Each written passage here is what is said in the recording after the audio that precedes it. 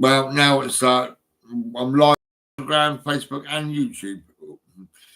Isn't it crazy? Eh? Don't you think it's bad?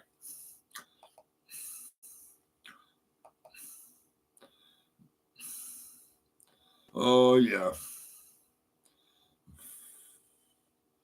Oh. Oh.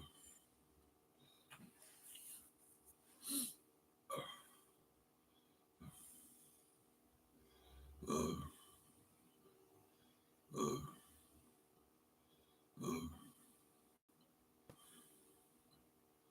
Oh. Oh. Oh. Yeah, I'm all right. I'm all right. Yeah. Oh. Oh. Oh. Oh. Oh. Oh. Oh.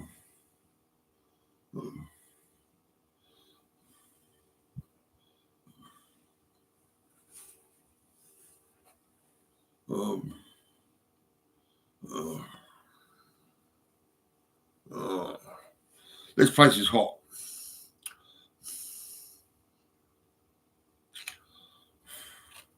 I've got the window, the door open. I've got the door open. Oh. Oh. Oh. Oh. Where's my bag? Oh. Oh. Oh. Oh. Oh. Oh. There's my bag. There's my bag. Oh. Oh. Sausage rolls. Oh. Egg and crust. Oh. Chicken and mayonnaise. Oh. Oh. Oh. Oh. Southern fried chicken bites. They're quite lovely. Sausage rolls. Oh. Oh. Mexican beef and beans and cheese. That's quite mad.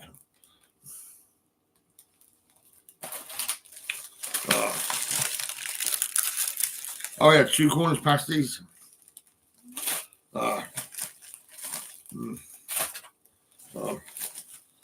Some Brussels pâté. Lovely.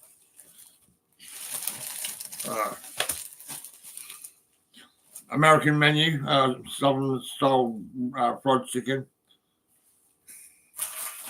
And some bread rolls.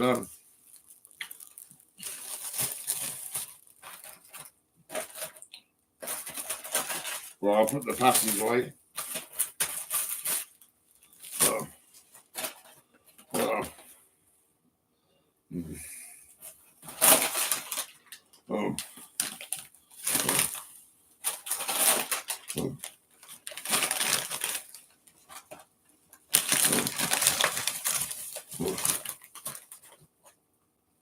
Yeah, that'll do. I'll put that down there.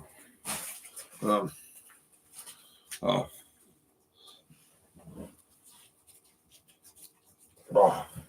Oh.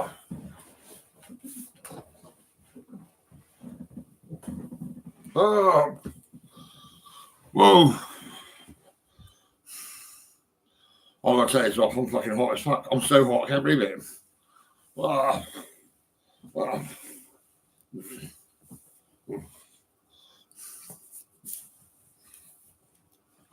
Oh. Oh. Oh. Oh. Oh. Oh. Oh. Oh.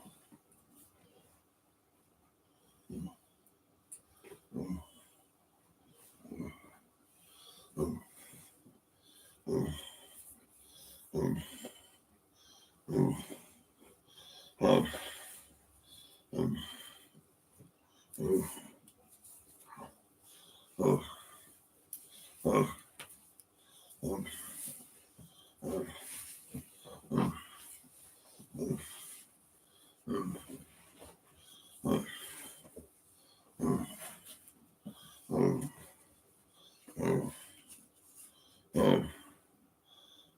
yeah. Big gold. Oh.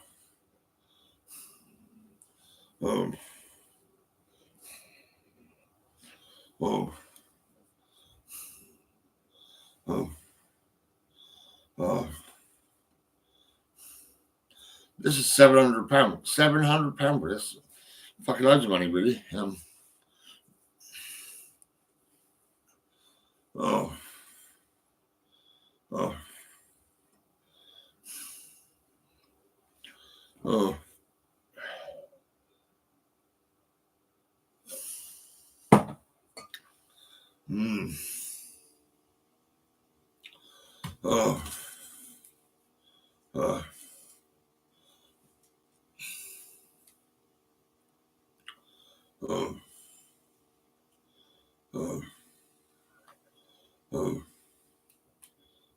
little help from Reading University's agriculture department. The hope is the waters have now peaked, but it'll be some time before life gets back to normal. Joe Campbell, BBC South Today, Wargrave.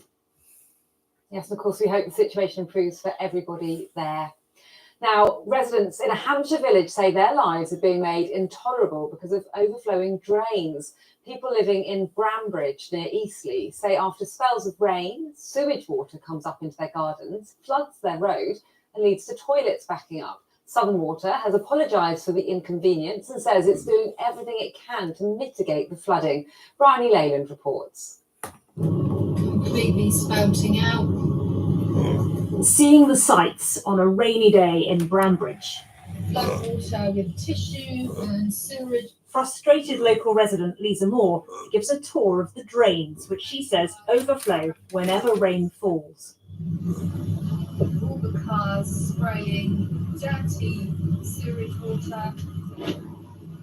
It's been horrendous living here. We've had sewage flowing down past our property, and it, as a car passes at 60 miles an hour, it splashes onto your driveway. Lisa, her husband Stephen and their neighbour Margaret say the problems have been building since October, with drains overflowing in roads and gardens and toilets backing up when the rain comes. What we see at the moment is a good day. This is a dry day for us. It will then increase to a stream when we get, if we get heavy rain, it will turn into a river. The smell is horrendous. You can taste it in your mouth. With everything we touch outside, we just wash our hands constantly. Southern Water says it's set up storage tanks and is removing excess sewage with tankers. It says the problems have been a knock-on effect of trying to solve another local issue. Last year, we filmed this overflowing drain near Brambridge Garden Centre, which was leaking sewage water into the River Itchen. Southern Water says it's sealed up the manhole cover to protect the river, but that's had an impact on Highbridge Road. The company told us the waterlogged ground and excessive heavy rainfall have also contributed to this incident. We apologise for the inconvenience caused to residents and wish to assure customers that we're doing everything we can to mitigate the flooding. Residents say the current dry weather is providing respite, but their message for Southern Water is a long-term solution can't come quickly enough. Please, can you stop putting band-aids on this problem and come in and solve it and speak to us? Is it 4 p.m? Lisa says her drain video diaries will continue as she makes her voice heard. Another one here, spouting out. Bryony Leyland, BBC South Today, Brambridge. Today is the final day of the longest junior doctor strike so far. The action has brought huge disruption to health services across the region. And for those seeking treatment, it's brought longer waits for care for non-life-threatening conditions. The NHS wants patients to attend its network of urgent treatment centres, where care is often much faster. Our health correspondent Alistair Fee has this report. Have you heard anywhere else at all? Just the ankle? So whereabouts is the pain? Right here. A fall at school and Joshua's ankle is so sore he can no longer walk on it. Just bring your trouser leg up just as much as you can. Despite the pain, he's a happy customer. It's been amazing. Sounds like you've had good care and quick care. Yes. Yes, very quick. Livington's Urgent Treatment Centre is part of a network across the south, offering help when it's not a life-threatening emergency. Accident emergencies are under, they see more serious illness and injuries. So things like the heart attacks, the strokes, the more significant multiple injuries. So for someone like Joshua, he's probably going to be looking at much longer wait time. So that's where an urgent treatment centre becomes far more the better place for him to come to see him. The latest junior doctors' strike has put yet more pressure on the NHS. Centres like this put on extra staff to help, and yet on the day we filmed, the numbers of people attending was down. We've not noticed anything specifically different at the moment. This industrial action falls during winter being typically a very busy time for us and for the whole NHS. I would say we probably experienced perhaps a few people staying away more than we would expect normally, which is not what we want people to do. I would rather people who are unwell to come and get their care rather than put it off, because it's best off being dealt with at the time. Come and have a seat. Nearby A&E departments in the last week have again been under extreme pressure, quite a contrast to the experience here. On Christmas Eve, Louis came off his scooter and broke a bone in his forearm. He's come in to get a new plaster. We've been here less than 40 minutes. That's remarkable, isn't it? Yeah, How much longer do you think it would have been had you gone to A&E? Oh, hours. I know how busy A&Es are, so yeah, fantastic treatment. 99% of patients here are discharged within 4 hours, but despite that rapid care, many still attend A&E unnecessarily. Treatment centres, by their design, are here to alleviate pressure on the emergency care system. We are able to see more patients than we're currently seeing and deal with their care needs much more quickly. So if you have an urgent need, do come to us. Bring your feet up on there. Joshua arrived at 1, was given an X-ray 20 minutes later and discharged at 3 in the afternoon. Had he gone to A&E, especially during industrial action, that experience would have been much slower. It's a message the NHS wants to get across, especially as some of the busiest weeks are still to come. Alistair Fee, BBC South Today. Still to come tonight, Lewis Coombs will be here with a look at the weekend's FA Cup action. And do you want to build a snowman? Let's find out from Alexis if we can. And the Met Office have an ice warning in place until 3 o'clock tomorrow morning. We've got a few snowflakes here in Southampton. The snow has been falling heavier in other places across the south. This is Hand Cross in West Sussex, captured by Suzanne.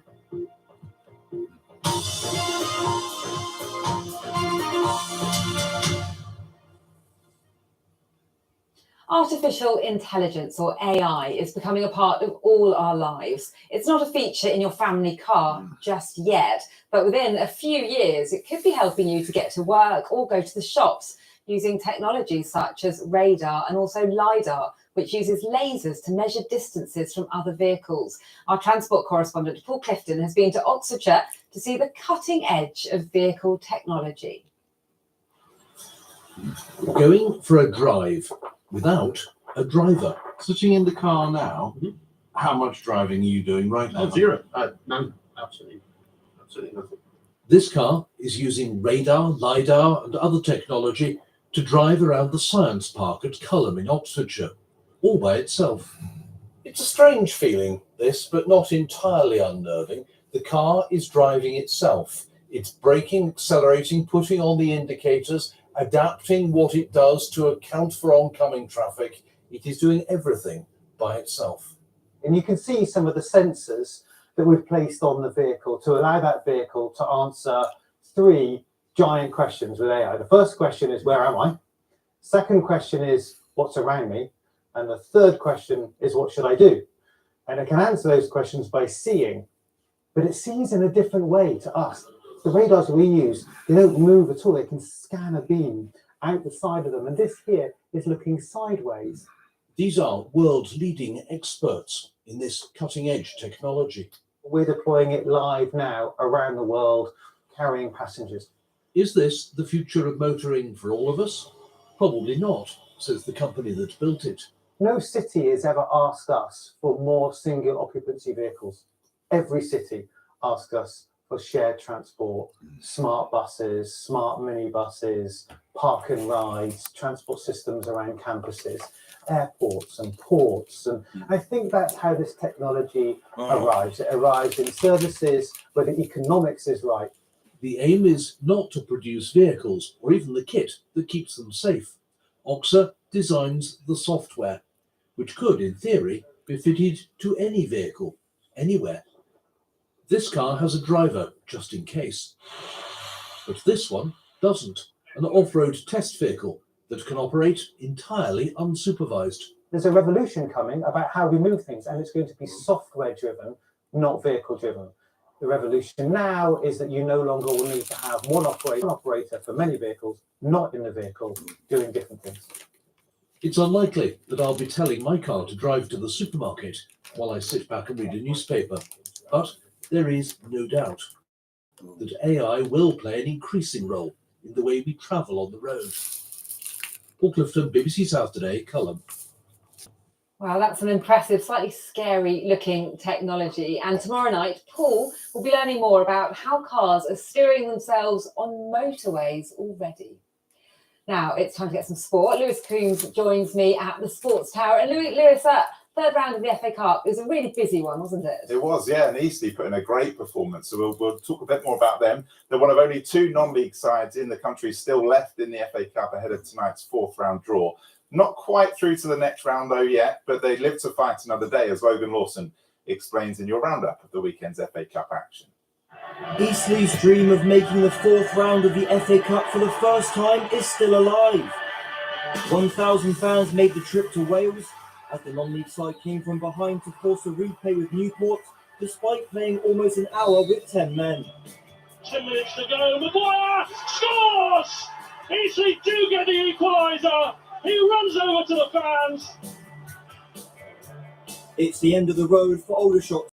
The shots were 3-0 down inside the opening half an hour against West Brom. However, the 5,000 strong away following were rewarded for their support in the 5th minute of stoppage time. Squares it across. Bray scores for Aldershot Town! Ollie Bray!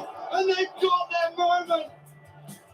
It was a first half to forget, but the second half to remember for AFC Bournemouth, who made hard work of championship strugglers QPR. Trailing 2-0 at half-time, the Cherries turned on the style after the break. Billing with a shoulder to shoulder leaves the defender on the deck. He's got it left side of the penalty with Billing. Numbers arriving at the back post, and Justin Clymer puts Bournemouth in front. Brighton boss Roberto De Zerbi admitted he didn't know who João Pedro was before he signed in the summer. Fast forward 7 months, and the striker is now on 15 goals for the season, including a double as the Seagulls beat Stoke by 4 goals to 2. To the edge of the box, peeling away. In there's João Pedro. Lovely finish, and that surely should steal it. Southampton extended their impressive unbeaten run to 19 matches as they made light work of League Two side Walsall. Ryan Fraser bagged a brace as Saints made the 4th round for the 5th season running. Looks up and drives, finds Shay Adams, he just can't control it, then he can with his left foot.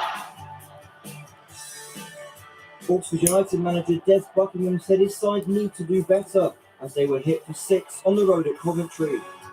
Goals from Mark Harris and Tyler Goodrum did give the U supporters something to cheer about, but it's an early exit for the League One side. Yeah, lots of goals, and the draw for the 4th round will happen in the next hour. Now in League One, it was a weekend to forget for leaders Portsmouth, who lost to second bottom Cheltenham. Pompey found themselves in front early on in the second half through an own goal, but a quick fire double from Liam Sercombe means it's now 1 win in 5 for John Messino's side. On the League Two, Swindon were 2-1 up against Colchester, but conceded in the 94th minute to draw the game 2-2. In basketball, congratulations to Reading Rockets, who are through to the NBL Cup final after victory over Essex Rebels. 32 points from Jemiah Jenkins helped the Rockets to a 93-88 win.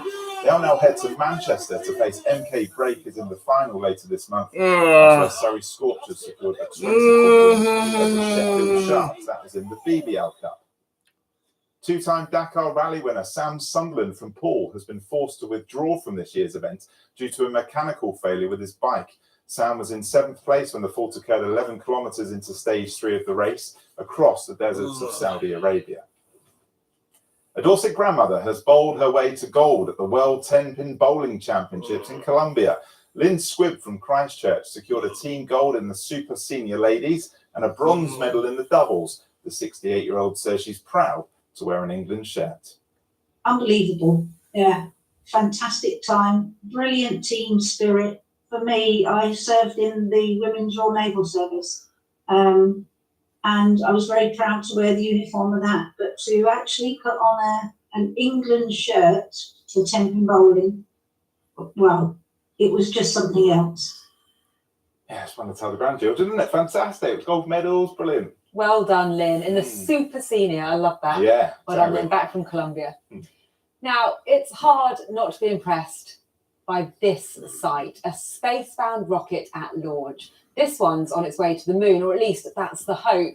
This first attempt by the Americans to land properly on the moon in more than half a century hit a snag a few hours after launch today. Yeah, a group of workers in Oxfordshire hoping the solar panel problem can be fixed, enabling the mission to the moon to carry on. That's because those workers helped design a piece of kit which is on board, which will hopefully detect water vapour on the lunar surface, which could be used for future visits by astronauts. Our reporter Catherine Da Costa joined the team at RAL Space in Harwell to watch the launch.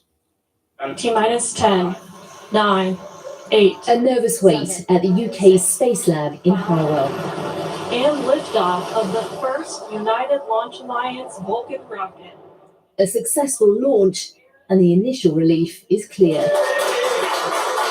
I was quite nervous when we got to the launch because, you know, this is the first flight of this particular rocket. And so, you know, things could have gone wrong. It was amazing, wasn't it? It was about the best way to think of to start a Monday morning, I think. What we're looking at is the software development model for the PITMUS instrument. Chris Howe is the lead software engineer here at RAL Space.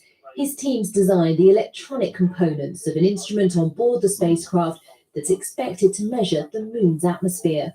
The instrument is sniffing the lunar atmosphere. It is looking for molecules, especially water vapour, because water vapour can be used for both making it into rocket fuel, hydrogen, or breathing oxygen. So it's a really useful compound to have. No, I'll get it. I knew there was something. I needed to get the jack in over here. Other side. Not since the last Apollo mission in 1972 has the US attempted a controlled landing on the moon. And the stakes are high. This time, a private company is leading the mission. If the robotic lander makes it to the lunar surface, and if the instruments are able to detect water, scientists think it could lead to renewed exploration of the moon and beyond. Water's heavy, and it takes a lot of fuel, the big spacecraft, to take that from Earth and take it all the way to the surface of the moon. So the idea is that if we can learn to find useful resources in space, such as on the surface of the moon, and harvest them in a clean way, purify them, maybe we can then use that as drinking water for astronauts, and that should make for cheaper and faster, more sustainable missions. The spacecraft was due to land on the 23rd of February. These scientists and engineers know just how risky missions can be, and there are still many technical challenges to overcome. Catherine Da Costa, BBC South Today. Yeah, just having a look at the latest, it's seen that the company behind the rocket are battling right now to save the project. You don't want your mission to the moon to go wrong, do you, really? No, certainly not. Now, as you can see, Alexis has joined us on the sofa. Hello. Oh, yeah, here's the snow. I was getting texts from the children today at 3 o'clock after school saying, oh, it's snowing, Mummy. Are we going to get lots? Do you think it's going to settle? No, yes, some places will see it settle, and in fact we have seen it settle already in some places, more likely West Sussex where they've had the most snow so far, but it is tracking its way westwards across the region. Okay, that's exciting. And lots of you have been sending us your pictures today because snow showers have affected a number of places across the south. The snow, which is looking pretty in your videos and pictures, has started to settle. The cold Baltic wind will drive in further wintry showers as we head through this evening tonight, and there is that big risk of ice on untreated surfaces. Lovely doggy pictures, love those, and wait for this, beautiful snowman if not very, very small.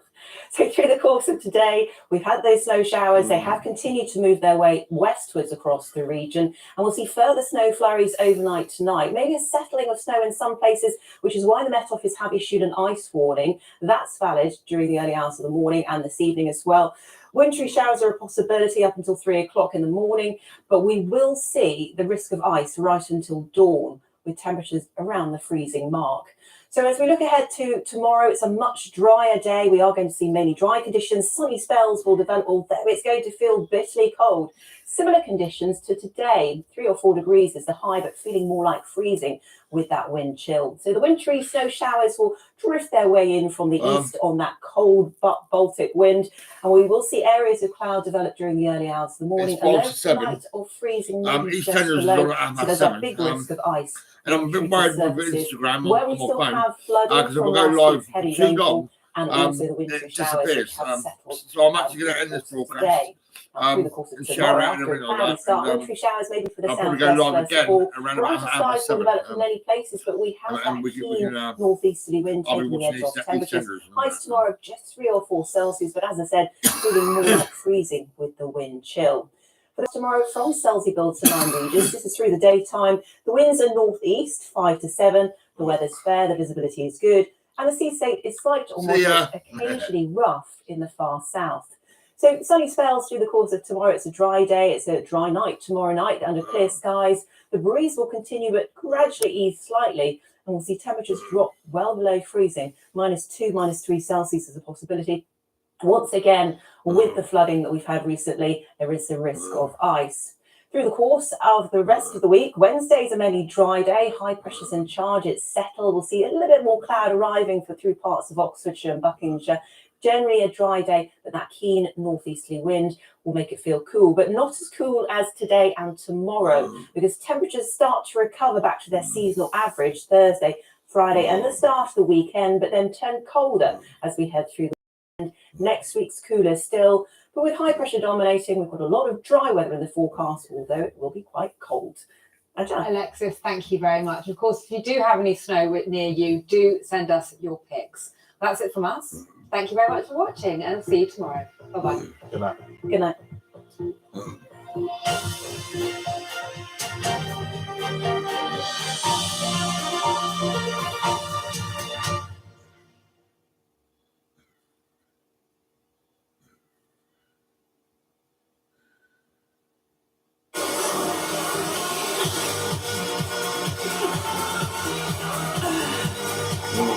Now, Michael McIntyre's back with his big show.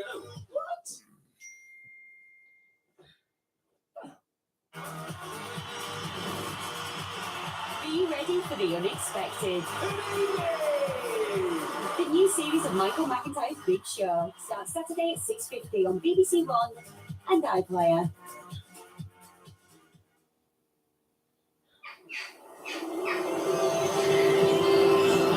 Hello, this chilly Monday night. Kate with you live, wondering what new song is going to share in EastEnders in half an hour. First, let's get the evening going.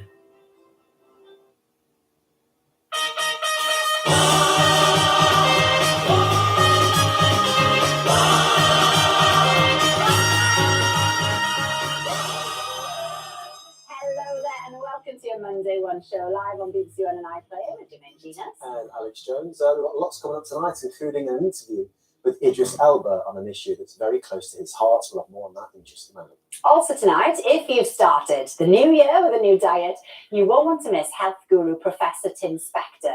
He's going to be here to tell us why it's time to stop, right, JJ, counting the calories, just stop.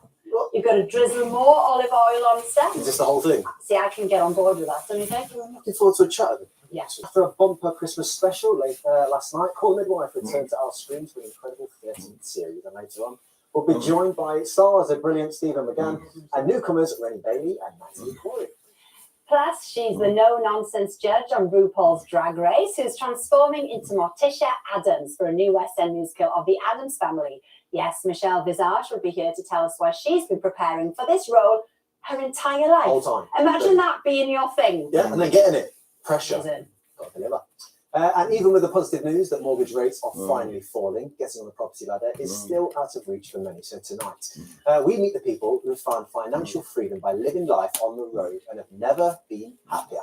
And as always, we want you to join in the conversation. If you've got a question for Tim or Michelle or the stars of Call the Midwife, do get in touch in all the usual ways. But first tonight, we're shining a spotlight on an issue which has been in the headlines. We're talking about knife crime. Yes, it was something the Arsenal players highlighted yesterday when they took to the pitch in an all-white kit as part of their campaign against youth violence. And there were more poignant scenes at Parliament Square earlier today as another campaign group, this time led by Idris Elba, also gathered to raise awareness. And I caught up with him earlier on to find out why this is something he feels so passionate about. Idris Elba is known for playing Detective Luther and is a star of many Hollywood movies. But away from his acting, he has seriously got involved in the Don't Stop Your Future campaign to see that the issue of knife crime becomes top of the political agenda. Knife crime is rising in the UK, and there was a staggering 21% increase last year, with just over 247 people being killed by a knife or sharp instrument. Yes, the stats are harrowing. And along with them, there's the deeply tragic pain of losing a loved one that many families are having to endure. So Idris, tell us what this campaign's about. So Don't Stop Your Future is the campaign. It's designed to really bring to the forefront of our society this real crisis that we have emerging. And there are organizations that are doing this day in and day out. And so I'm hopefully wanting to bolster what they're doing already. I think it's really important to me on a human level. You know, I'm a member of our society. I'm a parent. My heart bleeds when I see a young person whose life's been taken needlessly. That you was outside the Houses of Parliament today, wasn't you, with a message? We used some clothes from actual victims of knife crime to remind policymakers or anyone that can really contribute to it. This is what gets handed to you as a parent when they don't come home. The campaign is solution driven. I'm not here to just point fingers at the government.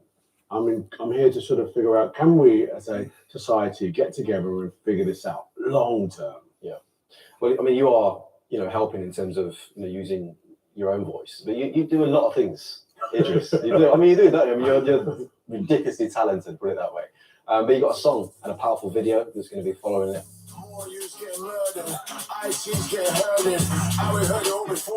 And with the song, Idris, what feeling are you trying to get? It's designed to really just open up the conversation. And when I first watched it, I sort of really did shed up a tear because I was like, wow, I can feel my emotions bubbling up. And also, it's my society, and this is England, and it's all there. Last August, Rishi Sunak unveiled plans to give police extra powers to seize machetes and zombie knives, but it's not clear when the new law will come into force. If you were to walk into the Houses of Parliament and have to put your suit on that day and go and tell, a lot of people what needs to change, is there, a plan of 1, 2, 3? There is. Symbolically, right now, I would put an absolute ban on zombie knives, machetes. There has no place in our society. They're not an ornament. They're not used for anything progressive. And now they're used as weapons. And I think that there is this whole distribution chain of how they get from their manufacturers to the hands of a child. I think the government can go, oh, no, hang about, let's stop that. Yeah. It won't eradicate knife crime, but it does tell our country that we are actually intolerant of this.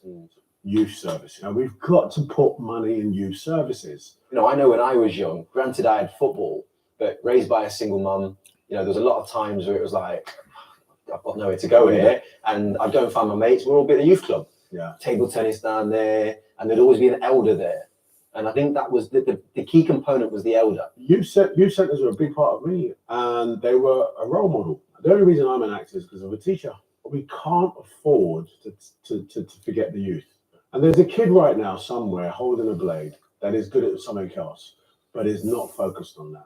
He's focused on this because this, whether it's his gang, whether it's his mates, whether it's someone that's telling him to go sell drugs, is his leader, is his community, is his elder. That's been replaced. So we have to kind of figure out a way to sort of infiltrate that. we've asked the Home Office about what you've been talking about this morning, and we've got a response. Knife crime tears families apart, and we know more needs to be done. Through the Criminal Justice Bill, police will be given new powers to seize, retain, and destroy knives found on private properties that are likely to be connected with unlawful violence. We are also banning zombie-style knives, and more knife-carrying criminals are being given tougher sentences. Right. They've responded. That shows that they do care, but you can tell from that answer is that it hasn't eradicated. With all that you said that you've done, it isn't really working in the way that you'd like it to. So why don't we all get together and do it? This is a hopeful campaign. I'm not an enemy of the state. I'm more of someone that feels like we can do better. We should invest in young people. Oh gosh, seeing the close there is so poignant. It is, and not only is it a really important conversation we need to keep having, having somebody like Idris leading that conversation. Using his platform, correct, isn't it? exactly. It's massively important. It is. If you've been a victim of crime, details of organisations offering information and support are available at bbc.co.uk/actionline. Okay, still to come tonight, Call the Midwife star Stephen McGann, Rennie Bailey, and Natalie Quarry will be telling us what we can expect this series. But before that, we are joined by an award-winning scientist, best-selling author, and co-founder of the personalised nutrition app Zoe. It's Professor Tim Spector. Hello, Tim. Good to see you. I've got a list of 200 questions. So we'll do this quick. No, I mean, lots of us are 70% cheese by now, Tim, let's face it. So you are the perfect person to have on at this time of year. But you say, stop calorie counting, because that is not actually the way forward. Yeah, I don't really want to change what people's views are about food, and calories, right? Reducing food to just a number and forgetting about quality, and a lot of things we were taught about calories and fats are wrong. And people who try and count calories, it's really tough to do it well. But even if you do, your body fights it so that within a few weeks, you've gone back to where you were. Most people can't sustain it because it ramps up your hunger levels and it slows down your metabolism. So it's pretty much doomed to fail in most people. So you need to change what you're eating, not just be obsessed with calories. And that's where we've got so much wrong in the last 30 years. And that's really important. We need to think about the quality of the food we eat, because it affects other things inside us, like our gut microbes. You're drawing on a lot of scientific research in your new book, aren't you, Tim, called Food for Life. And in the book, you describe your guts as a garden as well, almost. And tell us kind of a little bit more about what you mean by that. Yeah, because it's quite hard to envisage what's actually going on inside there. It's like a virtual organ in our bodies. And I think the garden analogy works, because it's like we have lots of little, if we imagine all these microbes as little flowers, we've got hundreds or thousands of different species all in there if we're healthy. And the more species we have, the more diverse and the more chemicals they can produce to keep us and our immune systems healthy. So it's really important that we think of our guts like a garden so we actually can nurture it. So we give them the right fertilizers, which is, what we call prebiotic foods and whole foods and fiber. We sprinkle on little seeds like probiotics, like you have in yogurts and things. And we give them lots of diversity so that they're constantly getting something to eat that can help all those species grow, and avoiding pesticides and nasty chemicals and ultra-processed foods. And I think if people start thinking that way about what they put in their mouths and realise that, it's not just a tube that is all about energy and like a furnace. It's actually a nourishing place where you want to grow these guys. And if you look after your microbes, they'll look after you. And so everyone really needs to learn about this new science and about how that really affects the food choices they make, because the food choices you make are the best single choice you can make for your health. Yeah. And everyone can do that wherever they are. One of the things you suggest, which we're completely on board with, is drizzling more extra virgin olive oil on your food, isn't it? Now, how does that benefit us? Well, we used to think it was bad because it was all fatty and fats were all demonized. But now we know that olive oil, because it's a plant, has defense chemicals in it. And so as well as the fats, you're getting these defense chemicals called polyphenols, which actually are like rocket fuel for your gut microbes. So they're actually feeding them directly, as well as you're getting all the other nutrients and vitamins and things from the oil itself. So a lot of the foods that we used to think were bad, like nuts and things like olive oil or things, or even like dark chocolate and coffee, have these defense chemicals. And that's why it turns out they're actually good for us. So it's we have to sort of turn everything on its head now and really think about food in a completely new light. Thank you very much. I'm going to read it all. I was about to say, there's so much more like fascinating stuff. This shirt is put in. I needed it. I need it. Tim's book, Food for Life, is available right now. Right then, it's time to talk Call the Midwife, because last night almost 5 million people tuned in to watch the dedicated team once again navigate the challenges and triumphs of midwifery in a brand new series. Yes, it's back for a 13th series with Stephen McGann returning as the beloved Dr. Turner, but this time he's joined by some new students. So let's take a look at the moment they stepped on the scene.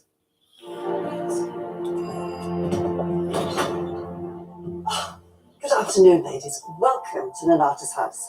Did you all travel together? No, we just met on the step. I'm Joyce Island. I'm Kathy Downs. And I'm Laura Morris. That means we're only waiting for Rosalind Clifford. Hello, I'm so sorry. Am I late? We are joined now by Stephen McGann, Natalie Corey, and Renee Bailey. Lovely to see you. Got caught talking there, didn't you? No, we nearly got caught talking. Now, we have to say before we start, Stephen, congratulations on the Christmas special. Such a lovely watch. Also loved by people across the UK. One of the highest watched programmes on over the festive period. Absolutely gobsmacked we are. I mean, I have a message for the audience. Thank you so much for watching. Just on my way here, I heard that in the 7 days, we actually were the top show at Christmas. Thank you for your constant support. That was number 12. Number 12 Christmas special we've ever done. You could be Dr. Turner or a television presenter. You did that so nicely. Oh, I'm sorry. Yeah, I do it in the mirror in the morning when hey, handsome. Natalie, Renee, you made your debuts, didn't you, as midwife students? Now, you had a special family screening, didn't you? How did that go, Natalie? Well, I think it was a really surreal experience, like watching it in the living room that I used to watch the show in. Yeah. With all my friends and my family. So it went really well, as well as Yeah. They were so kind, and it was very emotional. Yeah, is it strange, Renee? Like having all your family around you and watching yourself? Yeah, it is. I think I had my sisters and my mum and nieces and partner, and it was just like having the kid and nephew, having the kids like chatting through it and being like, oh my god, like look, it's like they literally had the popcorn at the ready. Oh, I think we've got an issue with your mic. There you are. There you are, Natalie. Yes. There you are. You're like Madonna now. Renee, were you shocked though to get the role? Yes, I was. It's funny because when I found out, I was just in a supermarket, just like doing my little shop, and I got a call from my agent's assistant. Put me through, and she was like, "Oh, I'm gonna put your agent through. Like, just 1 second." Wasn't connecting, and in my head, I was like, "Oh my god, what have they done? Like, are they gonna drop me? What's happened?" And then they told me that I'd had an offer through, and I had like a whole freak out in the salad aisle, just being like, "Oh my god, what?" Like, I was not expecting to hear back yet, so I just was not expecting it, and I don't even think I left with anything I was supposed to get there, but I was just holding a cucumber, pacing up and down. You just needed champagne. This was it. I could not believe it. Yeah, it was honestly the best news. Stephen, the show, it's well known for highlighting social issues. Yeah. Well, and we're in, 1969 currently. 69. What are the issues everybody's facing? You know, it's interesting. One of the biggest issues coming up now is about housing. In the last few years, through the 60s, and we got to the late 60s, everybody's been swapping their poplar slums for these fabulous new bright high-rise blocks. But the trouble is, they're beginning to develop problems, and there's a particular thing you'll see next week where there's a problem which has resonances today, which they've never really fixed, and that's the problem. If How you doing? Yeah, not too bad. Just been out of the shop. Been out of the shop.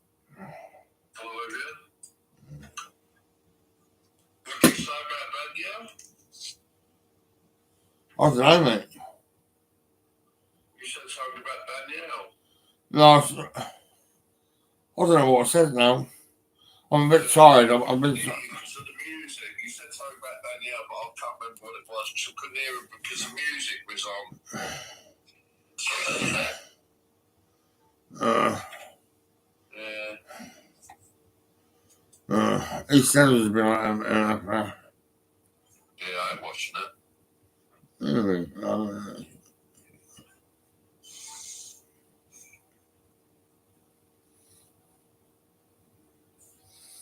What's the matter? You tired, good? I'm just reading things. I'm a bit tired. I'll try and watch EastEnders and all that. I've got my door open. I've got my coat on. I think it's my place has got heating and it's quite hot in here. I went up shop.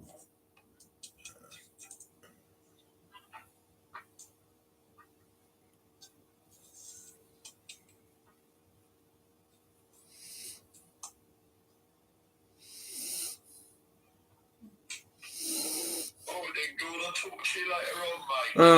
Yeah, mate. When you wake up later, give me a call. Yeah, okay, mate. Alright, I'll speak to you later. Yeah, right, mate. Alright, bye. See ya.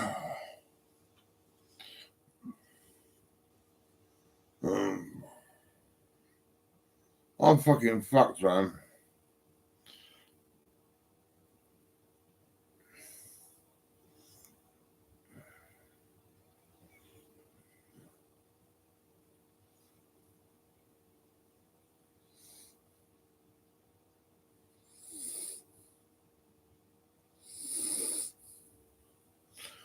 Um, um, um, um,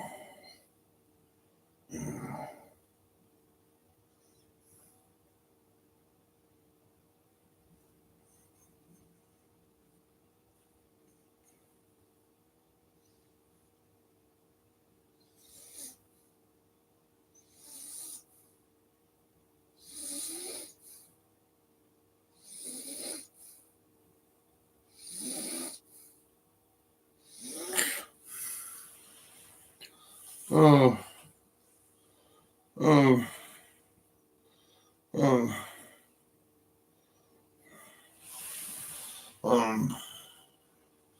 um, um,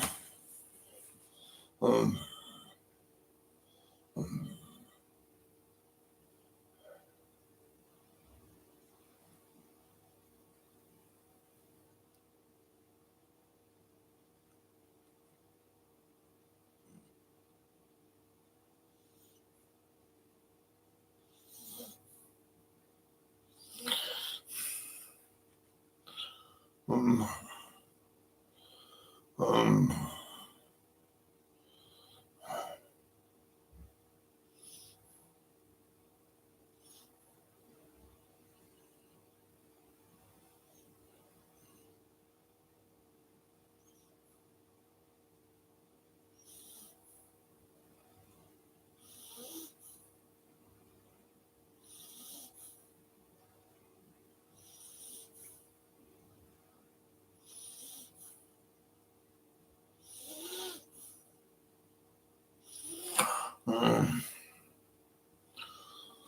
oh. Oh,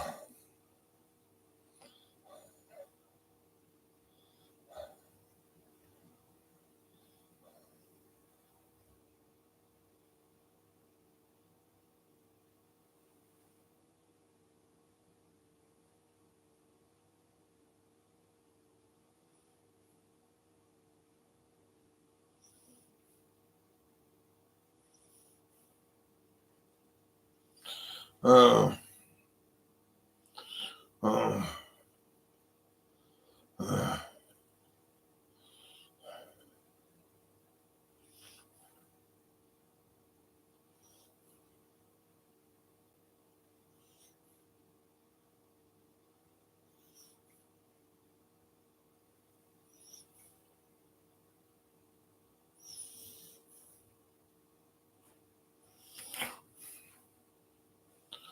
oh,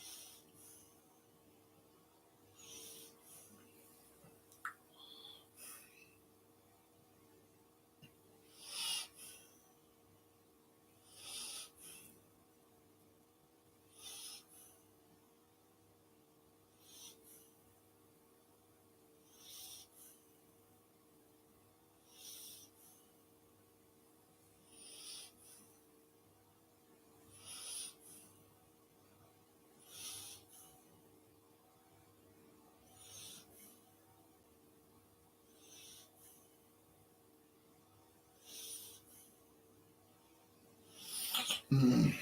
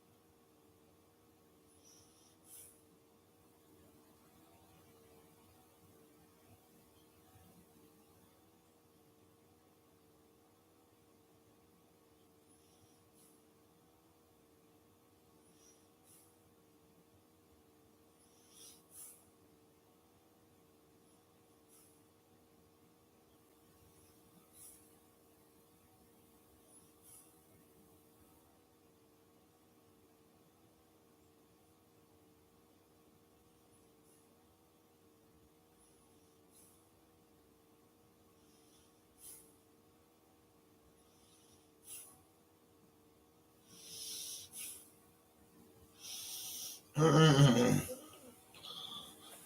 fuck it. Oh.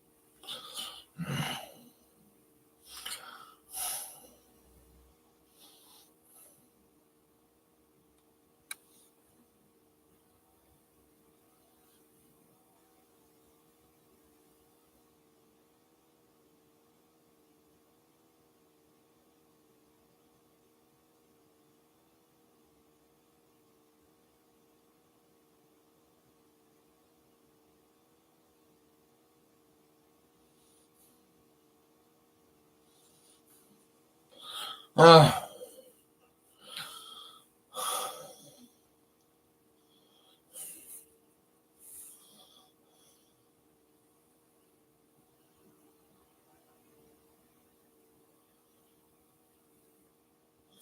I fall asleep?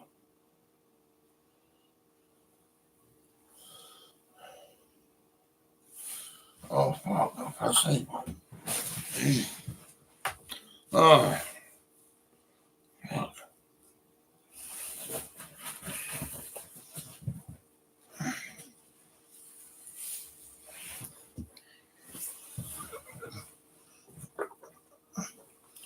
Oh, where's the fucking balance?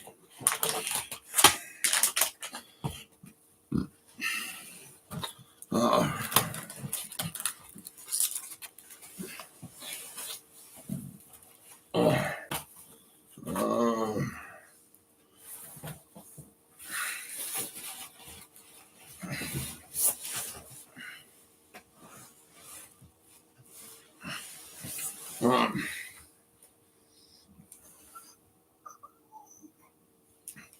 Oh.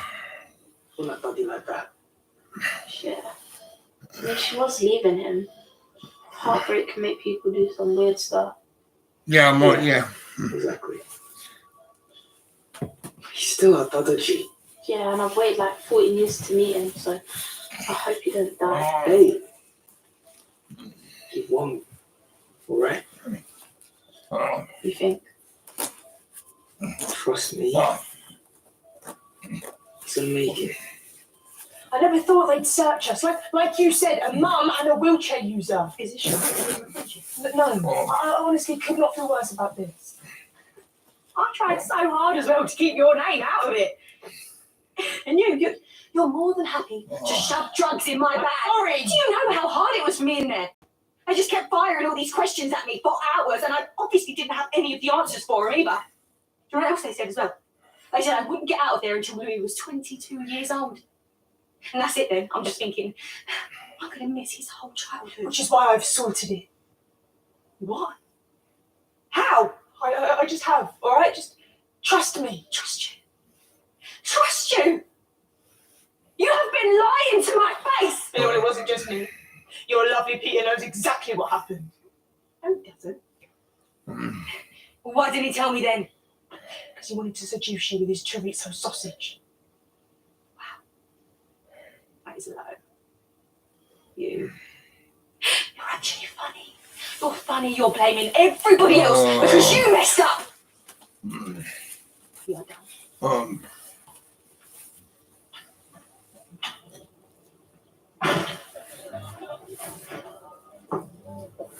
Hello, you. Oh, hello. I just thought I'd come and check how you were. Yeah, listen, I'm sorry about this morning.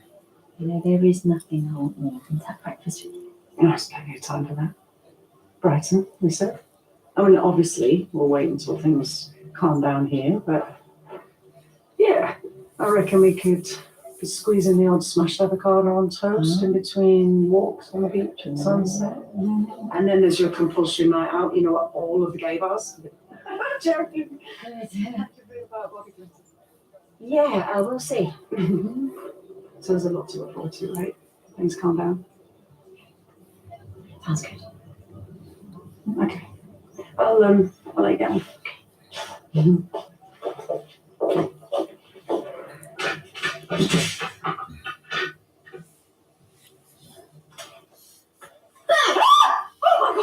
We got you! That was the last one. I promise. Sorry for the delay. Your late lunch is served. We never get into the pub. You alright? It was her, Penny. She put the drugs in my bag. I trusted her.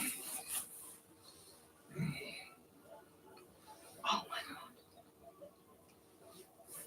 You did know about this.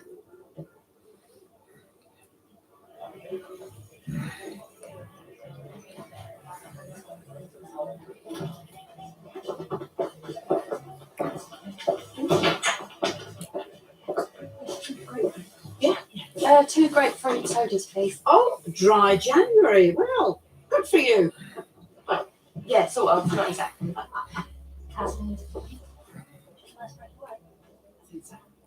It's always good to recharge your batteries. On the right path, then? Honestly, I don't know. I shouldn't have let it get this far. After everything that happened with Dean. You can't blame yourself. She'll talk to you when she's ready. Well, I hope so. Until then, it's not fair on the children. Cheers, Trace.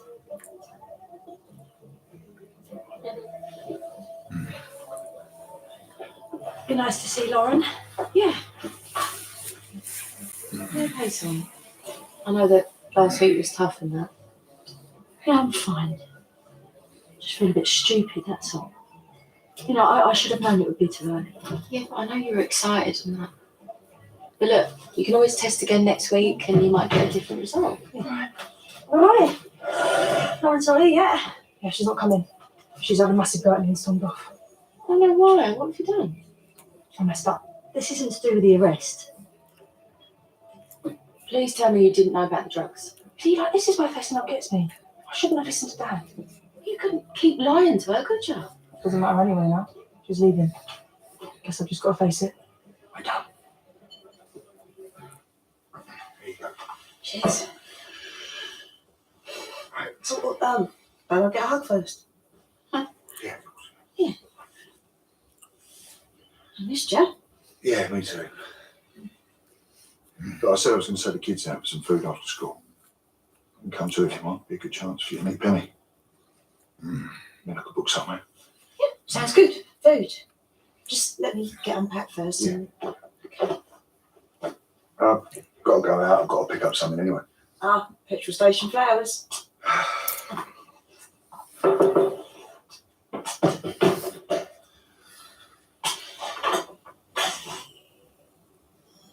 All right?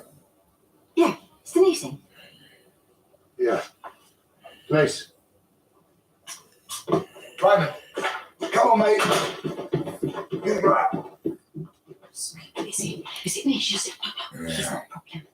We've got builders starting on the calf. When? Days. If that. We need to do something about him now. There's still space on the 5 o'clock. Oh, please, don't. Don't! You're never going to change, are you? You're lying because it's easier than having a proper adult conversation. I knew you were excited about seeing Penny. What, so you wanted to protect me like some sort of child? What's all this? Nothing, I'm just letting Peter know that we're leaving. What? Louis needs his dad. Oh, great. Coming from a mum that's abandoned how many kids is it now? Oh, says the mum who woke up in a police cell this morning. All right, can we both calm down? I'm going to pack these things. Oh. These upstairs. Okay. Thanks for this. Just struggling a bit at the minute. I know it's hard. I was all right when I was away. I could tell myself it didn't happen. But coming back, I mean, I saw the cat. Yeah, I saw. I think half the square did. Sorry. Sorry. God, I never meant for any of this to happen. Such a mess. And now Lauren's back. God knows how long. You know, someone's about to let it slip about Annie. You both know what Max is like, and he'll be back here, won't he, making demands? That's exactly why you need to keep it together, Linda. You have to stay sober. For Ollie, for Annie. I mean, no one's going to take a kid off their mum for no reason. I know what you're saying, but it's not that easy. We're all struggling, Linda. I mean, look at me. I've done nothing, and I could go down. But every day I get up, I go to work with a fake smile on my face because I'm not going to get dragged away from my kids yet again. I'm really trying. Try harder, Linda.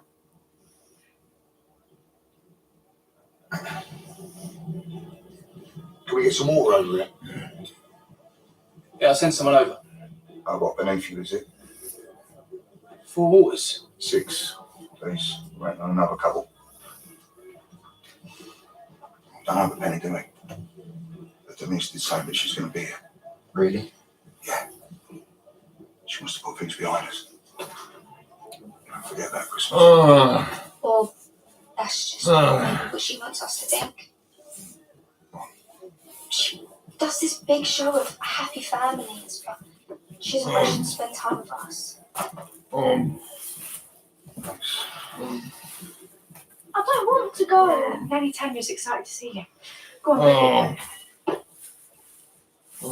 Sorry, Colin. I can't keep doing this, Peter. This week that I'm getting to spend time with you, this has meant everything to me.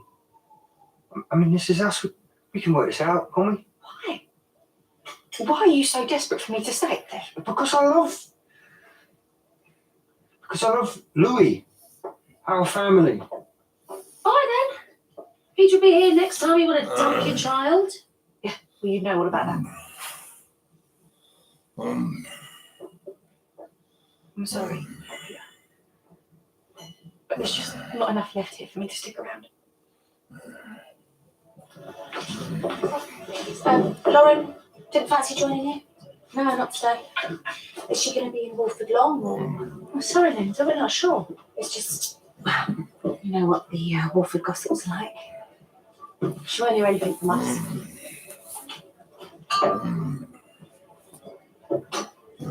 Look, I'm sorry for burrowing in where I wasn't wanted. No, I'm sorry. You were right, I've been a cow. You're hurting. And I just want to take all the pain away and be the mother that you deserve. You are, honestly, the best thing I could wish for. We'll be all right, Mummy. Get in.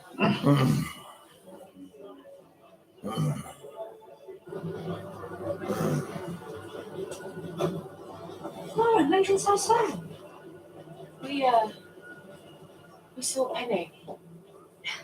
It's my own fault, really. I should know by now. Brandon's never only out for themselves. She was going out of order. Right, but none of this is your fault. Why are you the one to leave? It's not just Penny. This place. Lauren. I feel them everywhere. Around my door. Lucy. Abby. That's where we used to walk to school. There was a railing she got her head stuck in. That's where she. Yeah, of course. Every corner I go around, I expect to see him there. Yeah, but you've got loads of people around here that care about you. Yeah, but you've got cousins coming out your ear holes.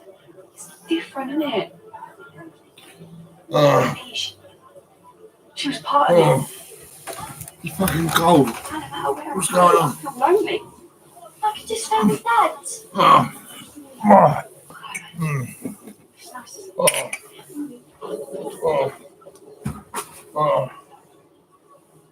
She should know. No, sorry. Whitney, she's been through so much. Knowing she's got family, it's going to mean something, isn't it?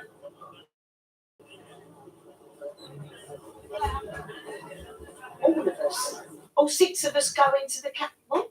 So not see us. Which is why we have to think about this properly. Does it have to be all 6? You think Linda's up to it?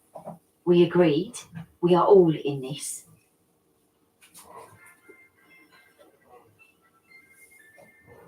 What? Who is it? It's the hospital. Well, answer it then.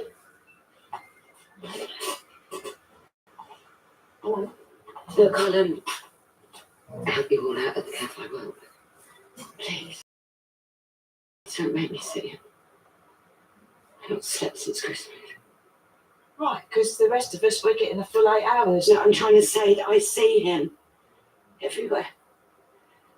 The way he looked. His eyes rolled back. He's at the kitchen table. He's next to me in bed. If I have to see him how he looks now, how he smells, I don't think I could go. Sharon, look, I know this is hard, but Suki's right. The sooner we can all do this, the sooner we can all try to move on. I can't talk about this now. Sharon, you know, I'm going to pick up my son and get a cup. Once you've sorted a plan, you just let me know, okay?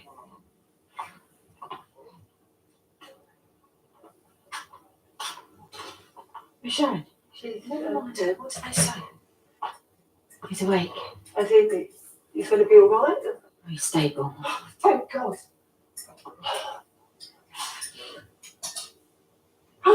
Hey, this is good, isn't it?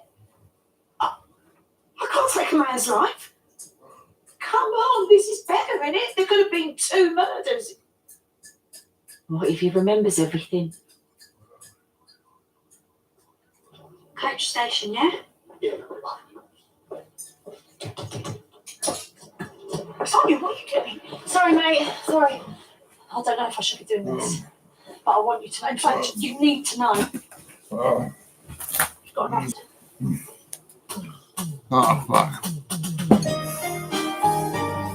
Something's cooking on BBC Three now. 9 fresh half-fulls are about to serve a new young MasterChef. Oh, fuck. And on BBC Two, it's Monday, and that means quizzy action. And around about right now, that's on the Connect. It's fucking Here on finished BBC already. I One can't believe it. Panorama. Oh well.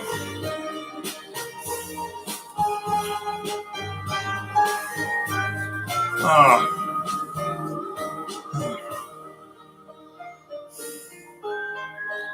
Oh. Oh. Oh. The nurse's house midwife speaking. In hospital, you deal with cases. On the district, you deal with people. There's a real back to school feeling here. When mothers come to us, they bring everything they I can't have. fucking believe it. Mate, you'll see it on this program. On BBC One and iPlayer. I don't remember anything. Oh. It's my fault we came here and now he's gone. But you want to be very careful. These people are not messing around. Do you have any idea what it's like to wake up every day and realize that this moment you've just done? The Tours. Watch all episodes on BBC iPlayer. Every story has its hero. This is where it begins. I'm gonna go to bed about 10 o'clock, mate. You're fine. Get your mind. I'm pretty fucked. I can't believe it.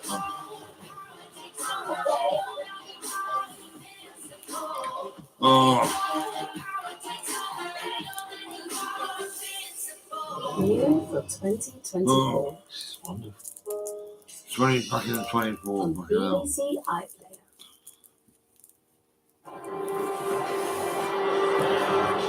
Now giving voice to victims of crime. Panorama. Will my crime be solved? Oh. More criminals are getting away with their crimes. Only 1 in 20 offenders now get charged. How can the police do this? How can they fail so badly in this? So is the system failing the public? I have panic attacks and I get all scared, shaken. I start crying for no reason. We meet the victims forced to turn detective. I wanted my things back. And I actually wanted the police to do something about it. And they did nothing. No. Piece of fucking And shit, I track know that down already. the criminals, ruining lives. Bruna Monroe from the BBC. You stole this vehicle, sir.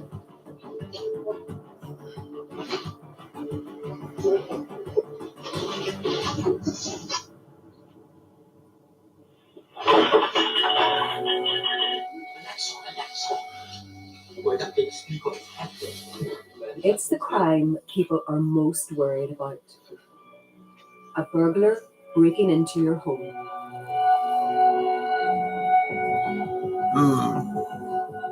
Sharon has been burgled 3 times in the past decade.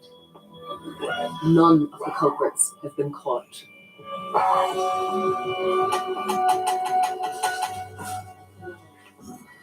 Hello, hey, coming in. Thank you. You're welcome. The last break-in was at her home in Doncaster 3 years ago.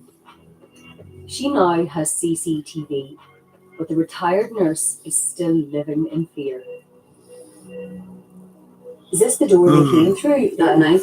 The back door. What happened? I came from the back garden, smashed all the glass. I've just seen his hand come into real like this, and he was turning the key. didn't have no gloves then. And now I think I should have pushed his hand right. I should have done something. But I'm terrified. It literally took seconds. And then all of a sudden it turned pink, and that were it, you were in. Two men in balaclavas broke into Sharon's home. So I came into bed because I was terrified. I got into bed. I got my phone. I rang police. And I didn't want to see the faces. You know, so I just got into bed quick. And they were like, this on phone 999, please. Come quick, there's some burglars in my home, please hurry up. And then I'm saying to burglars, please don't wake me. Don't wake me, I'm scared, I don't want you to wake me. And I was like this for 45 minutes until they came. Come on out of there now. Come on. Come back. All right. Come on, man, you're coming in here. You're coming in here. You want to sit up, Sharon? That's the woman. So you just bag were down there at the time. Right. I said, you're not taking my handbag. And I'm wrestling him like this under covers, trying not to take my handbag. But in the end, I was wrestling that much. I got the baseball bat and hit me on the head. And that's the last thing I can remember. This is the first time you've been able to talk anybody through this, isn't it? Really? Yeah. Why did you want to do that with me? I want people to see just how traumatised I am and just what they've done to me. And 2 years down the line, I'm still no better off. I'm terrified.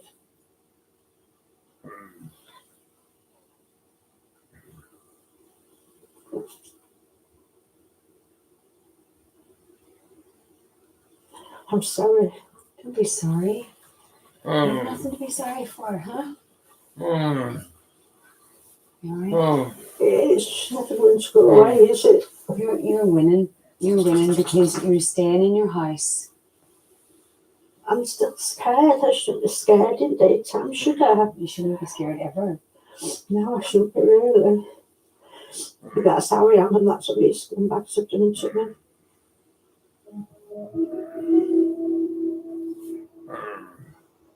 The number of burglaries is declining, but police are struggling to catch the culprits.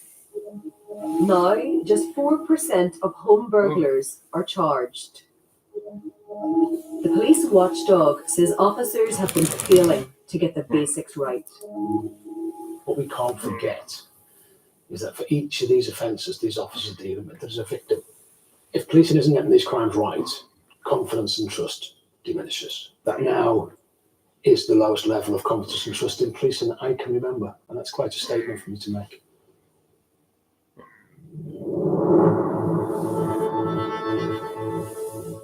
The number of crimes recorded by police forces in England and Wales has risen by 65% in the past decade.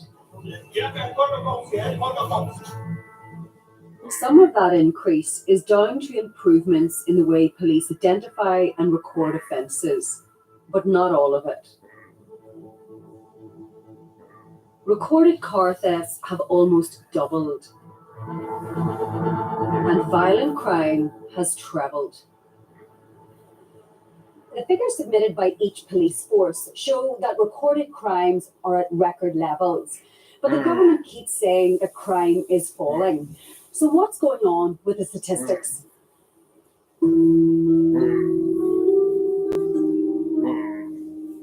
To make that claim, the government relies on the National Crime Survey for England and Wales.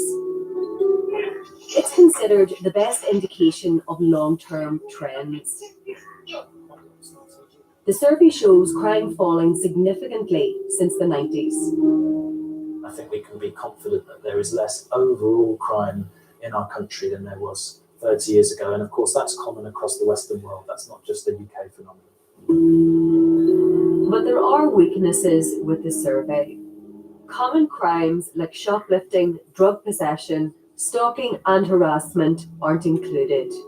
Neither are any crimes against businesses or children under 16. So should the public be comforted or concerned about where we are right now with crime and policing? Concerned. Definitely concerned. the level of crime, the nature of crime, the severity of crime have all shifted dramatically over the last decade. We have a police service that is overwhelmed by the level of demand that it's facing.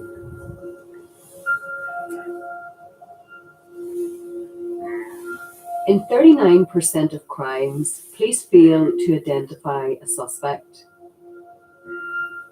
Some victims won't accept that failure. They're fighting back. I moved in on the 4th of December 4 years ago. Sarah Good's home in Blackburn was burgled 3 months ago while she was sleeping. I went to bed at 11 o'clock on Friday night, and when I got up at 7 o'clock in the morning, the TV was off the wall on the floor, the drawers in my living room were open, and there were footprints through the kitchen. The burglar took Sarah's house keys, her laptop, car keys, and £380 she'd saved for Christmas. I don't want to live here anymore. What has changed? So, oh, I can't do this. I'm sorry. Sorry. It's okay. I actually don't even want to be in this house. Why? It's just, I feel completely violated. It's Yeah. okay, Sarah. It's I feel okay. a little bit emotional. Yeah. Sorry. You all right? Yeah. It's okay. I feel like this all the time now when I'm here. Do you? Yeah. Have you stayed here much since this happened? No. You're not coping with it, are No, you? not at all. Not at all. And no, I'm not. Come on, let's make tea. Yeah.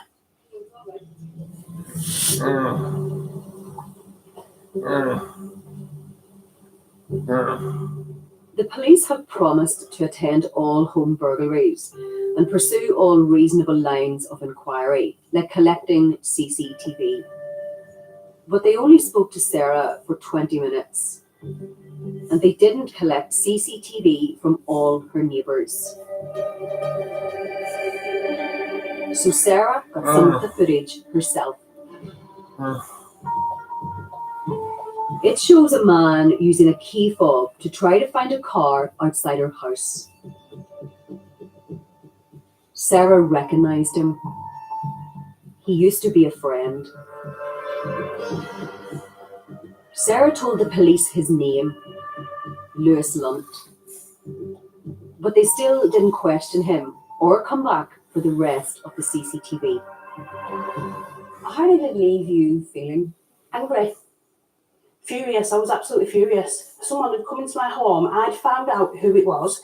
I'd informed the police who it was, and they were not prepared to do anything about it. And so it made me react in a way that I wouldn't normally react. Sarah stopped talking to the police, and she sent angry messages to Lewis Lunt. His replies confirmed her suspicions. Get my stuff back tonight, he says. Right. Yeah.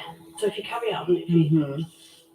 So then he says, in your backyard, you got them. Yeah. Soon after receiving that message, Sarah found her car keys in the backyard, but nothing else has been returned. So I took my things back, and I actually wanted the police to do something about it, and they did nothing. It's not okay. It's not okay. I'm sorry. It's okay. I feel like totally powerless. Like nothing. You've got no power to do anything. Criminals are now less likely to be caught. Charging rates in England and Wales have more than halved in the past decade. Only 1 in 20 crimes now results in a suspect being charged. For crimes like thefts against the person, it's less than 1 in 100. The message going out at the moment, you would say, if you look at the statistics on their own, would be that it's a good time to be a criminal because the charge rate has fallen so low. So if they're not arresting people, they're not charging them, then they're not convicting them. There is a sense that there's no deterrence and criminals are able to be emboldened and commit crime without consequence. Do you think police officers out on the ground are hearing that victims are dissatisfied with the service they're getting? I think they are, but they feel under increasing pressure to have to respond to the outstanding call list. They've got a backlog of case files they have to deal with, and it's a case, sadly, of probably compassion fatigue, where they've forgotten what they're there for at times. Again, it's a minority of cases where police officers do an amazing job day in, day out, but sadly, there will be victims that feel very let down. The problems only seem to be affecting England and Wales. Clear up and charging rates in Scotland and Northern Ireland have stayed broadly the same, and so have the number of reported crimes. The Home Office declined to be interviewed. It told us police officers do an incredible job every day, but that it's clear that there is more to do. It welcomes the police's commitment to pursue all reasonable lines of inquiry. The National Police Chiefs Council told us confidence levels in local policing remained strong, and recent changes were leading to an increase in arrests and charges. But it says the police have a staffing and funding shortfall and need a robust long-term funding plan. It's actually a lovely little park. There's no doubt the police have an incredibly challenging job, but their mistakes can prove costly. Mohammed Assad used to own a Range Rover until it was stolen last year. It was my dream car. You know, my whole family used to go out on a weekly basis, and you know, it had real sentimental value to me. The engine needed reconditioning, and Assad found a garage online that collected the car from his home. He paid them £4,550. But when he went to Leicester to pick the vehicle up, he found the garage didn't exist. I've got messages, I've got proof on my phone that the money's been paid. I explained this to the officer, but the officer just, you know, wasn't interested in looking into this. The thieves falsely claimed Assad owed them money for the repairs. The police decided it was a civil matter and refused to record it as a crime, which means his insurance won't pay out. So you're not going to get any money back? No. How can the police do this? You know, how can they fail so badly in this? Yeah.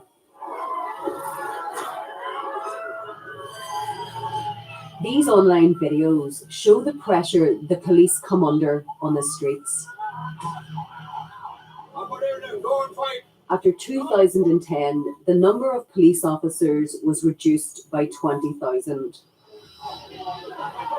The government has recruited 20,000 new officers to replace them, but they don't have the same experience. It's hard for inexperienced officers to deal with situations like this.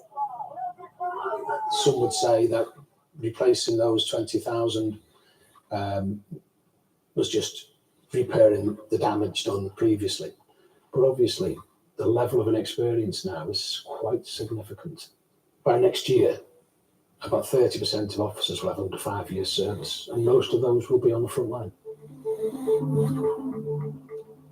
The workload for those inexperienced officers is also growing. An additional 18,000 officers would be needed in England and Wales just to keep up with population growth since 2010. And that number gets even higher if you factor in the rise of serious crimes like rape, which are harder to solve. If you were to take the level of demand that faced the police in 2010 and compare it to the level of demand that they face today, you would say that there is a shortfall of over 100,000 officers. Now, it's not necessarily realistic to expect officer numbers to meet the level of demand. It does demonstrate that the level of police uplift that we've seen is in no way equipping the police to be able to respond to the scale of the problem that they face. The Home Office says there are now 149,500 police officers in England and Wales, the highest number on record. And the public is already seeing improvements and our communities are safer. It's also launched action plans to tackle antisocial behaviour and retail crime.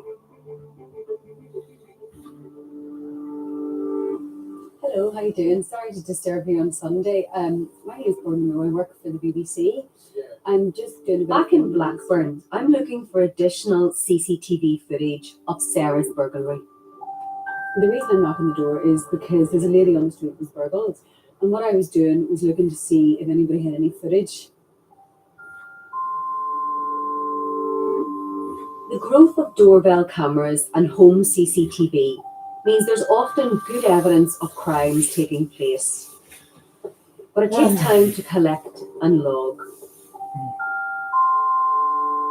We found 3 cameras with footage the police failed to collect. The CCTV shows the suspect Sarah identified going round the back of her property at 4 a.m. He comes out her front door 14 minutes later. Sarah hasn't seen this footage before. So that's about 2 minutes to 4. Okay. I think that's him. He comes out my front door. He does, sir. He comes out my front door. Yeah. All right. So that's him coming out your door. You all right? Yeah. Do you want to know this, Sarah? Yeah. So he looks like he goes down the street, right? Yeah. But what he actually does is he comes back and he comes back into the house. Are you joking? No, I'm not. And then he leaves again very soon after that. Right. This time he's carrying a bag, what appears to be a white bag. Right, okay. I don't know. And that's him. Right. You're coming out with my stuff. Yeah. Yeah. Okay.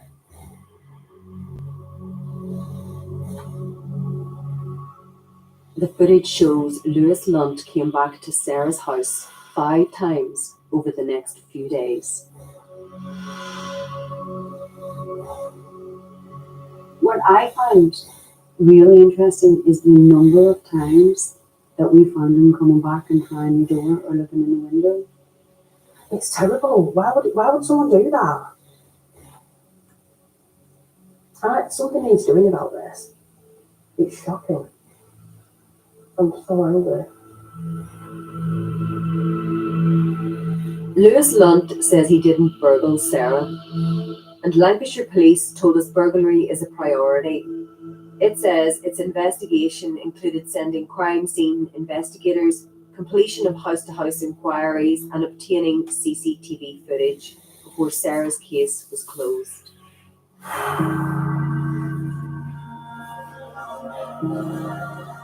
Some victims of crime have even resorted to paying to catch criminals. When the police didn't act, Assad hired private investigators to find his Range Rover. I think that's most important is getting my car, but then the other thing is, actually stopping these people, so they can't do it to other people. And it's, it's about keeping the public safe.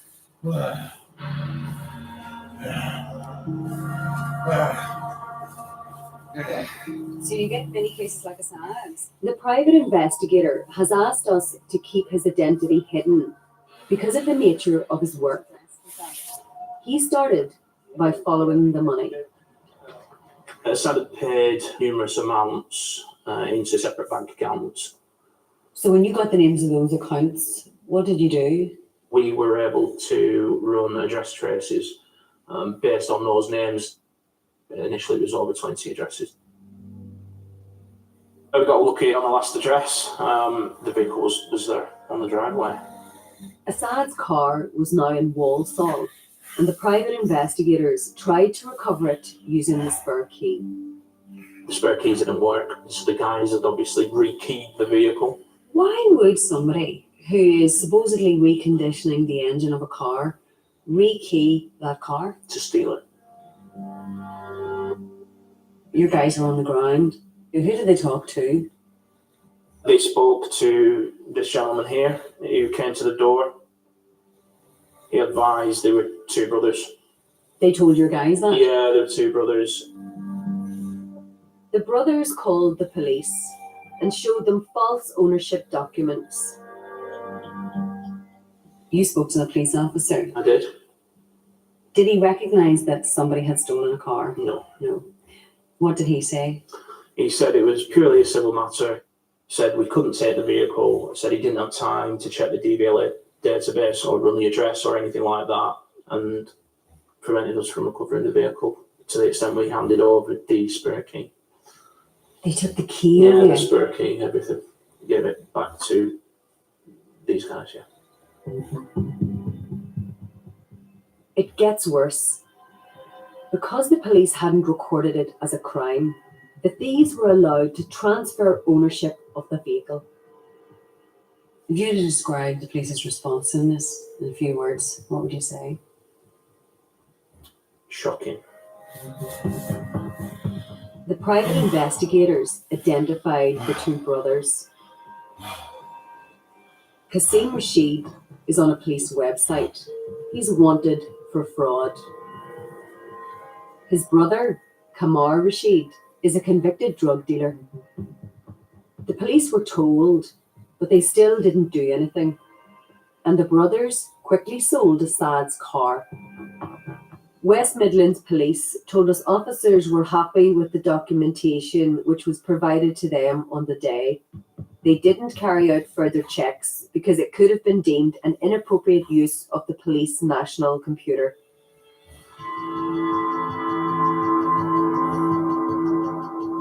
Suspect 1, the large male, bearded with eyewear in the rear. We've tracked down Kamar Rashid. He's coming up passenger side. No. No. Doors open. Out. I want to confront him with the evidence the police ignored. Mr. Rashid, Rona Monroe from the BBC. Sir, I would like to talk to you in relation to this vehicle. Have you ever seen this vehicle, sir? This is Assad Mohammed's car, sir. He gave you this car for repairs. He gave you this car to repair. You stole this vehicle, sir. Sir, this is you. This is you, sir, at that vehicle. That's wrong. Really? Sir, do you deny that you reside at this property? Okay. See that car? Do you live in this house? Great, sir. Please do. Please do. We know that that is one of the individuals involved in the theft of Mr. Assad's car. No, it's not the individual involved in the theft of that car. This is total. This is the. No. This I is don't your house. know that car. Is this your Now house? you're gonna try to wind me up. I don't know that car. Is this your house? My brother put that car there. That's a person you're after, my brother. Sorry. Yeah. Sir, No, you no, had no, the no, one police- sec.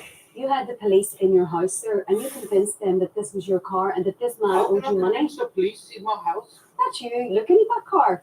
Yeah, oh, that's me looking at the car and It you is, have the yeah. address. So essentially, Yeah. are you denying that I'm you denying everything. anything to do with that? 101% I'm denying Okay. it. I've come out of prison. Well, you're actually in prison for convicted of drug running. Is that right? Yes. Yeah. Okay.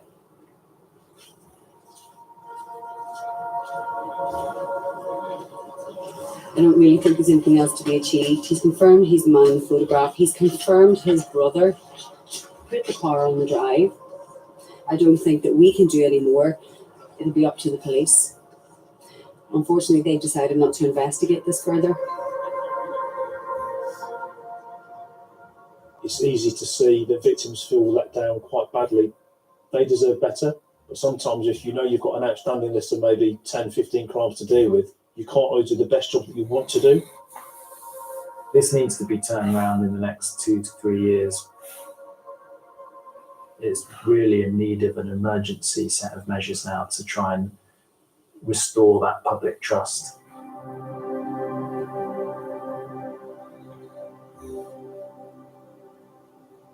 When criminals go unpunished, it's the victims who suffer.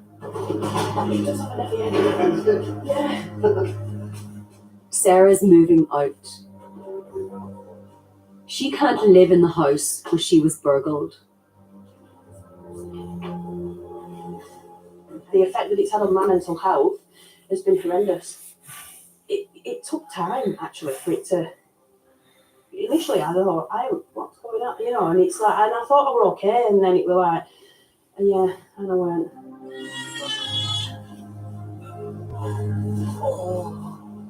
Assad has lost faith in justice. I've been treated horribly by the police. It was the first ever interaction with the police. You know, I thought I'd get help, but no. Not at all. And Sharon still feels a prisoner in her home. Panic attacks. I get all scared, shaking. I start crying for no reason because I lie awake thinking and waiting for another one to happen again, another bang, and I'll be scared again. More and more criminals are getting away with their offences.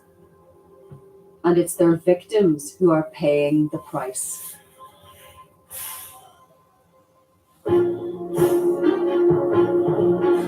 Next tonight, stopping criminals in their tracks from their Glasgow HQ, Scam Interceptors.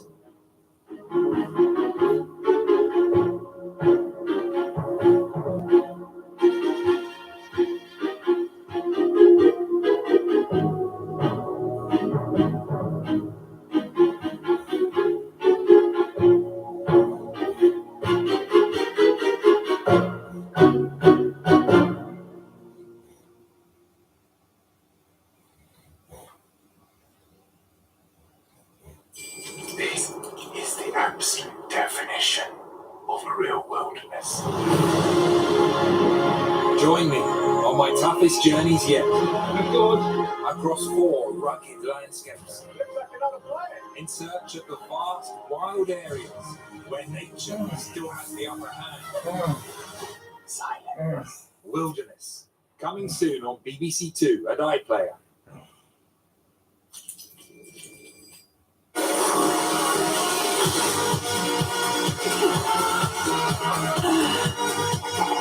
Now, Michael McIntyre's back with his big show. What?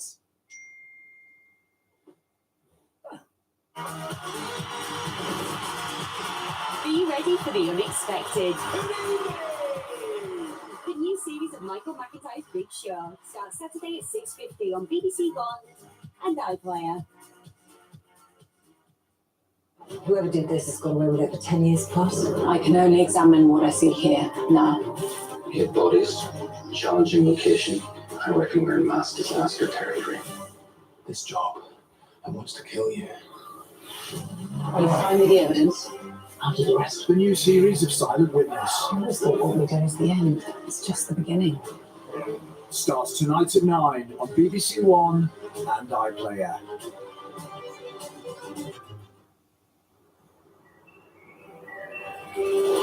And this new series starts with a really dark case, guest starring John Hannah in just half an hour.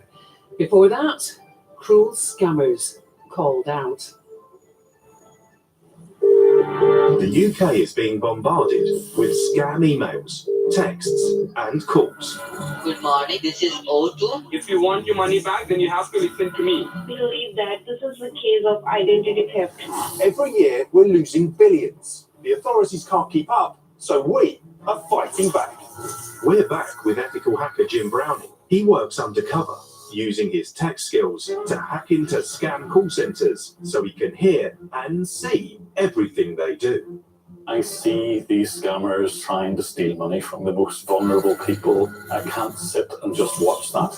From our hub in Glasgow, we're ready to disrupt this global network of criminal activity. In here, we're monitoring even more scammers, and if it looks like anyone's about to lose any money, we'll intercept. Put the phone down immediately. Plus, we meet the victims left picking up the pieces. Nearly off grip on me. That really frightened me. We'll also be tracking down those behind the scam call centers and holding them to account. Because this is a crime, isn't it? This is a crime what you're doing. Just shut up. You are ruining lives. This is Scam Intercepted.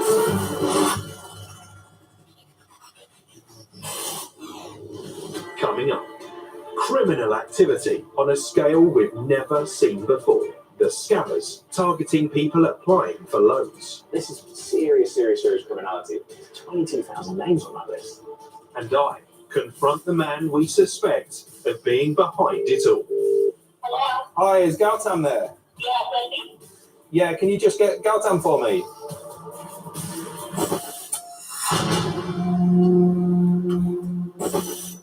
Each morning, when we come into work in the Glasgow Scam Hub, we don't know what we're going to uncover.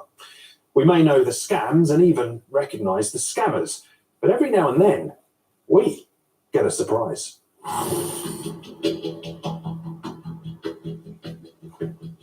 And today is one of those days. Ethical hacker Jim Browning, based in Northern Ireland, has accessed a completely new criminal call centre running a scam that none of us have seen before. Jim's given us something entirely new today, which is very interesting. What we're looking at is a group of scammers, we're not quite sure where they are, somewhere in India, who have got hold of a list of names, email addresses, phone numbers of people who've recently applied for a loan. But what they're doing is they're calling every single person and basically telling them there's a fee involved if they want to get their loan. And that's not true. Total rubbish. Just a scam. It's a scam we're calling the personal loan scam. What the scammers don't know is that Jim's hacked into their computers and has given us our own copy of this list of names compiled on a massive spreadsheet. Now, it appears that this Excel spreadsheet has got 22,000 people's details in it. We've got a lot of info there about all these people that they're calling, and if any of them get anywhere close to paying that fee, we're going to try and jump in and intercept and stop it from happening.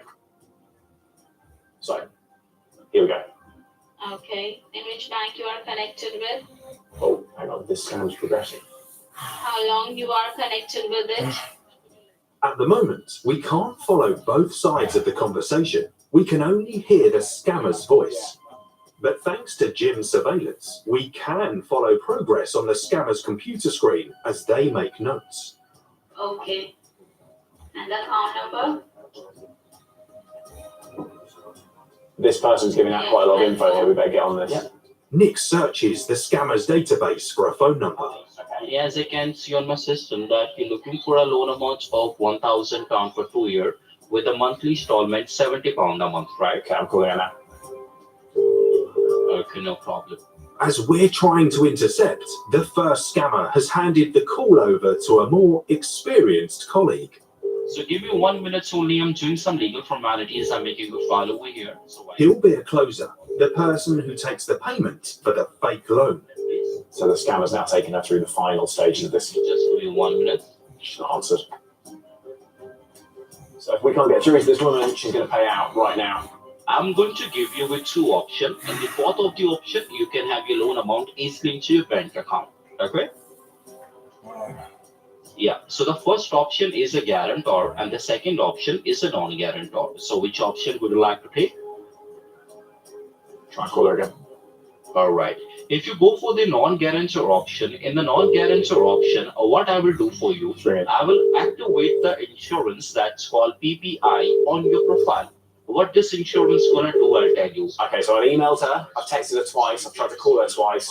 And they will take your guarantee as well. If in future you face any financial problem, I'm struggling for what else to do here. Money in your bank account right now on a same phone call within 15 minutes. Sounds good? I don't know how else we can get through to her.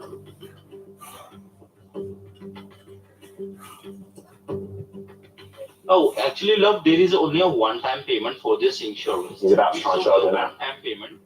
I think you can afford £60 to pay for insurance. Thankfully, the woman on the end of the phone seems to have been spooked. I think she hung up. We don't know how the scammers have got these people's details, but they seem to be targeting people who've genuinely applied for instant or payday loans, often people with little money to spare. To get the loan, the scammers are demanding a so-called insurance fee of around £60 or so up front. But in reality, anyone paying the fee will get nothing. Uh-oh, they're about to get somebody else. If your monthly repayment is only £135, is that affordable for you? And thanks to our ethical hacker Jim, we're now able to hear both sides of the scam as it unfolds. Do you do online banking? Yes, my Yeah. It doesn't make for easy listening. And your account number? Yes. Are you a homeowner or a private tenant? Here we go, this is our chance. I can see it on the top left. 07. We now have the woman's name. We're changing it to Sarah to protect her identity. We've also got her mobile phone number, but until she hangs up, we can't get in touch to warn her she's on the phone to scammers. Now, ma'am, I'm going to transfer your call to our money transferring manager. So please hold the line, don't hang up, okay? Okay, thank you. Thank you. She says she's transferring the call. She's not transferring the call. She's taking a headset off and passing it to another guy in the same room. Here we go. Thank you for holding the line. This side is Michael. No, How are you? I'll send her the text now. Scam warning, hang up, call you back immediately. Actually, ma'am, when I was doing some legal formalities, so I noticed one thing, that your credit score is just a little bit low right now according to the loan amount. Am I right? The scammer is going in for the kill. So there is a one-time payment for the insurance. This insurance gonna boost up your credit score, so you can have your £1,500 in one shot easily into your bank account. It's only a one-time payment. That is only £53, but this £53, it's totally going to refund it back to you as well in the end of your final payment. Sounds good? So they're hanging the scam on the idea that for some reason her credit rating is meaning that they cannot issue the loan without some sort of insurance payment being made first. Yeah, you tell me, should I activate this insurance on your profile then? She sounds suspicious. Please tell me she's seen something from us. I've just got a text message saying scam warning, hang up your phone and ring your back. Oh, listen, she got a text. Where you got this message, ma'am? Listen. I've got a text message. Ma'am, I'll tell you, maybe you are getting a message from any other loan company. I have no idea where it's from, but it's No, I'll send you for the insurance. She's twigged. Well, I'm not going to be paying you anything. I just hung up on it. Come on. If the text message caused Sarah to hang up, it also came as an unwelcome surprise to the scammers. पता भी क्या हुआ? ये शायद पे कर देती। हुआ ये, इसको दूसरी कंपनी से टेक्स्ट मैसेज आया कि ना कि this is a scam warning, don't speak with anyone. They're talking about us at their office now. That was very satisfying. Let's try and get her on the phone. It's still vital we talk to Sarah, who may be unaware that the scammers have access to so much of her personal information. Hi, can I speak to you, please? Yeah, that's me. This is going to sound so strange, but I make a program called Scam Interceptors for BBC One. Okay. And I'm afraid that your number just came up on a list of calls that one of these scam call centres was making today. I've literally just got off the phone. Yeah. Were they talking to you about a loan that you've applied for recently? Yeah. Do you know what? They knew everything. Yeah. I don't know how they've got this info or where they've got it from, but they are calling around people who've applied for loans and they're trying to get them to pay an advance fee for those loans. That's it. But they have nothing to do with the companies that they claim to be calling from. Oh my God. Okay. I would consider getting in touch with your banks and just telling them, I'd probably make that call sooner rather than later to fraud departments of any banks that you use.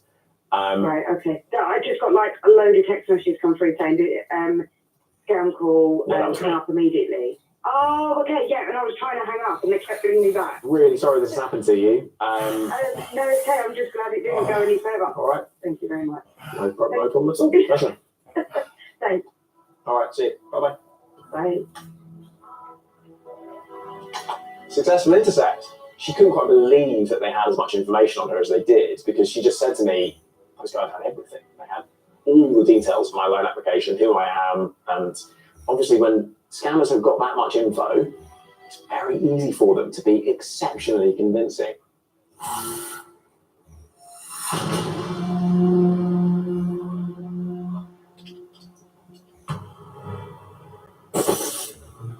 Are you a homeowner or a private tenant? All morning, we've been monitoring a criminal call centre from our scam hub in Glasgow. Hi sir, my name is Zara. I got your loan application of this £1,500 which has been approved. Are you still looking for it? These guys have got everything they need. They've got first name, surname, often 2 phone numbers for the people that they're talking to, email addresses, home addresses, the loan that they've applied for, i.e. how much, and also even the reason that they've applied for it, and on top of that, whether or not they live in a council property or a private let or they own their home. As well as trying to stop more victims from losing money, the team need to establish how on earth this much sensitive information has fallen into the scammers' hands. The team focus on the scammers' audio feed, hoping to hear anything that might reveal more about them. Hi sir, my name is Zara. I'm calling from Loans to Go. Remember I spoke with you regarding your loan? And it pays off. We continually record the scammers so we can play back. Hi sir, my name is Zara. I'm calling from Loans to Go. And it's clear. Zara's just mentioned the name of a company, Loans to Go. So they are pretending that they're actually representatives of a genuine business that genuinely gives out loans, calling people up who've applied for a loan and then telling them that there's this advanced fee that they've got to pay to secure their loan. But this is serious criminality. It's just total outrageous fraud. The team do research to find out more about finance company Loans to Go. Now, we don't know how this has happened. We don't know how our scammers have got this information, but we're talking about quite a big loan company here. They've got a decent number of employees and they've been established for 20 years. There's no suggestion that Loans to Go, a legitimate UK-based business registered with the Financial Conduct Authority, has any connection to the scammers. But what is clear is that somehow details of thousands of genuine loan applicants have been obtained by these criminals.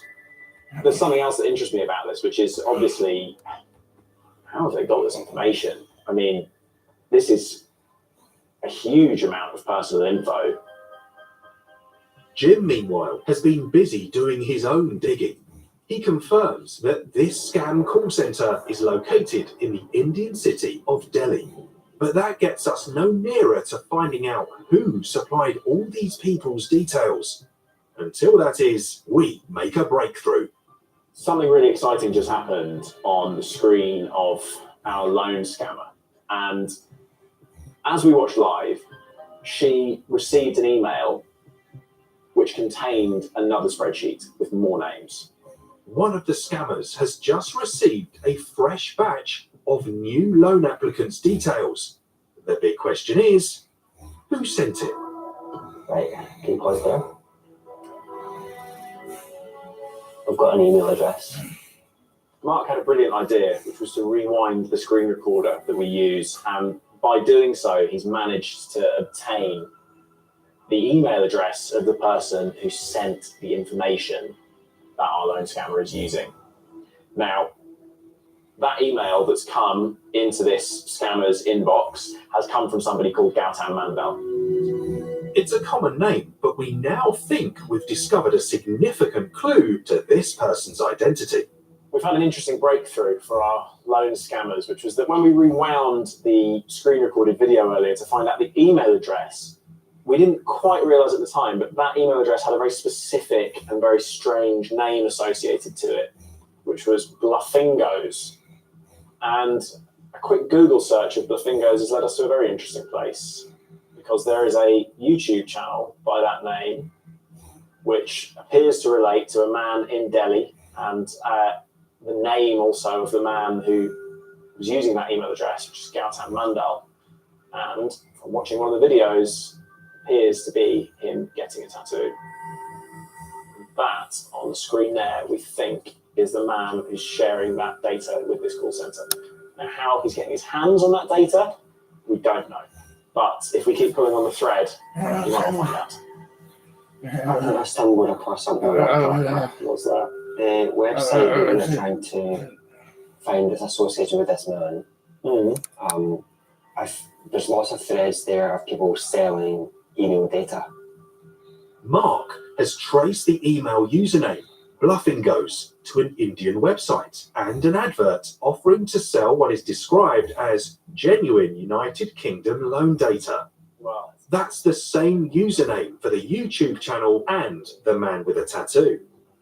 Also connected is an email address leading to social media sites where the man, who lives in Delhi, shows off the same tattoo. But now we can clearly see another tattoo on his left arm, a Roman centurion's helmet with a red feather plume. It's a distinctive image, which also happens to be the profile picture of his email address. We now strongly believe this man is the Gautam Mandal, who's criminally selling UK data to scammers.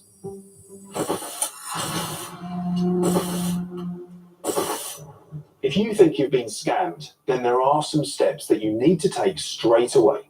Firstly, and most importantly, call your bank.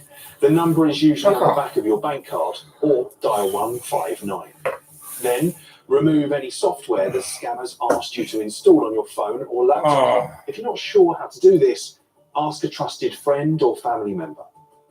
Report the crime to Action Fraud, the UK's reporting service for fraud and cybercrime. Go to actionfraud.police.uk or call 0300 123 2040. If you're in Scotland, report the crime to the police on 101. That's okay, you can continue. All morning, we've been monitoring a criminal call centre from our scam hub in Glasgow.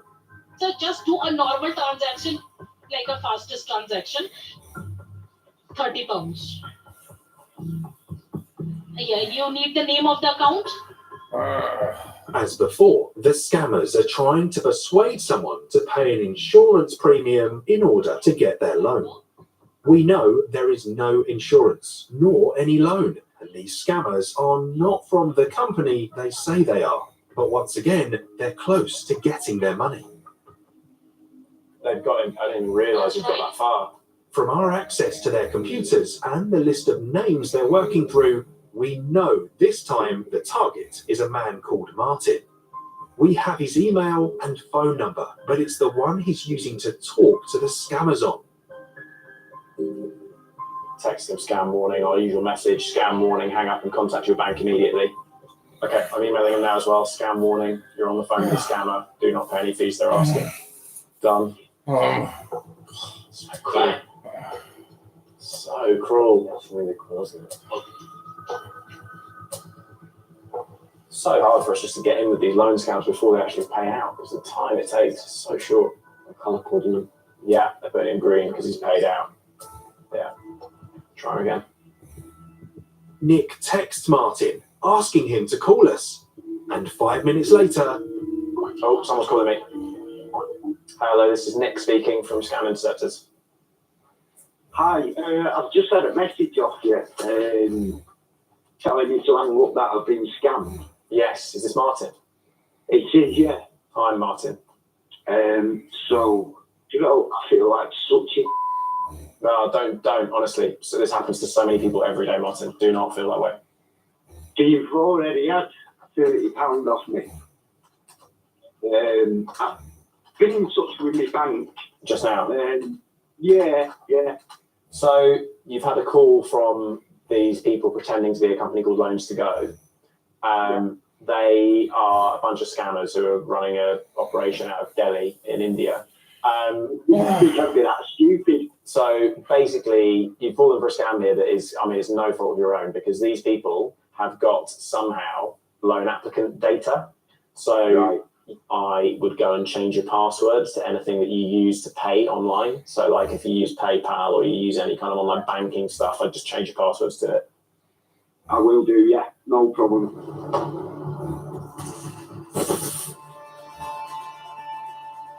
And some days after his traumatic experience with the scammers, Martin agreed to meet with us and talk us through what he was being told on the call. Martin, thank you so much for coming, Nick. Really appreciate it. Pleased to meet you. Come and have a seat. Thank you. So, if you don't mind, Martin, I just want to take you back to that day. You had applied for a loan with a legitimate loan company online. Yeah. Okay, so just tell me a bit about that and why you applied for it. Basically, I wanted the money to get some new fishing tackle, some rods and reels and what have you.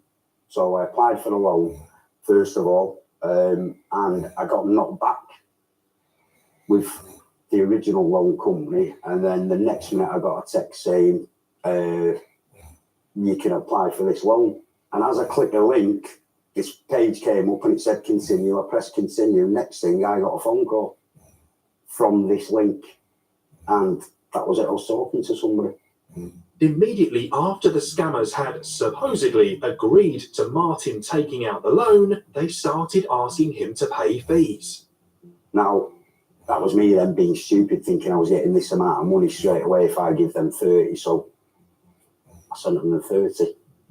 It's more embarrassing than anything else, you know, knowing that I have been had over. I mean, I never thought I'd ever get scammed, ever. And I'm sat here chatting with you because I did. There's some scams where I would say to people afterwards, you know, maybe it's good to be suspicious of phone calls that come out of the blue, etc., etc. Yeah. But Martin, I honestly don't know how you could have avoided being scammed by then. Right. It's made me feel better, to be honest. It's just bad luck. Yeah. I don't know how you could have avoided that, really. Right. You said that 30 quid had a major impact on your life. Yeah. Well, I ended up with cancer in beginning of 2019. I spent 7 months or so in hospital. It was nearly the nail in the coffin, if you know what I mean. It was hard. Because that, not only was that £30 for food, it was for medication as well. Excuse me. So yeah, like I say, that was for medication as well as, and I did after 3 or 4 weeks without certain medications, obviously because you lost that. Yeah. Sorry about this. Don't apologise. You take your time. Yeah, there has been days when I've done without food. I did struggle with food banks and what have you, you know. And before this happened, had you had to use a food bank before? Was that that was the first time, the very first time. It nearly enough crippled me for a good few months, that £30. But there is some consolation for Martin.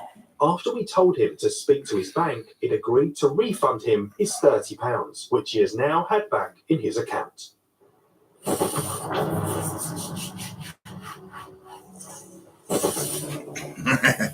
Yeah, I see. Today's been a testing day for everyone in the Scam Hub.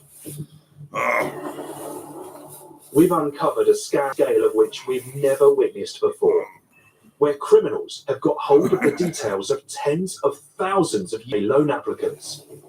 And the man we suspect of sending this data to the scammers is this man, Mando.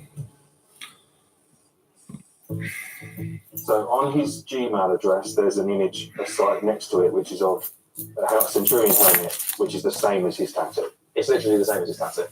I think it's about time I caught up with Gautam. He's got a YouTube video of him getting the tattoo page.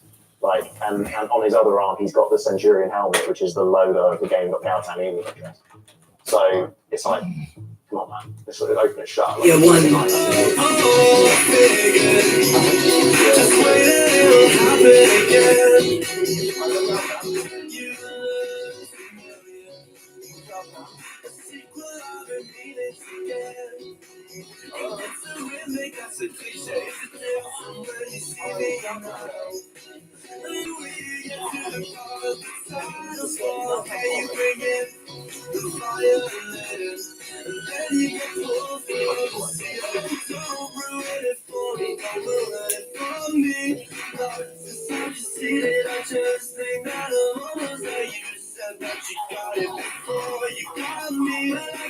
Like, peek behind my don't think I was waiting for you to love me.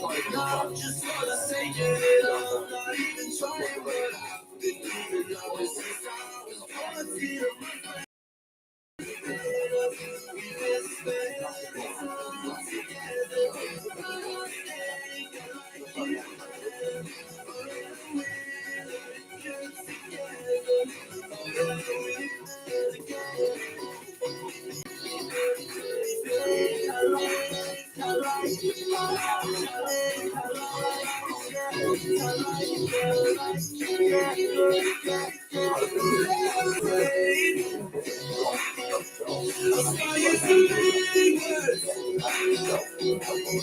I'm not exactly overstand about the situation.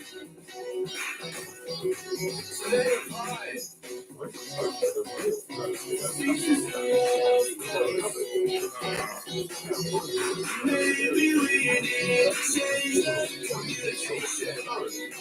Yeah. Don't ruin it for me, don't ruin it for me.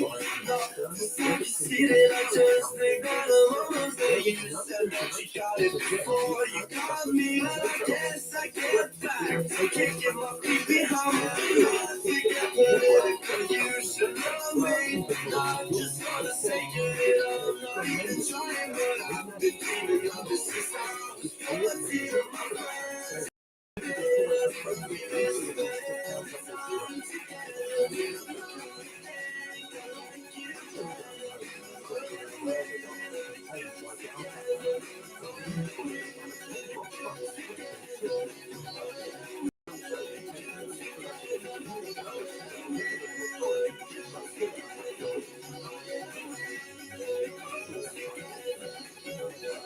Posting We Look Good Together, their new album coming out on the 26th of January. It's called New Last Name.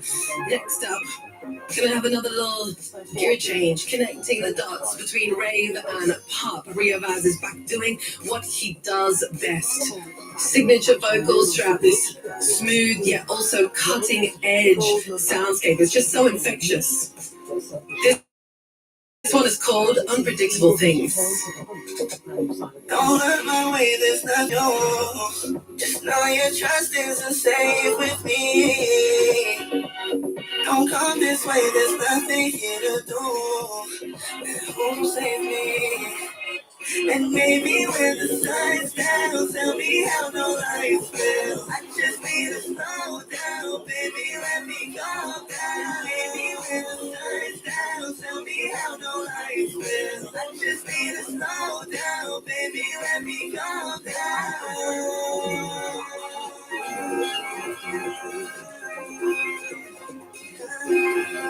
You're so unpredictable. You're so unpredictable. You're so unpredictable. You're so unpredictable. And baby, when the sun's down, tell me how no life feels. I just need to slow down, baby, let me calm down. Baby, when the sun's down, tell me how no life feels. I just need to slow down, baby, let me calm down.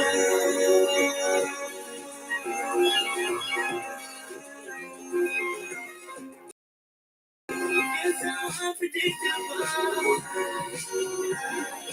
You're so unpredictable. You're so unpredictable. You're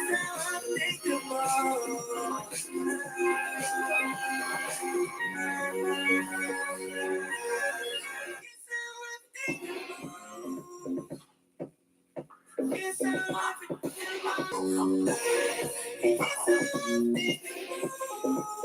BBC Radio 1's Future Artists. I've let go those brown eyes that let me die down a wall. I got slow, I realized I felt it on some broken bones. Just one stop, no phone, loud minute. You dropped a stone on the ground. Another day, another road. I will look back before you go.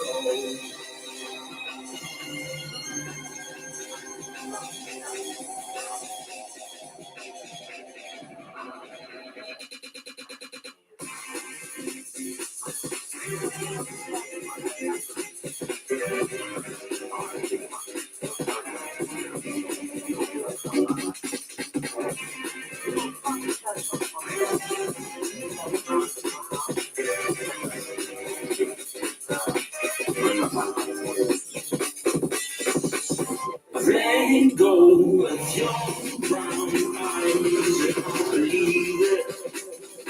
You couldn't hear it.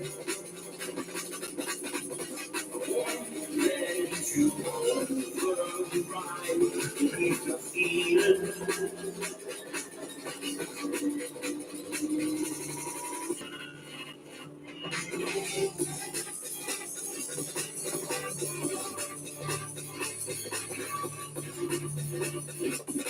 Another day, another road. Through the glass, I close the door. My God, that is absolutely massive. Huge orchestral opening scenes falling into this drum and bass, just hugged with these Alex Turner style vocals. The Caracal Project is something that I am so buzzed for right now. A one-man production mastermind. He really, goes from writing, produces, mixes, and is the lead vocalist and guitarist all on his own music. And it's such an incredible gift that he has, and he has this special talent for molding and reshaping and bending musical genre limits. I feel like the sky is the limit for him, and he knows that. And that track is just drama, and it's theatrical, and it is just so unique. We're going to stay in this lane a little bit now and stay sat in the theatre. With this new one from Cava Louise, this is Over the Threshold.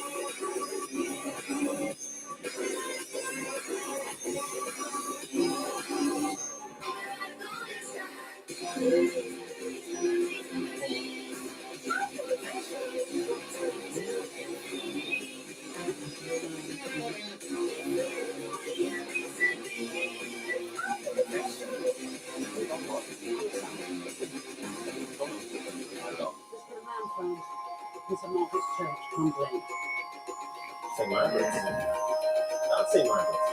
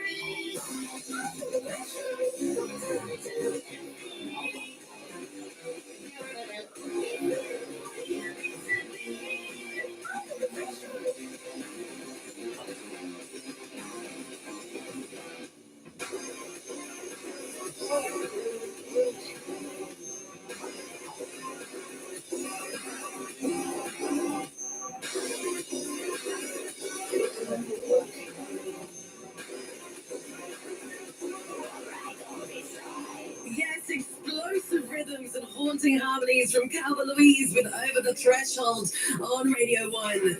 Plucking influences from Latin rock as well as British and American punk rock.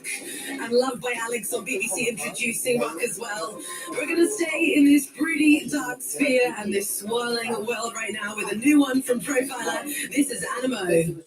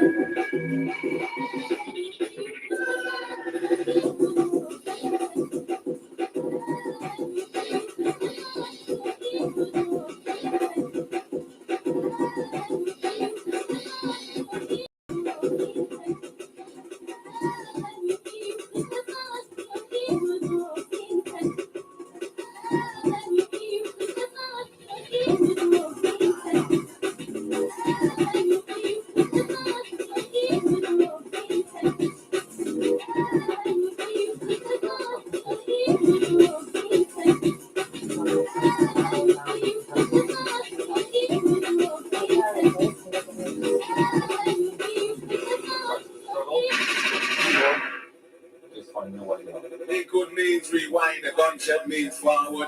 You request this, so we rewind.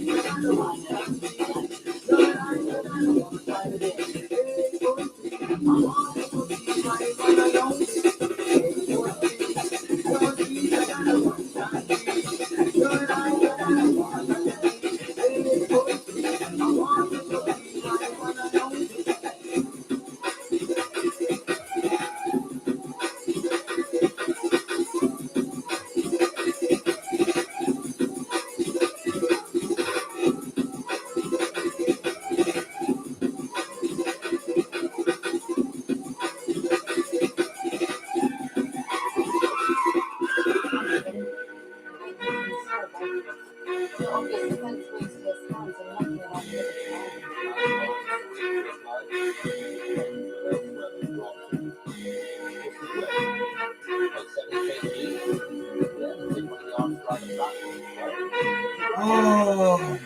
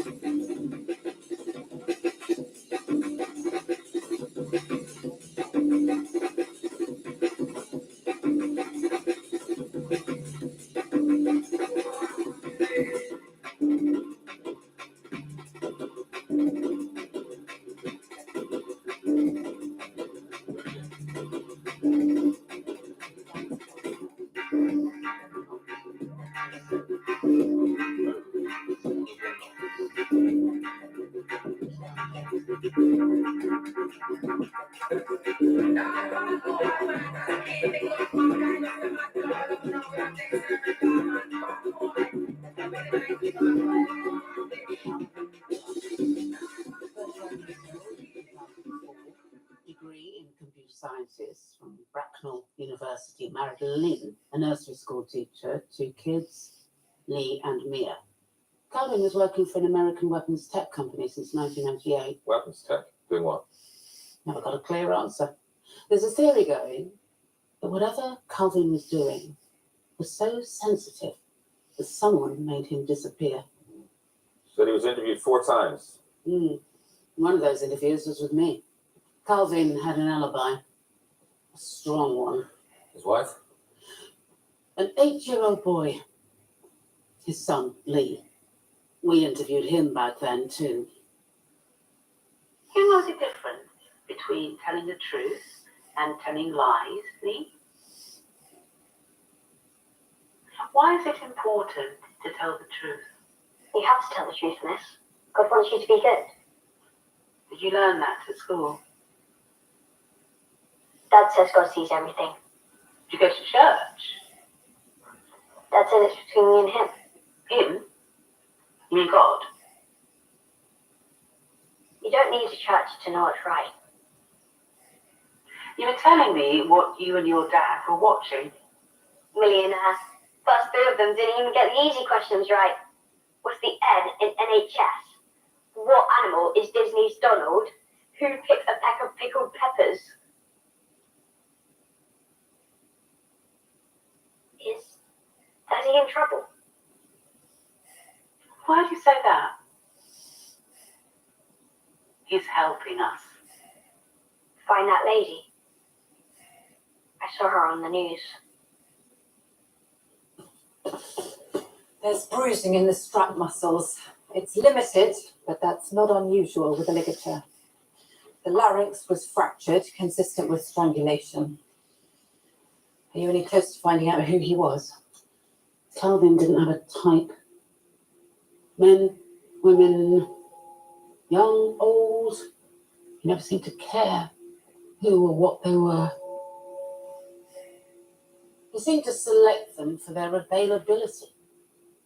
Alone, isolated locations, late at night.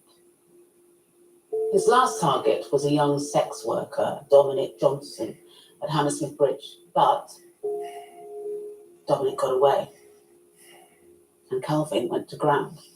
For 20 years? Then he just starts up again after that long. They call it cooling off periods. There was one who killed 7 times, stopped for 14 years, and killed 3 more before they caught him. I'm sorry, I've got to go. Did I say something to upset you? You have to make assumptions to investigate. If I make assumptions, I can't help your investigation.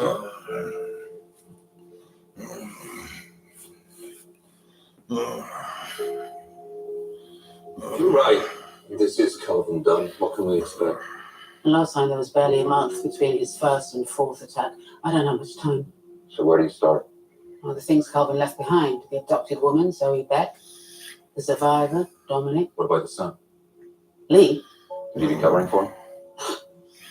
You don't know Lee Dunn.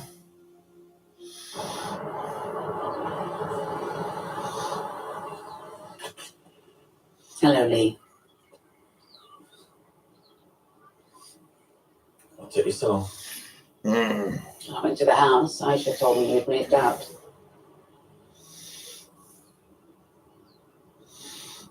Yeah.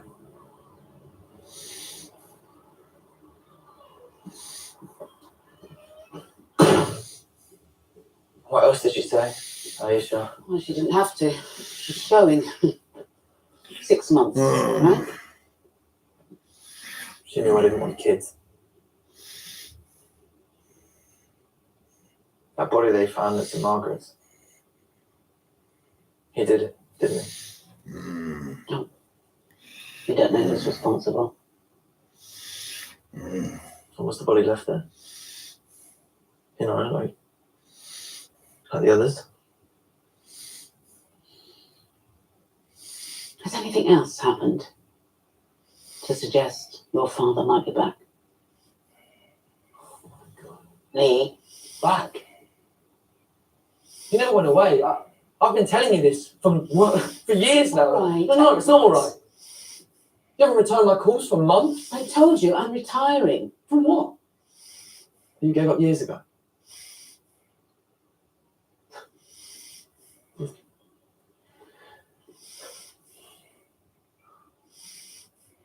How's it going? The ambulances. I'm not doing crew anymore. I'm MIA. Motorcycle response. On your own? Prefer it that way. Once people know who I am. Well, it's not easy being you, Lee. I thought you could talk to Aisha. I never wanted a kid. I told her that from the off.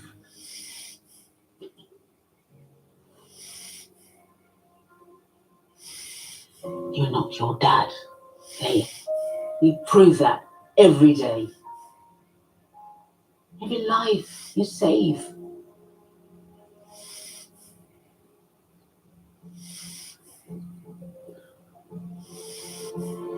I'm back. You told him? Not yet. Poor boss has been waiting 20 years. He has a right to know if Calvin's back.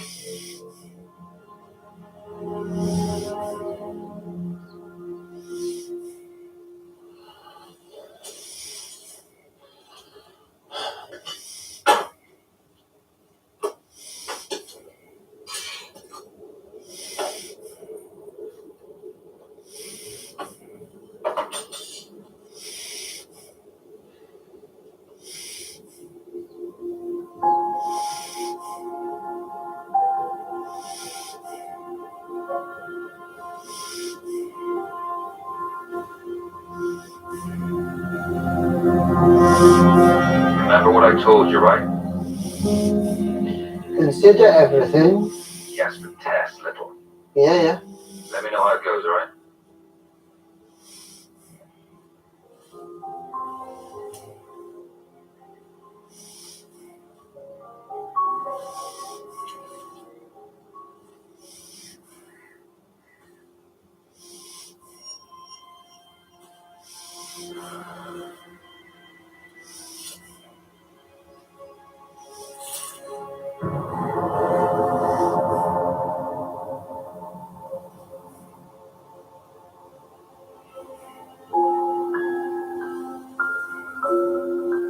The surviving witness mentioned leather gloves.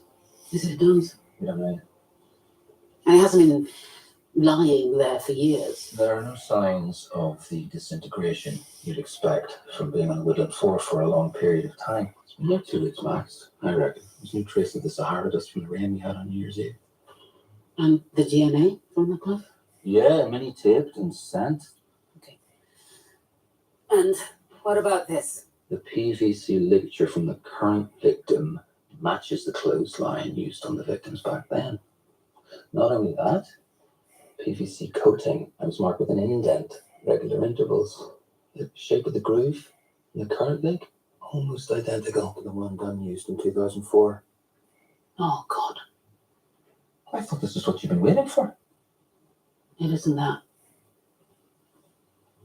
I understand you want to stay out of it, but I need your help. I have to go and speak to a man called Charles Beck. He used to be a pathologist. I know who he is. We read back at medical school. And he examined the first 4 victims on the Dunn case. God, and wasn't his wife the 5th? He did a lot of media for us during the course of the investigation, and then his wife went missing. And she was never found.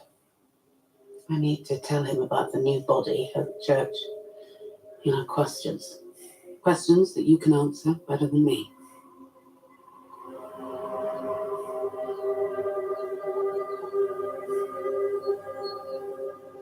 I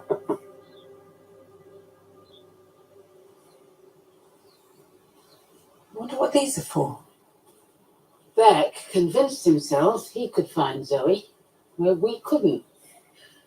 Pollen tracking, hedgerow analysis. Forensic botany. Yeah. He's considered quite the expert these days. He gets calls from forces all over the world. He doesn't do dead bodies anymore. I mean, would you? He's not here. We should go. I know where he'll be.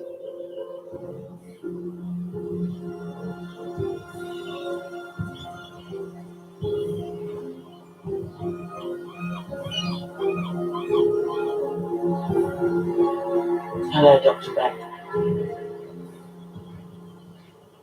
This is Dr. Alexander. She's from the Lyle Centre. Thomas Lyle's House of Horrors. I was hoping we could... Heard about the body in St. Margaret's you did the PM? That's right. Birds hanging from the trees, ligature strangulation, red clothesline, found paws kneeling towards the altar. Who was it? Well, DNA doesn't match with anyone on the missing persons register or the... I wasn't asking you, I was talking to a professional. Do you think it was his work? Calvin Andrew Dunn? I don't know. It wasn't. Dunn's dead. You seem very sure. Why did he do it that way, Dr. Alexander?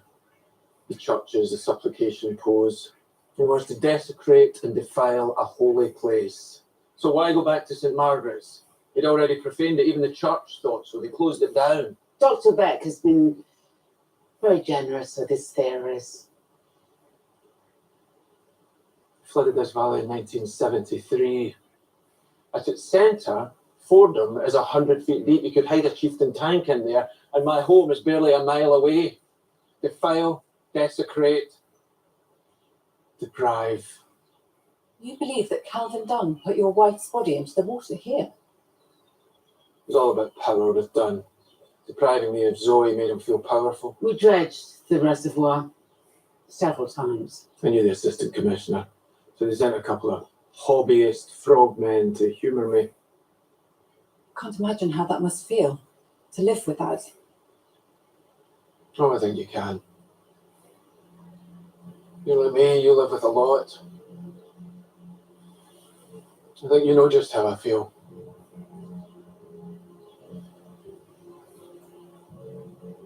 If you want my once expert advice, you'd stop looking for Calvin Dunn. He's dead. I'd know if he wasn't.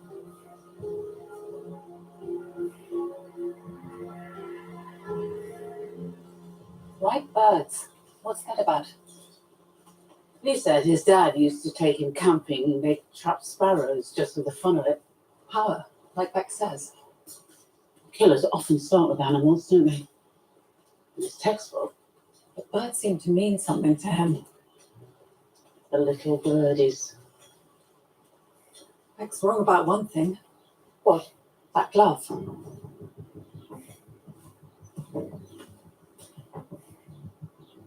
Calvin Dunn's DNA was on the glove and his fingerprints in the lining. Maybe he's not so dead. You're interested now, aren't you?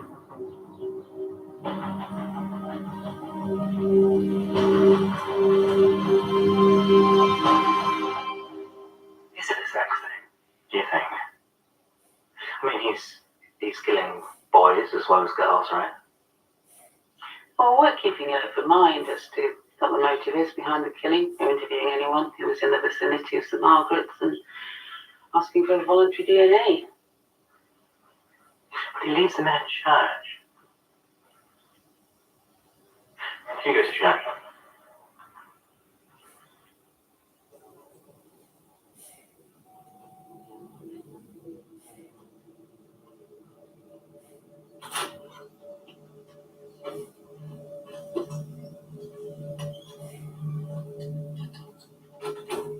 I'm sorry, Lee, you weren't supposed to see this. Is that him? That's what your father looks like now. At least, according to AI. Do I look like him? It's not real, Lee.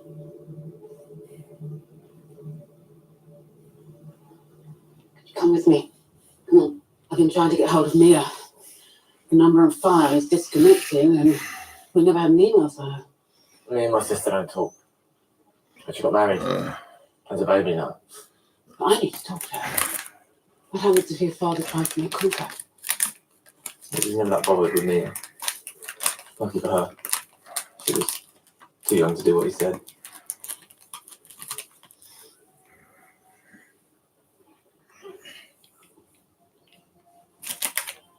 He used to tell me about this dream he had. Him, high above everyone and everything, looking down from the clouds like God himself.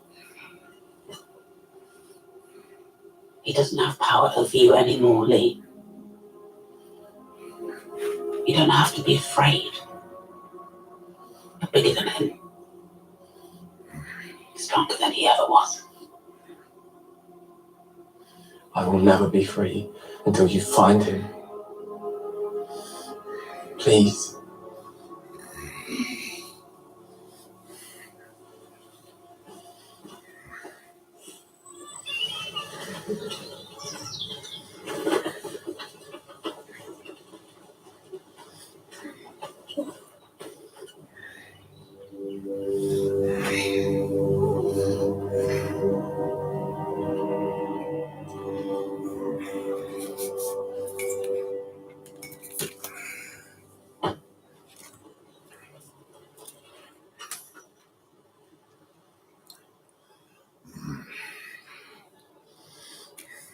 Mia? I'm sorry. You've mistaken me for someone else. My name's Jane Ford. I'm a police officer. We met when you were much younger.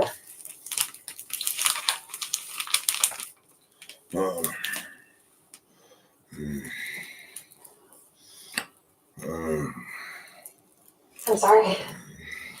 Place is a mess. I wish my place was this messy. I like things tidy. Roseanne's been crazy. Lee said he thought you might have been working at a nursery. Oh, we decided I should leave. Mia, if you ever need anyone to vouch for you, We're very happy. Anton says we're blessed. you are. Your baby's beautiful. Thanks. Is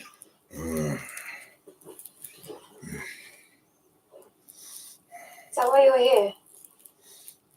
To check on me and Emily? What? No, it's nothing like that. It makes sense. I mean, how do you know not like him? Like Calvin? Lee was asking after you.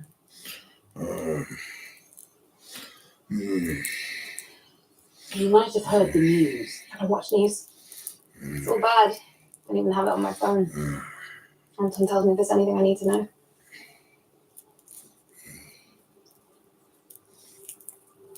There was a body found at St. Margaret's Church. We can't rule out that your father is involved. I don't have a father. We don't talk about that in this house. I understand, but I have to ask you. Can you think of anywhere that he might be? Did your mum ever talk about She never talked about him either. Sorry about Lynn. She'd be best for us.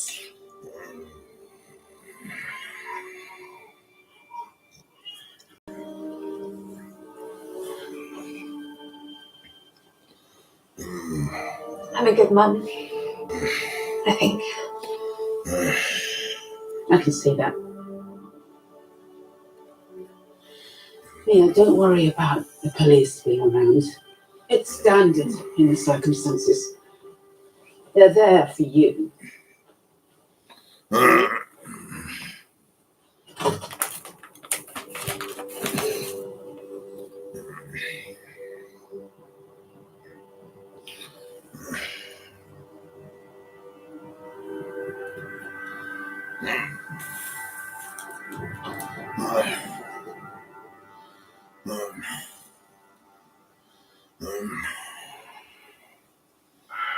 Why don't we take a little break?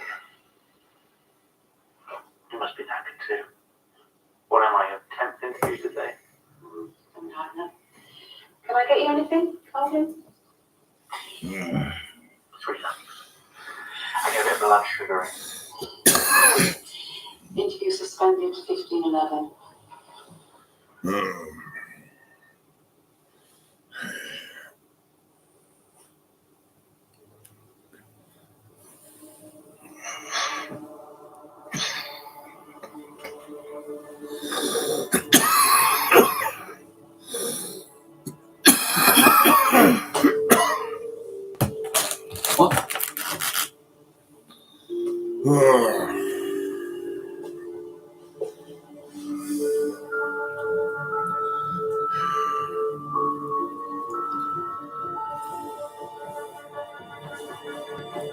Idiots.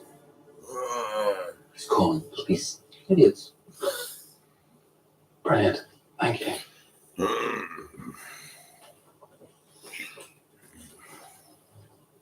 She had read it. Calling the police idiots. Playing with him. Still is. Maybe he left that glove on purpose. Yeah. Maybe he wants us to know he's back. Cara shouldn't be watching that stuff, Jack. Huh? Oh, come on. I thought she was upstairs. She shouldn't be around any of this. Calvin Dunn targeted the pathologist's family. That was a long time ago, Nikki. Yeah. Well, she's got a reading week coming up, and her mum wanted her to come home, so. I think that would be a really good idea, don't you?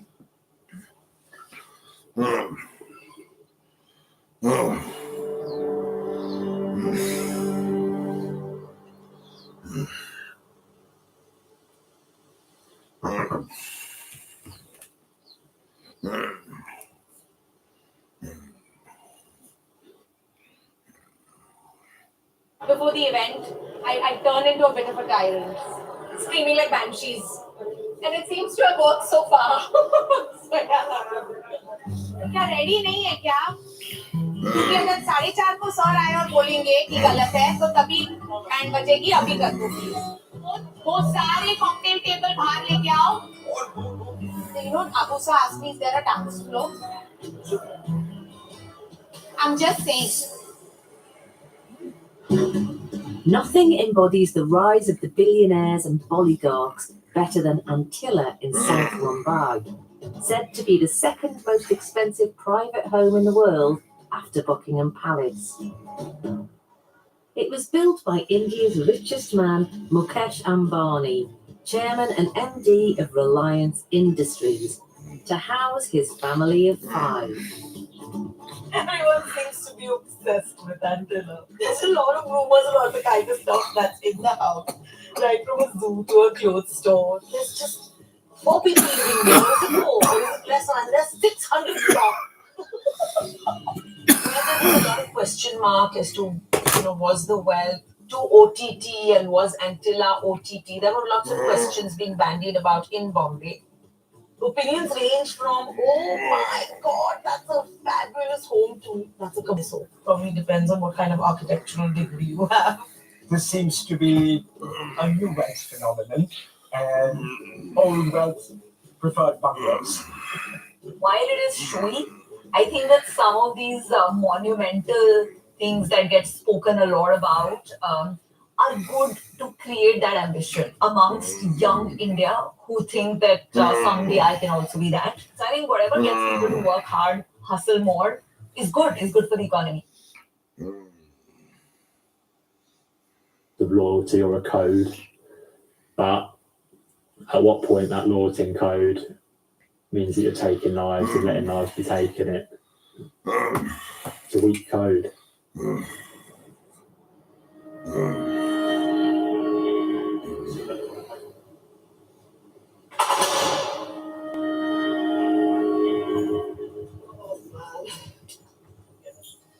The first interview's complete.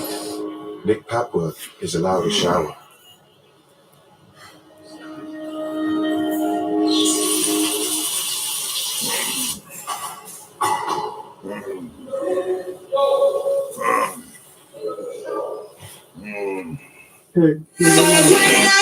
That was Vincent 3-Day Headache on Radio 1 on BBC iPlayer. I was in this during the night back, searching for answers. Do you have any idea what it's like to wake up and realise there's no idea where you've been? I'm back in Ireland. The place should be full of happy memories. Some things are best left buried. What did I do? Wherever he is, I think that he's in trouble. People find your man okay? There's something that I will.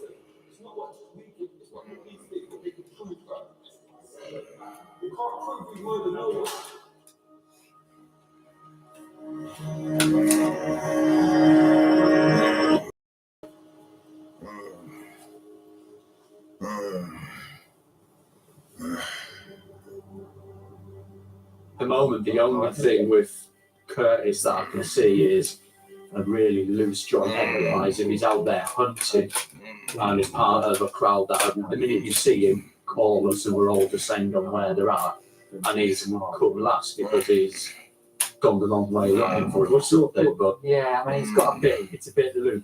He's called within minutes of Papworth being thrown out of the pub. He needs to avoid any sort of charge. He really needs to talk, doesn't he? And explain his movements. I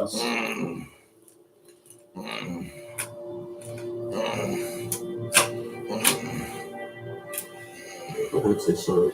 I'm never forgiven. Outside my family, I don't trust no one. I've been snitched on. I've been set up. I've been put in a position where I shouldn't have been. There's all my people that I thought they were my type people.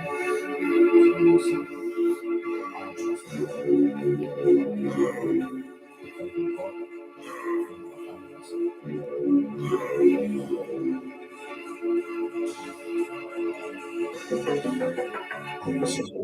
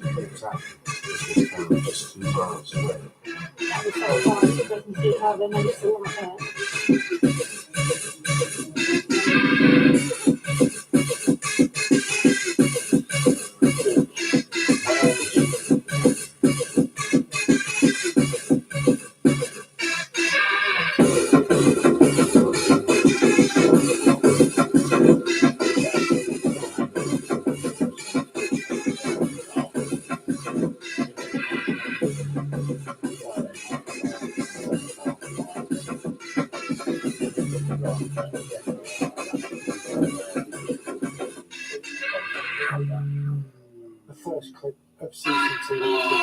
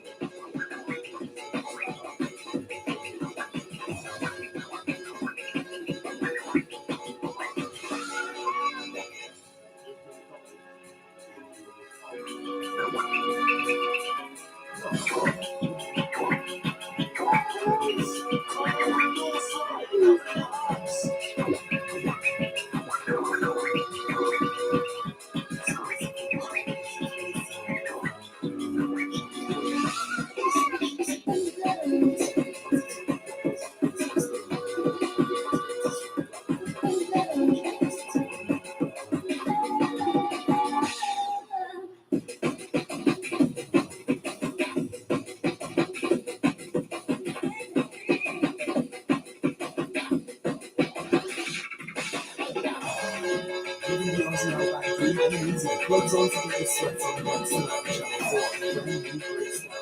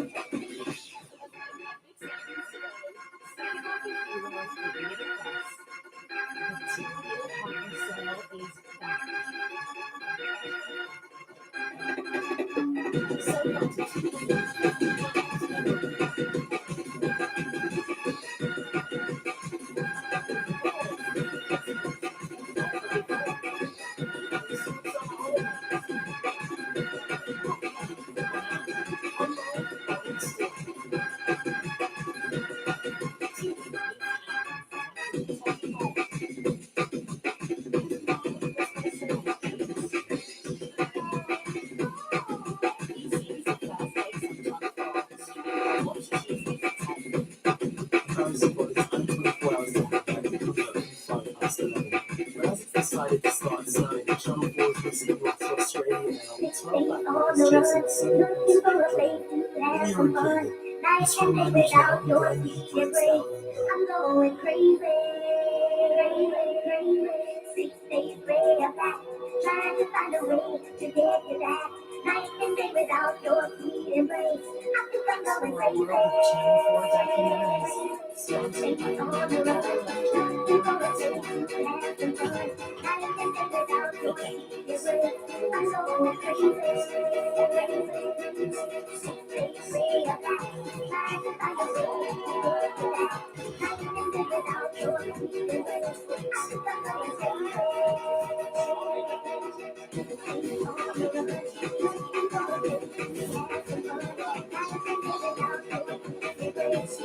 going crazy.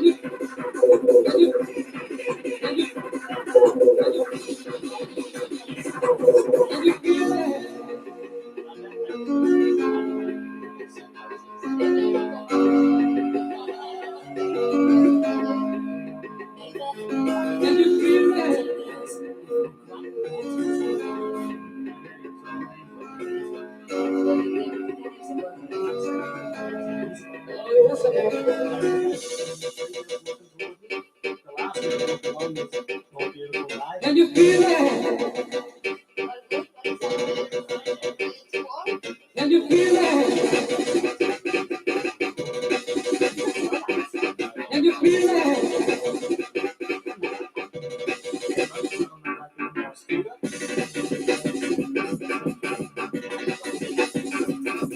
Can you feel it?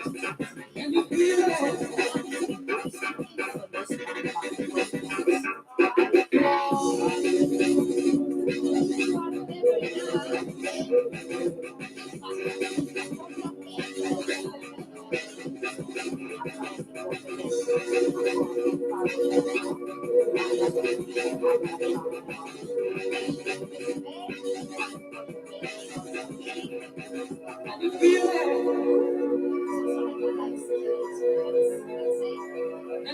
it?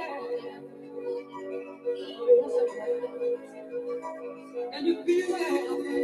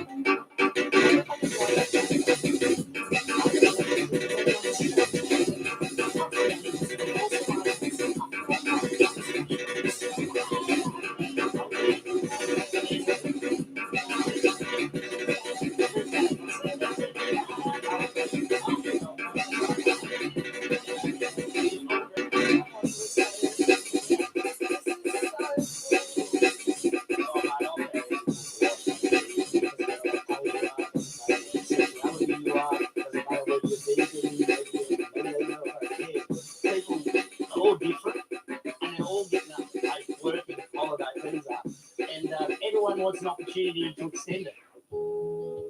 The newbies will be living alongside a mishmash of other international backpackers, as well as Grant and Neva's family. So you like kids? I hope you do because got 3 free range kids and always running around. It's gonna be fun. Let's see that thing. Oh, that's cute. Yay! Excited about that, man. That's great.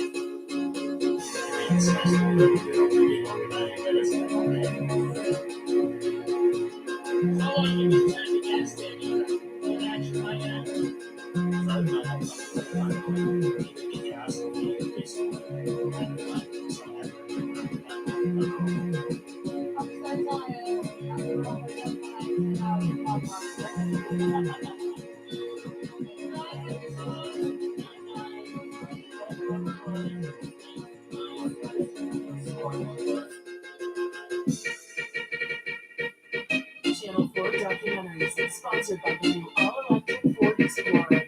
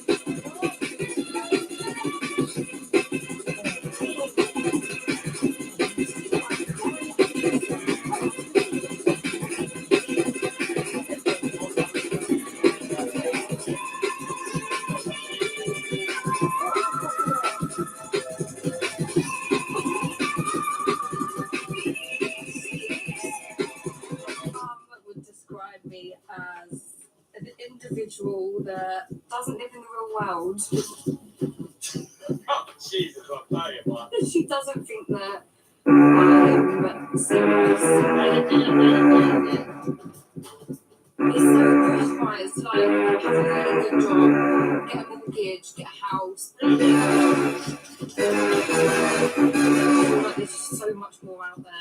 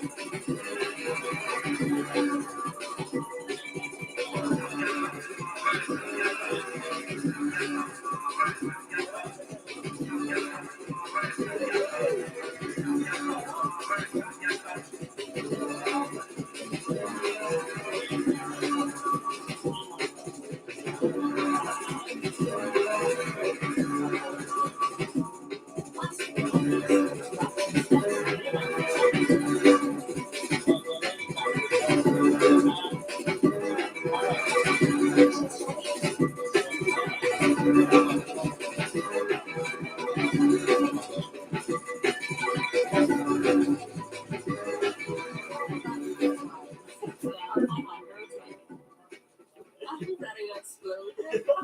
Fucking hell, you chill, right? I'm sick of it already. Want to go home? We're not cut out for this. No, I am. We're not cut out for this. So are you. We are cut out for February. You know, it's early days and I just feel like shit's gonna go down. So hopefully we can just keep the peace.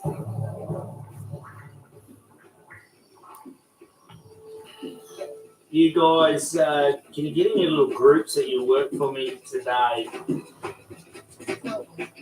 Every evening, Grant will gather the backpackers for a debrief and to dish out any aid balloons on offer. Guys, I've got some girls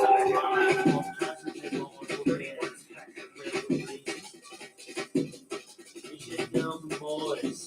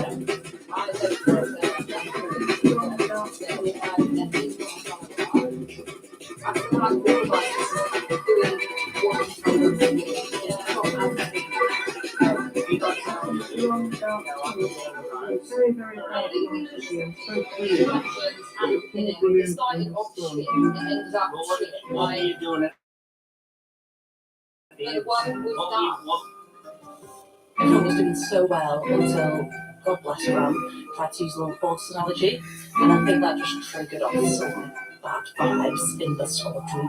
Can I have a word with all of you? Yeah.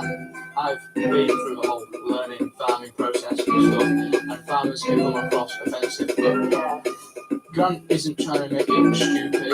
He's not doing anything like that. He just wants you to learn. Because at the end of the day, people come to Grant wanting workers, and he wants to train you so he can send you up with confidence.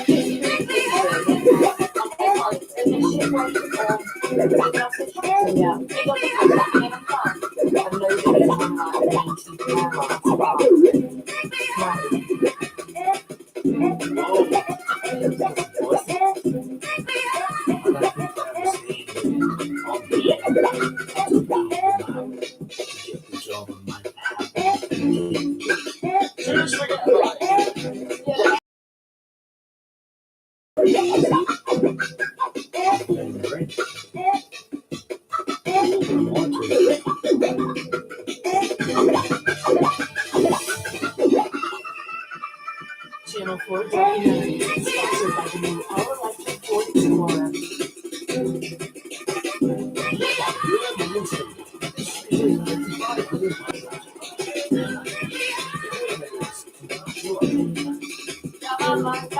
This is Ryan. How do you like it? When a pity. Oh, very good. Doesn't ransom rate until it's just like Mama's. Everyone looks like Mama's. It's a family recipe.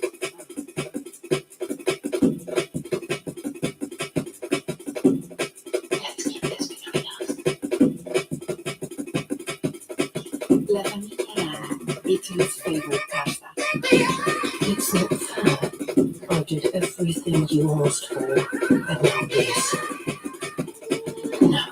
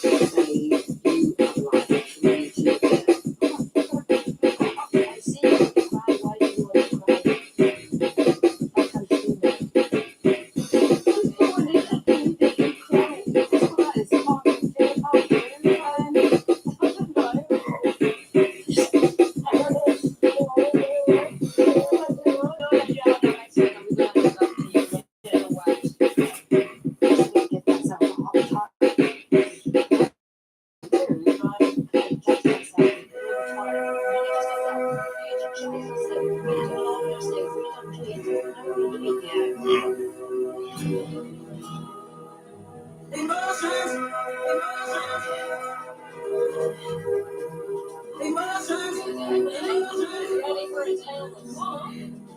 group doing to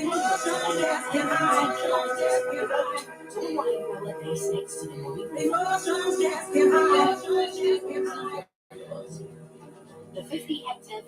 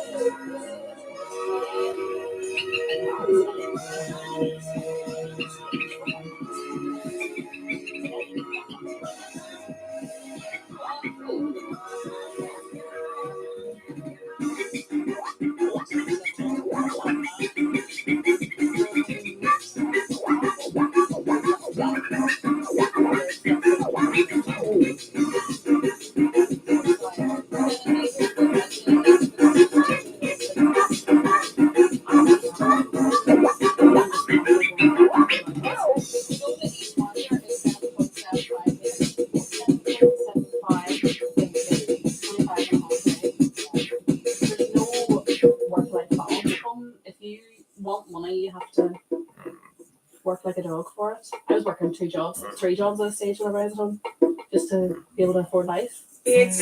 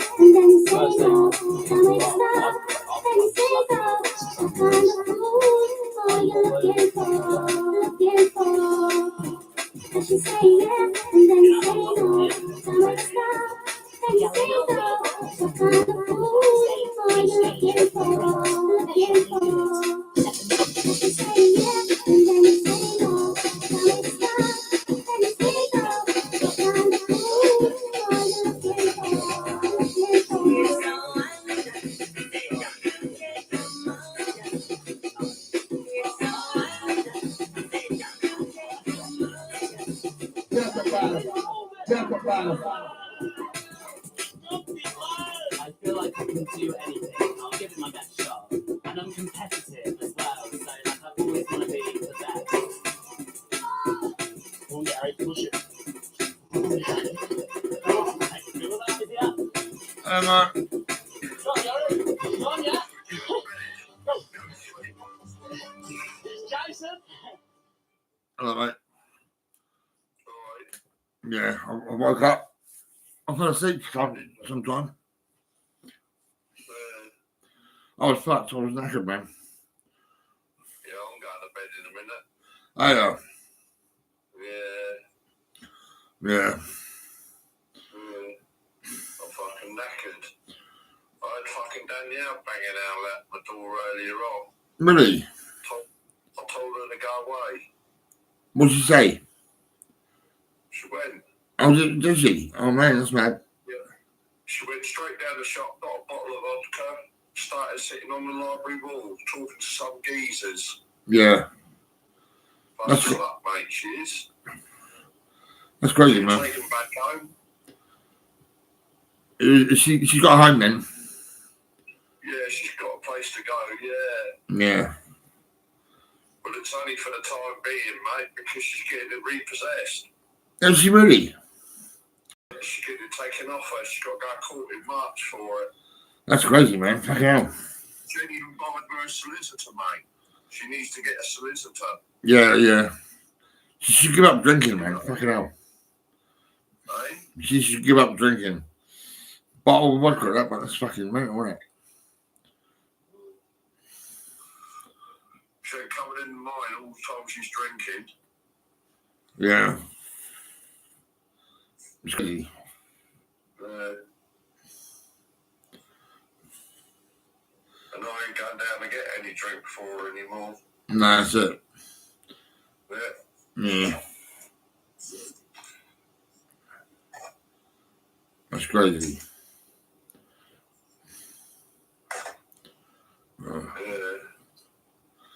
She got. Oh, did you give her a cup or a mug or a hat or whatever? Oh, she's got one. Yeah, that's one. They're all sound over, yeah. She fucking didn't know, mate. She showed Darren the weekend because he told me. Really? Yeah. That's crazy. Fucking hell. Where's Darren live? Is he one of your mates or something? No, it's a neighbour. Oh, he's a neighbour? Yeah. That's mad, mate. I'm going to view my property in 8 weeks' time. Oh, yeah. Yeah. That's great. Is it a place you like, is it? Don't know. I've got to view it then. Oh, you got to view it, yeah. Yeah. So, yeah, that'd be good. Are you going to be near your brother? No. No. No. I don't know where it is until they send me it. No, that's it, yeah, you don't know, yeah. It's in Aberdeen somewhere. Yeah. But I ain't having nobody round either. then the other thinks she's coming, but she ain't coming. And so she's just a pisshead, mate, and a fucking tar. Yeah. I need it good, the way she talks to me. Yeah. Right having it. I don't blame him, mate. You know. She wants to do that. She can do it with her fucking other fucking piss heads, can't she? Yeah. You know what I mean? I was up all last night and everything. I fell asleep dinner time, and fucking Kate across the road, she come over and she says, there was no answer. I thought, oh right, okay. But she's not answered again. She's not texted me again. Not said I'll be back over in a minute. She probably done me a dinner and it got cold or whatever. I don't know. And there's Mark at the back of me. He come over with some tobacco and all that. So I bought a 30 and a 50. And I got loads of ribs juice sandwiches. Still got this one.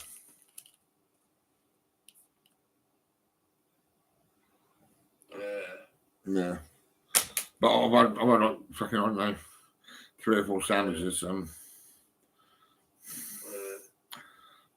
when do you reckon you'll be coming over to mine then? Fuck knows. I don't know when Kev's getting his car done, do I? Yeah. Until then, I don't good. No, that's it. Not until I got my licence back, then I'll get that for car. Yeah. So, yeah. I'm watching a rental fucking license, man. It's fucking crazy how they got it.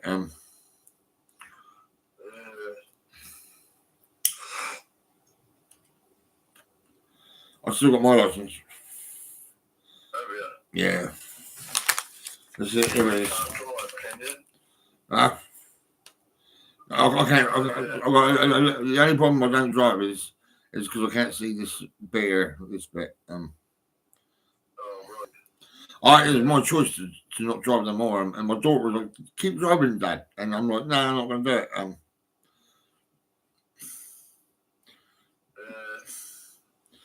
Yeah.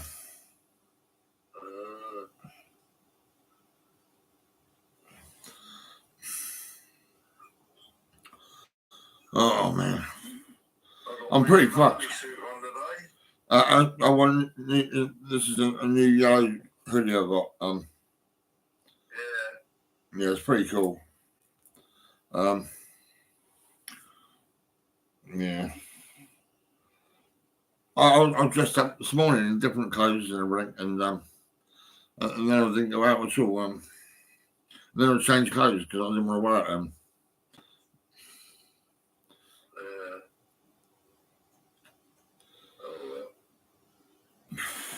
Anyway, good. I'm going to go because I'm going to bed. Yeah, okay, mate. All right. If you're up at 4, I'll give you a call. Yeah, well, yeah. Well, mate. Do you reckon you'll be awake then? Hey? Do you reckon you'll be out? Oh, you'll probably wake up for a piss, won't you? Yeah, probably. Yeah. I'll see you in the morning. Yeah, okay, mate. All right. Bye, See you later, mate.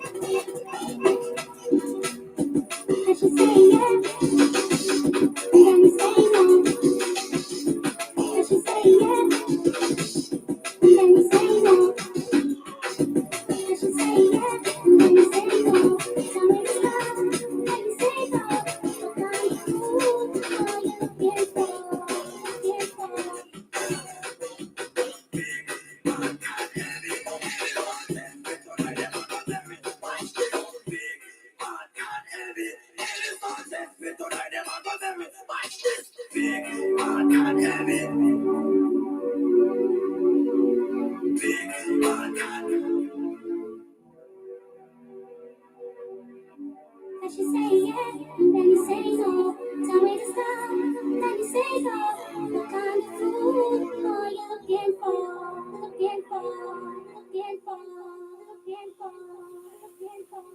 looking for.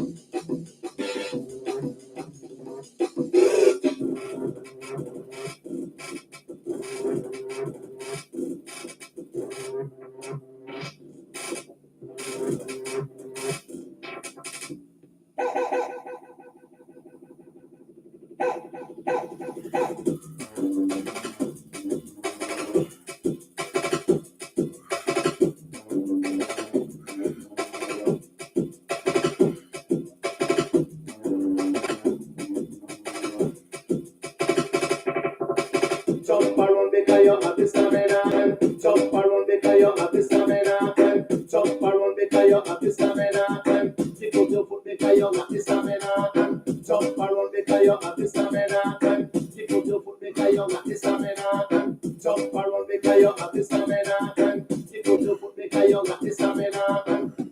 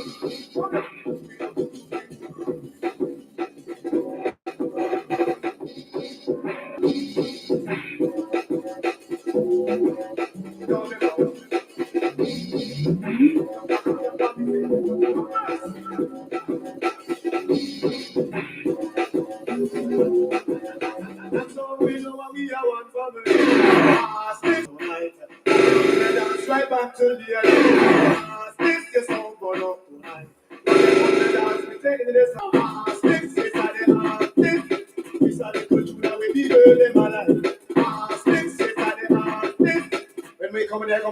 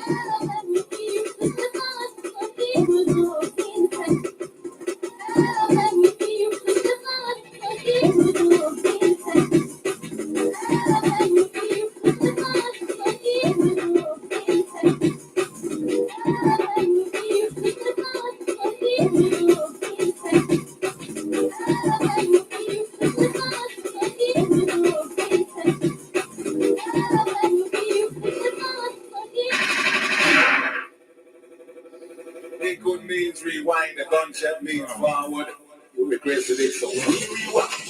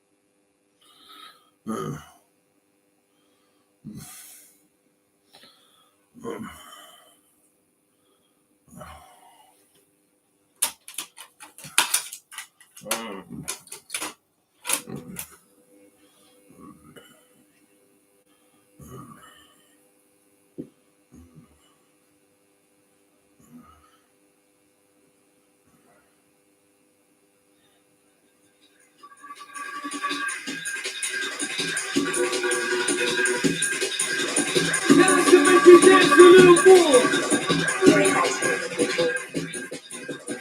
Now to get on the dance floor. Go on.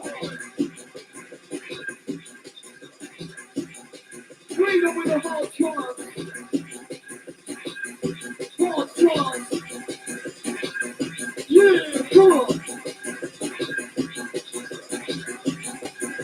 Show me what you can do in the house.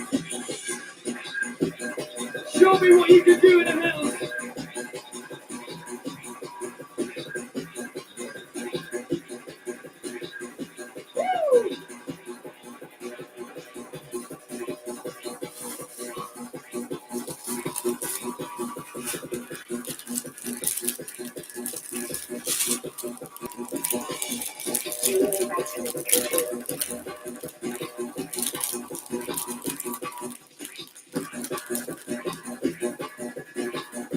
Are you ready for this now?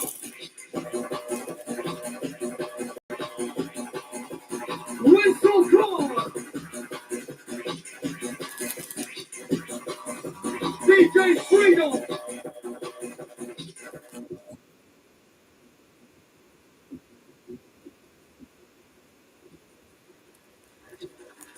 Once again, my DJ!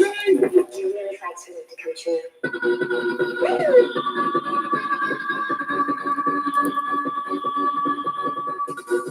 Going out to all the hardcore lovers crew in the house. Respect to each and every one of you for turning up tonight. Make some noise for yourselves. Just open up your mind, let my DJ take control now. We take you high. We take you high. Sounds of DJ Freedom, MC Easy. Come on, come on, come on, kick.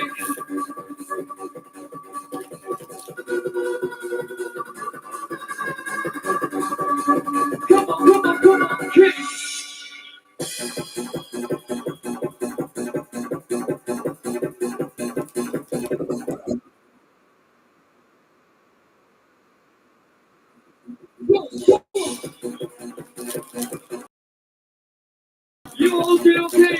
rocking.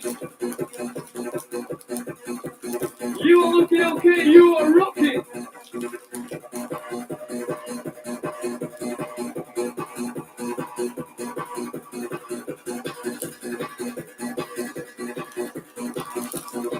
Freedom's in the house.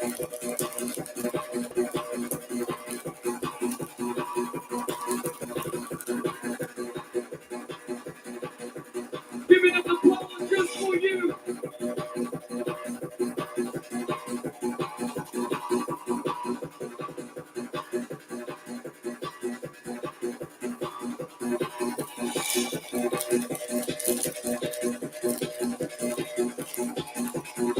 Shouting out to Freedom on Wicked Stack coming from the Hardcore Heaven crew. Whistle Posse response, come on! We're out of control. Woo! Shouting out to all the ladies on the dance floor, this one is yours. Ladies, come on!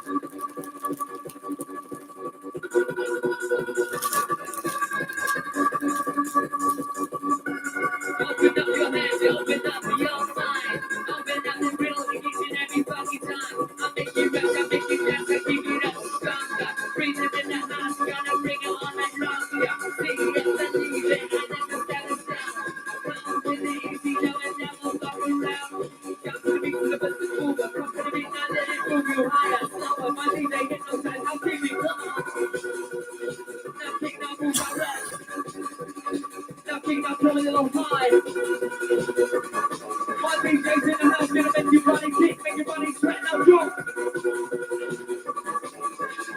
Just let the freedom take you now. Come on. You're listening to the 3D experience.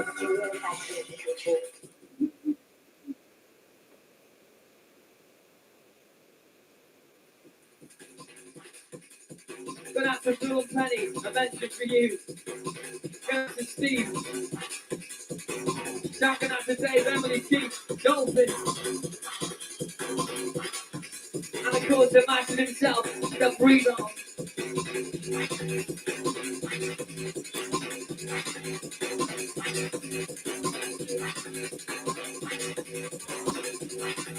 Good out to Simon and Captain Wayne and Zoe out there, this one's yours. Whistle crew, where are you? Right here. Whistle Posse! Where are you? Pick up the sound of the hardcore crew.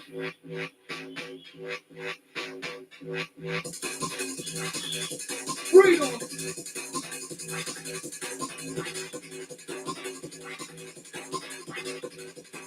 Good night to Jason, Anthony and James.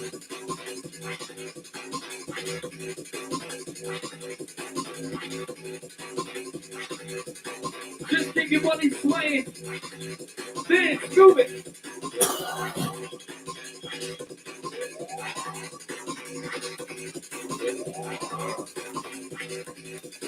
Just feel the mind of the trance.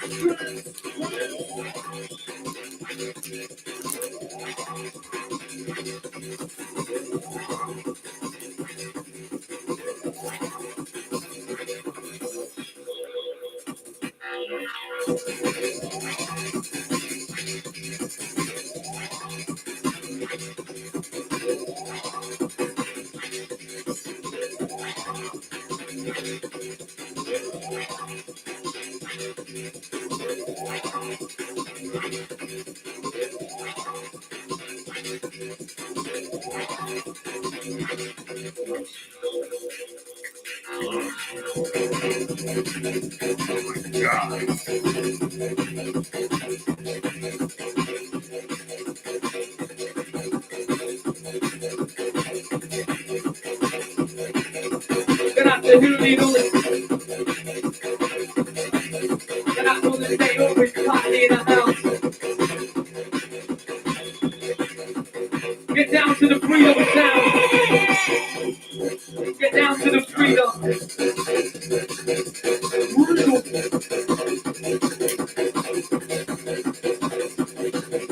Freedom.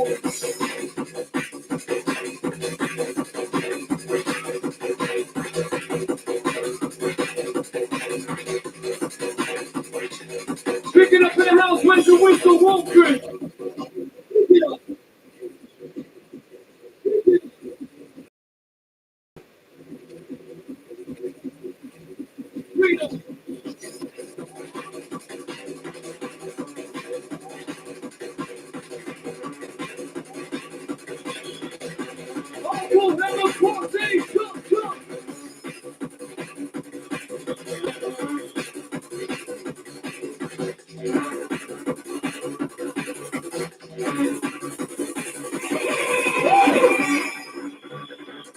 Where's the whistle? Scream applause!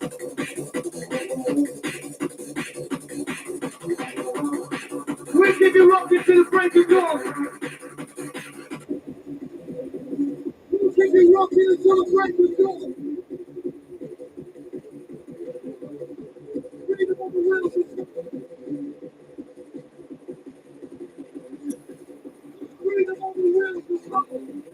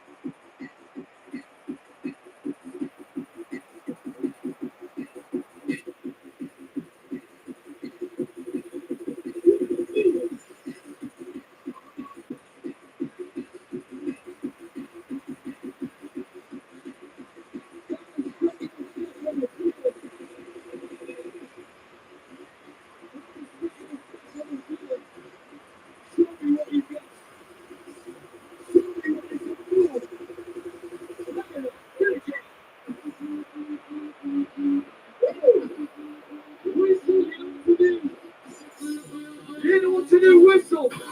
You've been here before, pick it up. Get busy. Get busy.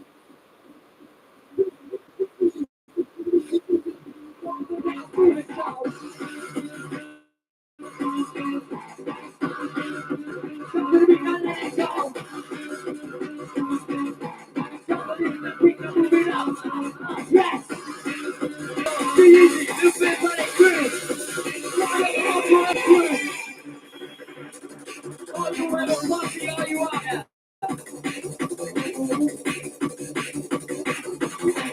Just keep on jumping. Come on.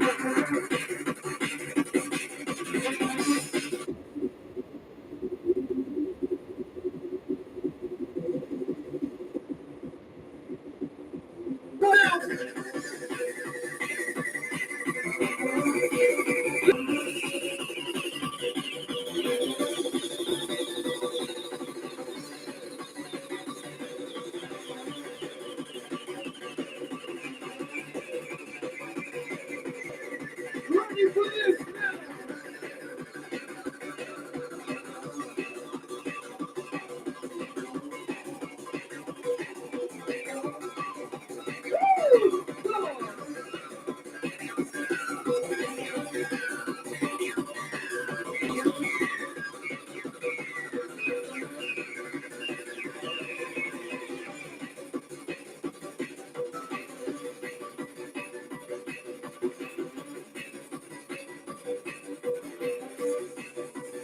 Shouting out to the Technosis crew, going out to Ben. Make some noise for the freedom. Raise the roof in the house, everyone. Come on, scream, whistle. Boom, party. Show some respect for my DJ, everyone.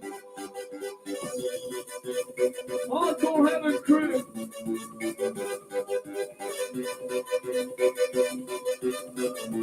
Hardcore Heaven crew. You should know what to do right about now.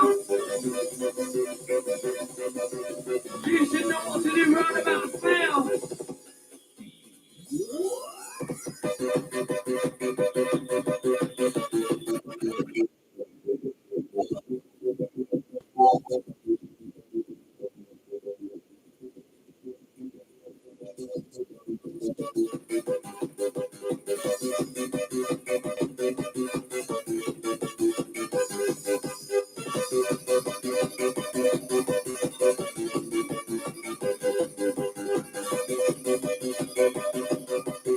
Make some noise if you want them in this tune.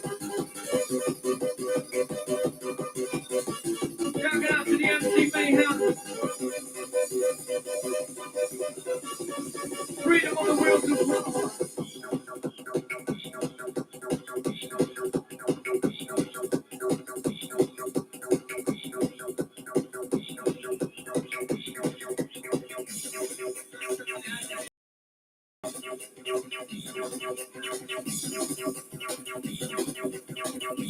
Ready now, here it comes.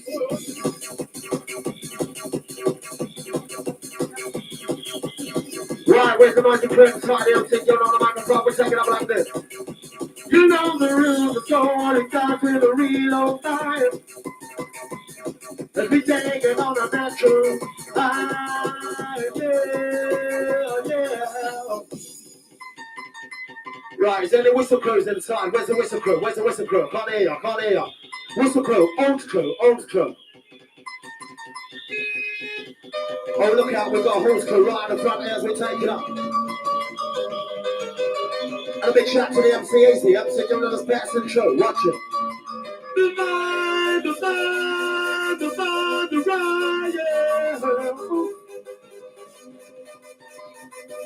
Alongside the beat, is that the DJ Freedom? My fucking work inside, alright? Yeah, freedom inside. Yeah. So the mind, the night, the time, the freedom inside. Just what's right. They'll make back on the microphone. You'll guarantee the phone I own. You know the rules. You know the story. Cut it down with the old. The school that you really want to know. Where's the rude boys inside? Where's the rude boys?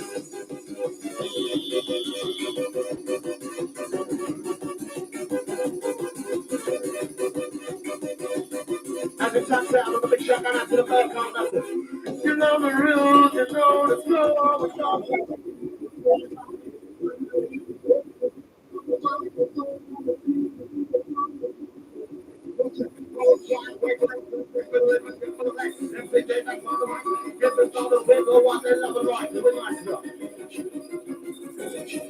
Down to the freedom in the mix. Where's the whistle crew inside? I want you not doing it as hell for the freedom, but I want you to. Big happy birthday, 21st birthday to Aaron as we take it up like this. Right, I'm going to give a quick rap before I hand over to the MC to listen to this. Fuck the bitch, nigga. Go back, go back, go back, talk in this way. I'm afraid I'm on the best one. I'm back and I'm the best one. I'm the best one. Hold the mic, I'm the best one. My nigga, the best one. Right, sit down to the best one.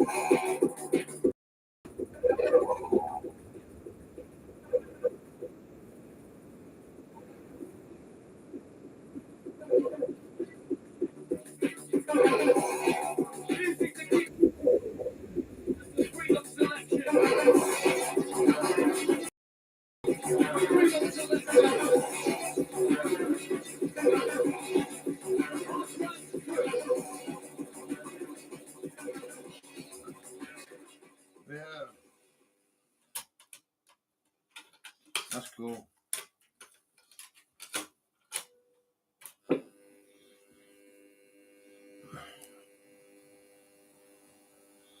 Shouting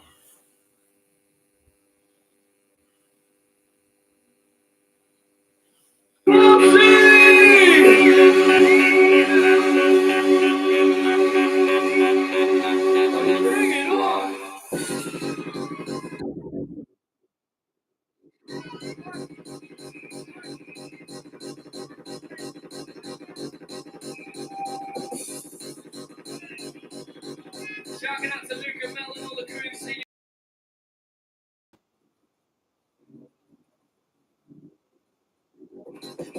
Get down, look for heaven. Get busy. Come on, Bruce, come on.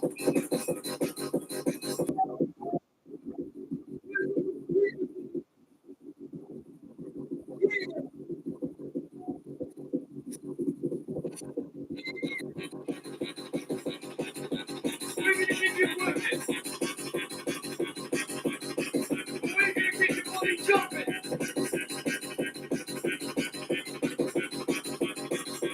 Dolphins. Sound engineer, can you turn down my microphone? Sound engineer, please.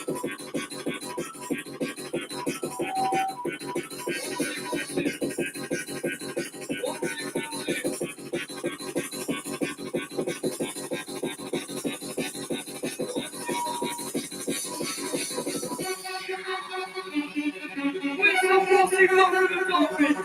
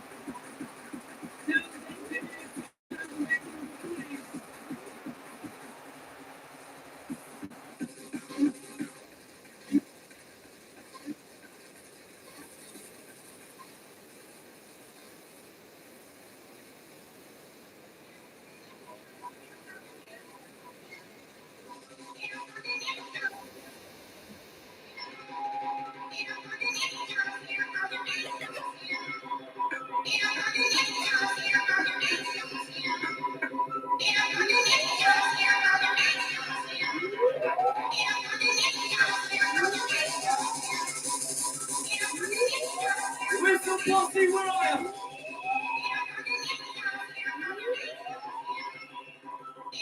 Where's the noise?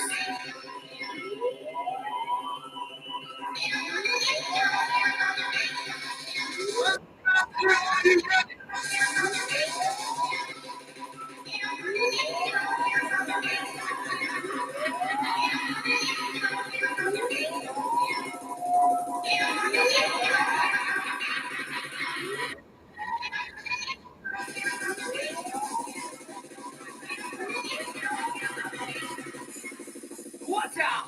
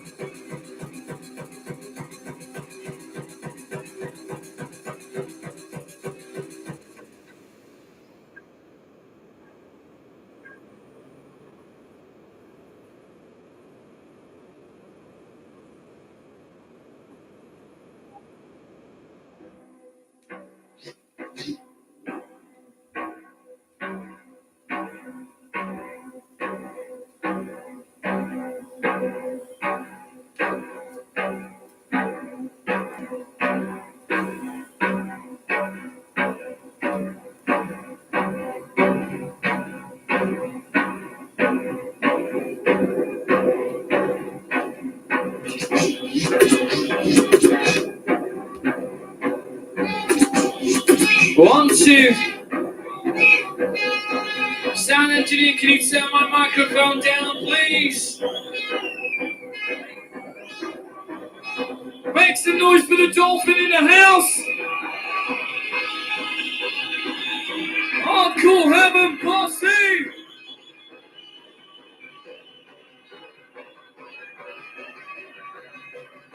We're gonna make you move faster this time. Time to take you up to your highest one. Ready to move? Sound of the dolphin in the house, come on!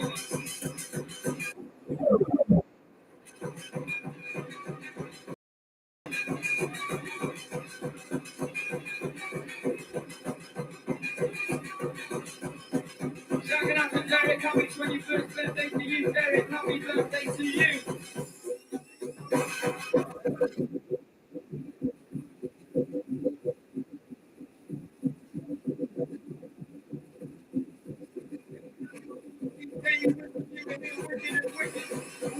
Wicked night, once again in the Hardcore Heaven trip. Time to make your mind kick to the dolphin. Dolphin. Dolphin. Shouting out to Sean and Dale. Shout to Emily Sarah. Shout out to Steve Dave. Shout out to Freedom, shout out to Keith. Whistle Posse, come on!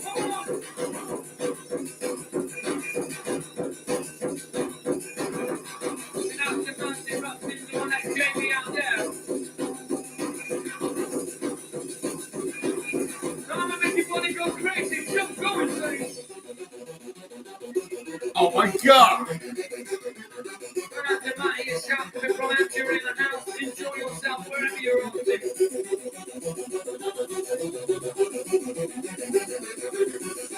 Thank you!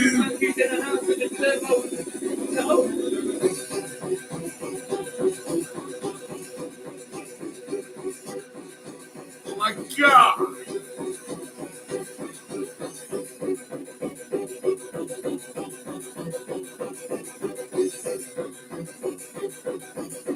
Are you ready to go insane now?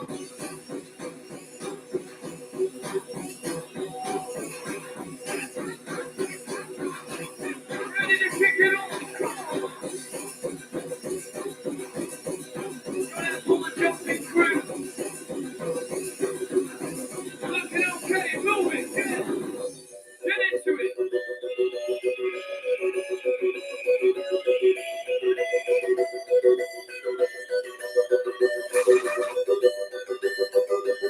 How are you feeling out there, Whistle and Horn crew? Time to give you the dolphin.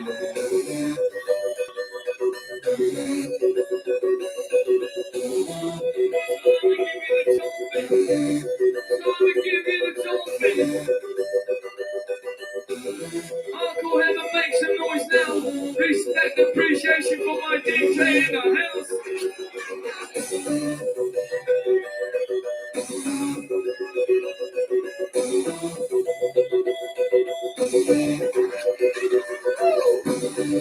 Yeah! Are you ready to move up south? Let it go, come on. Move your body, come on! Let it go, come on.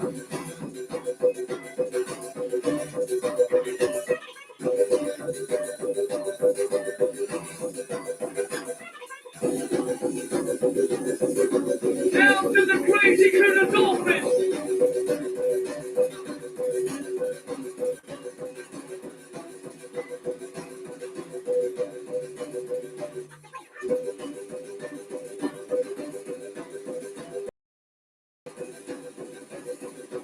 Time to take you away on the ground.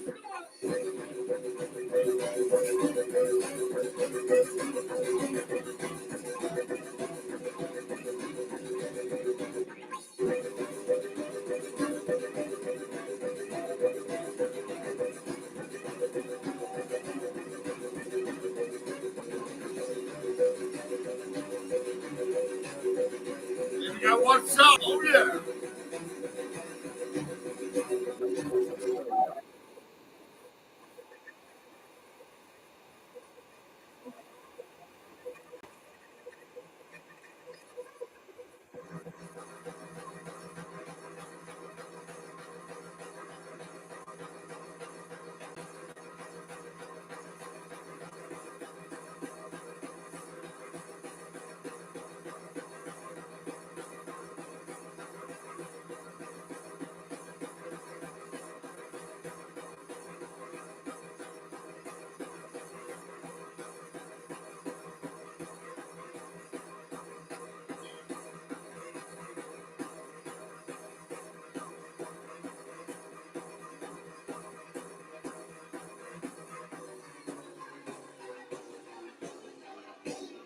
Oh my God.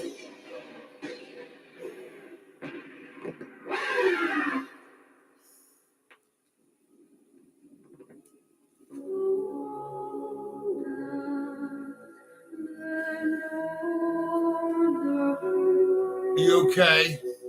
Hey, come on, tell me.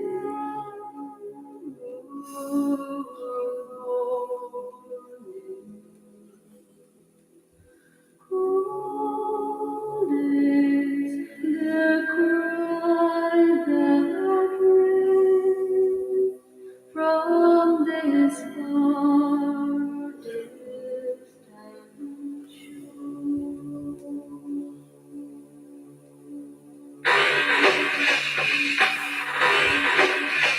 That's the way.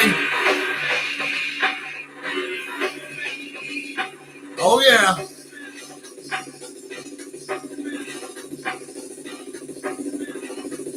Move your body.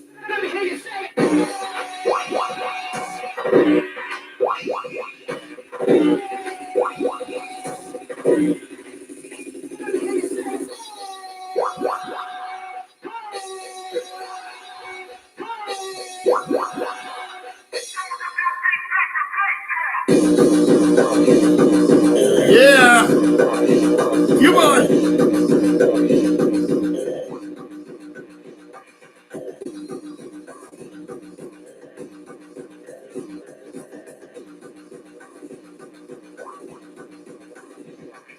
Everybody,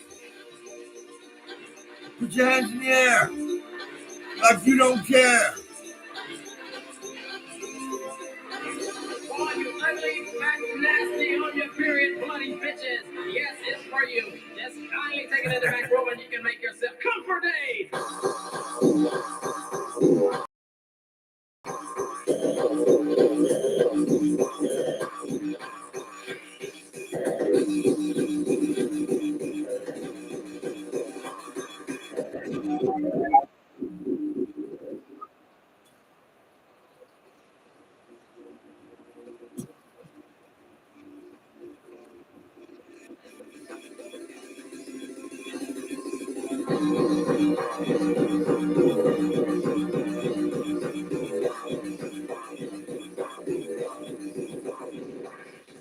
Oh my God.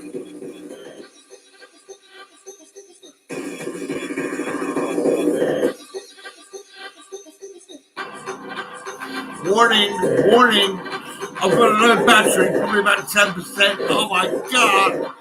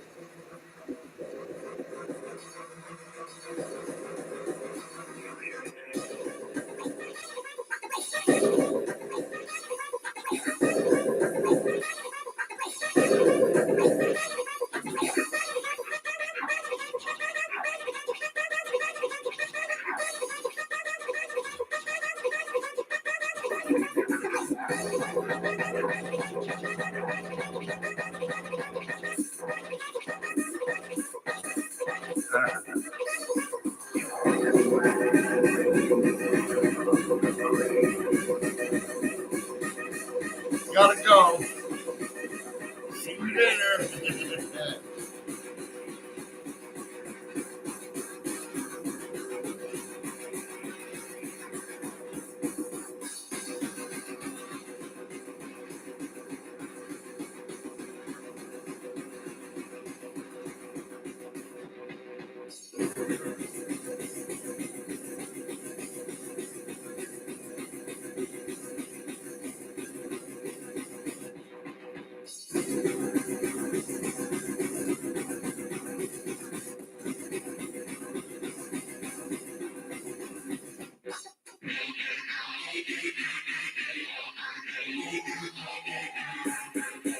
One, two. Sound engineer, can you turn down my microphone?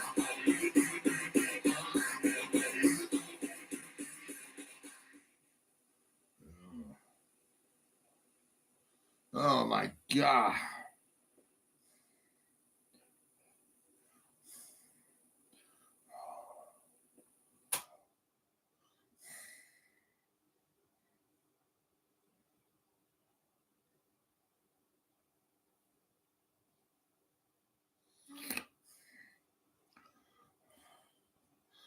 I think that's it, really. Yeah. Oh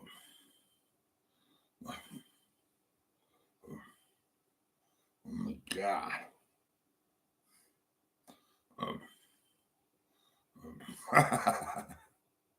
Yeah, yeah, that's great.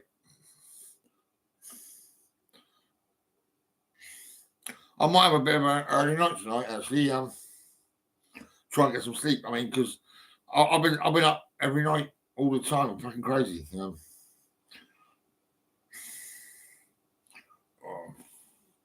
just sharing this shit. To America. America. Yeah. New York. Oh my God.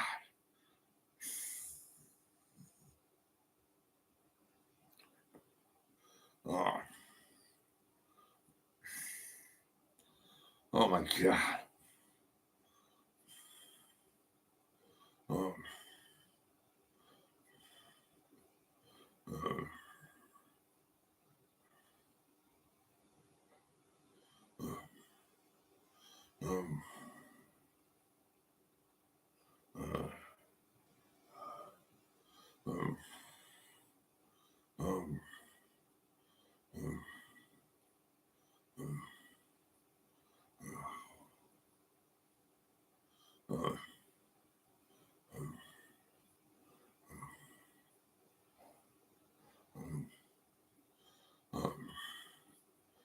Radio Times, free radio, fucking, I don't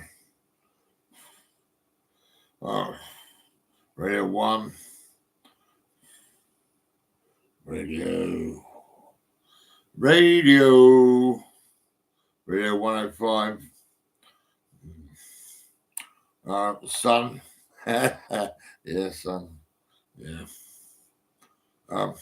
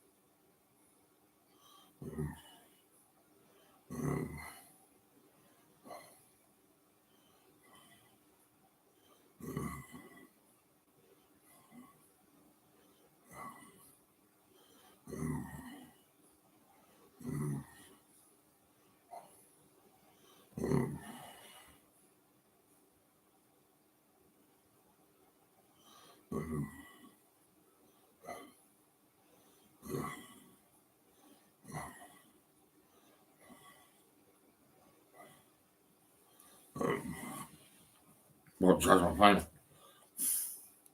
My phone is dying. Oh my god.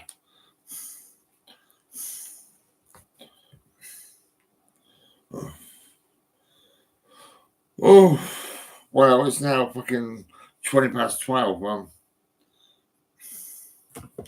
Let's put the telly on.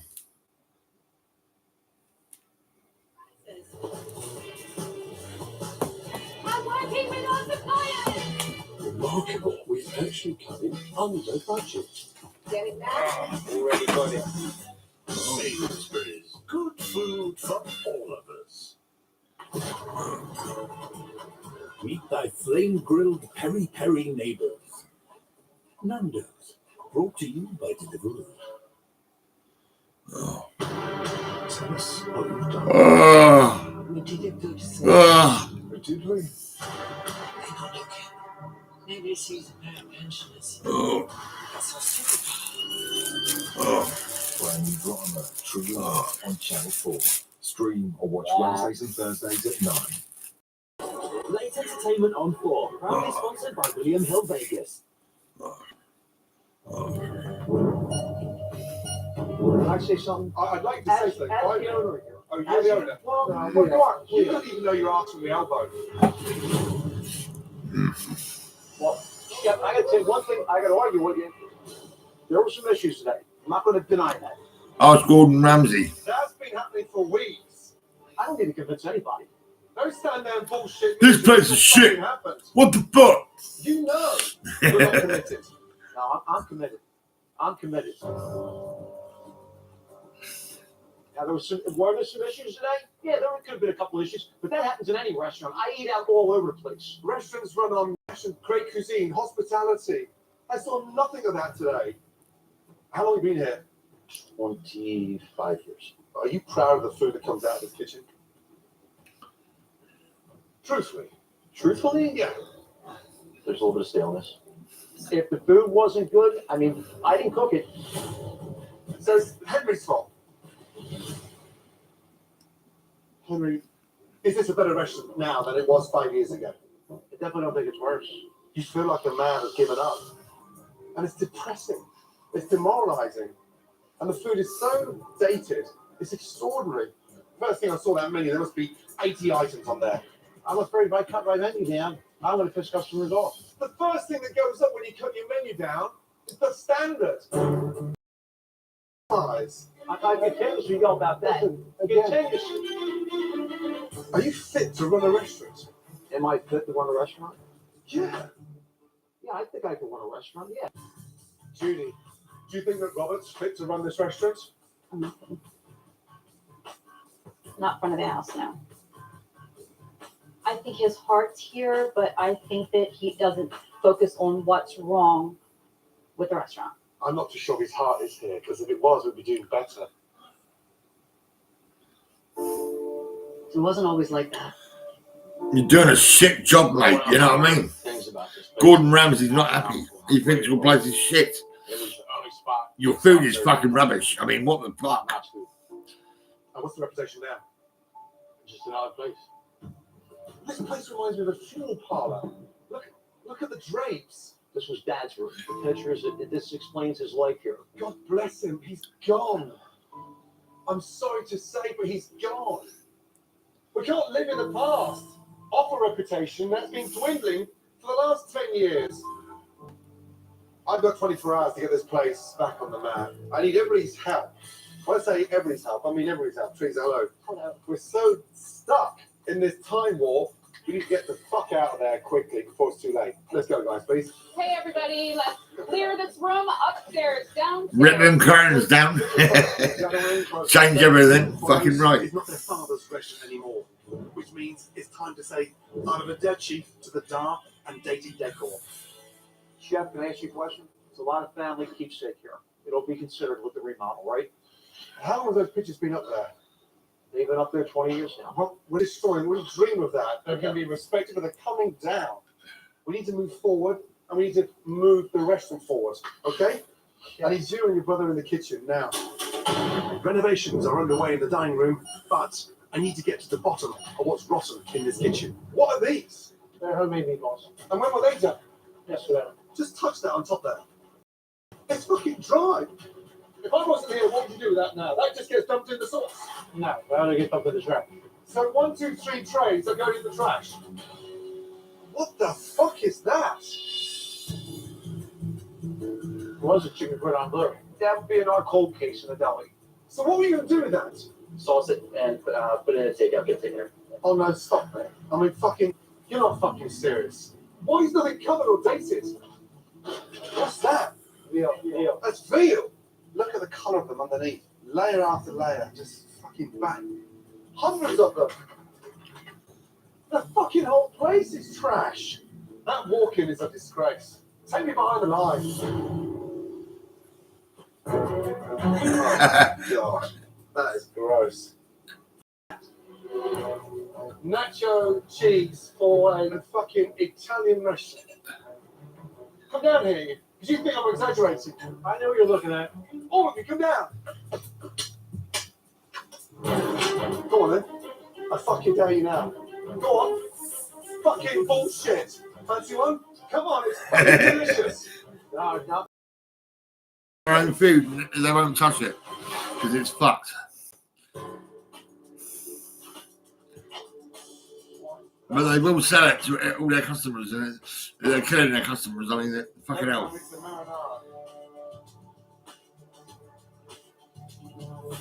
I just wish that Robert Senior was watching this and was standing in that corner. It's fire the lot of you. This looks like a fucking shit show. Who cleans the kitchen stair? When was the last time the hood was cleaned?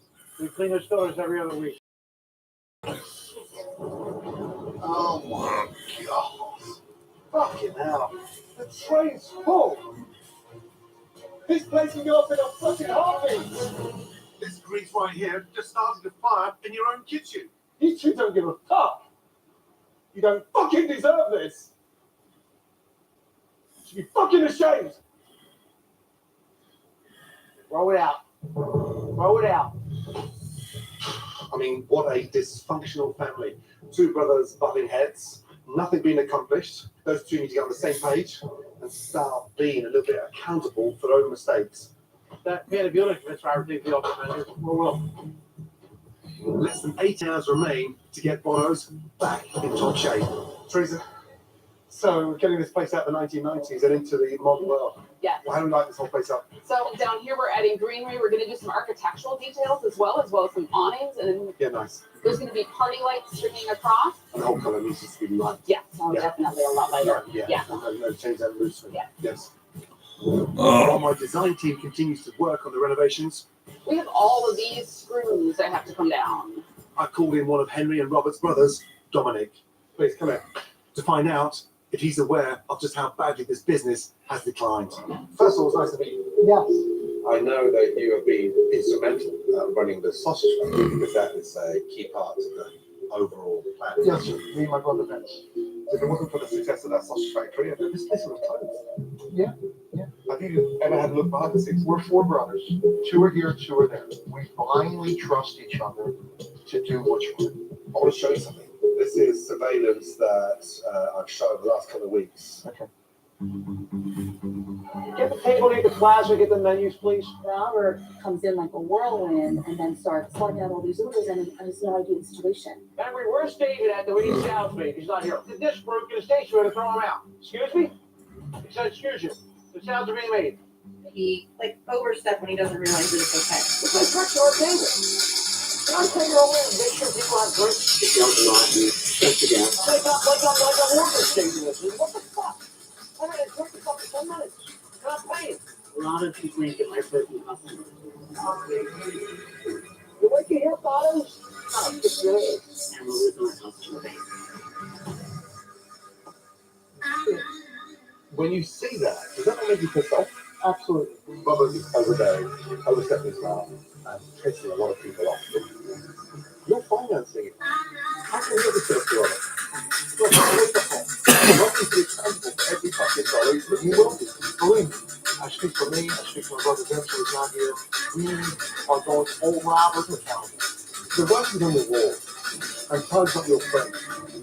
Having seen that footage, I feel confident now the dominators have understood the real problem here, and they all lead towards Robert. We don't think any of the pictures right. The pictures need to go up? Okay. I'll look through the pictures, I'll talk to Gordon, and then see what it's like. Okay. My renovation's being worked through the night. I'm going to try to connect with Henry on a chef-to-chef basis. I said to you earlier, this is my house. This is the place that I'm the happiest I've ever been. Many chefs I know, they are dying to be a chef. And you inherited the restaurant. You didn't beg for one. Yeah. That's why I was in the family, and I don't want you back. How much have you missed that perfect stuff? Every day, I mean, I was fortunate to see my way to get a college to tell you what, and that's how that's done now. You got management skills, you know, so you got told you were to be a chef. It wasn't your choice. And that explains it wrong. You should be able to something you didn't really want to do for a long time. Take a look at this, please. First of all, a modern utility, they handle style people around being pork and having a seasoned beef to roasted and cooked in the sauce. Let's drag walnuts in the fire. Start on the bread on each potato in the front. Let's go on top. Garnish from the Let's add a massive split of an arm, like smoked and pepper with a finished egg. Simply done, super delicious. After that, we've got the beautiful fresh pasta with cured, finished, puffy broccoli and served on a pasta cow. After that, a beautiful veal chop. Top with a wonderful pasta potato and serve it with single potatoes and some served broccoli rice. And then you're hungry. That's a good sign. Right, I want to cook. Real trouble. I haven't even started yet, okay? So I'm going to look at the butter, garlic and thyme, and it's going to cook itself. Flavour. Okay? From there, you'll place that and medium rare to get out 2 minutes each side. Tell me about the relationship with Robert. Robert is the running the market to make me wondering. He was overseeing it. A lot of stuff you saw that was overcooked or made for no reason. The honest is it, we buy too much, and the butchers cut too much, and then it doesn't sell, it's in the back one happens. How long has it been like this? It's all right. Because he's been controlling. He's been the guy in charge. You guys are sucking him up. It's time to say no one's elevated. No one's trying to make themselves better. You know that with Johnny Star. That's beautiful broccoli raw, literally so tasty. Look at it. Just a touch of white wine. Nothing complicated. Nothing. As that starts to cool down, you'll see that starts to roll over there. See the colour back there. That's the brown side. The rest of the guys will get better and better, don't you? I can do it. Right, chocolate, what's that? I can't have fun, so lightly salted into a pan. You're only going to spend it once. A little touch of butter. Pop that broccoli. Across the top. You're all. I'm feeling very quickly with everything. You're lightly seasoned over there. Here's the others. 2 minutes. So if you have to go to Robert and tell him nothing. We're in the ship financially. I need a chance of running this restaurant on my own. What do you say? See, we're in together. That's not working. Let's be honest, he's got the last 12 years to run it while she's stuck in the back. 100%. I think what I'm trying to say is that you've got a chance to step out of that shadow and become individual. And then my question to you, do you have the guts to stand up to your big brother? Lake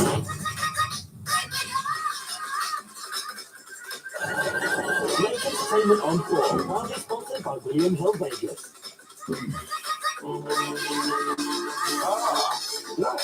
Tony's back and ready to explore his huge passion for everything property. Wow, this has got to be how you do open plan. Join him as he travels across the UK What we're trying to achieve here is a property which we want to spend the next 30 years on. To witness the art, when we come past and see from the street out here, we see that time passes and girls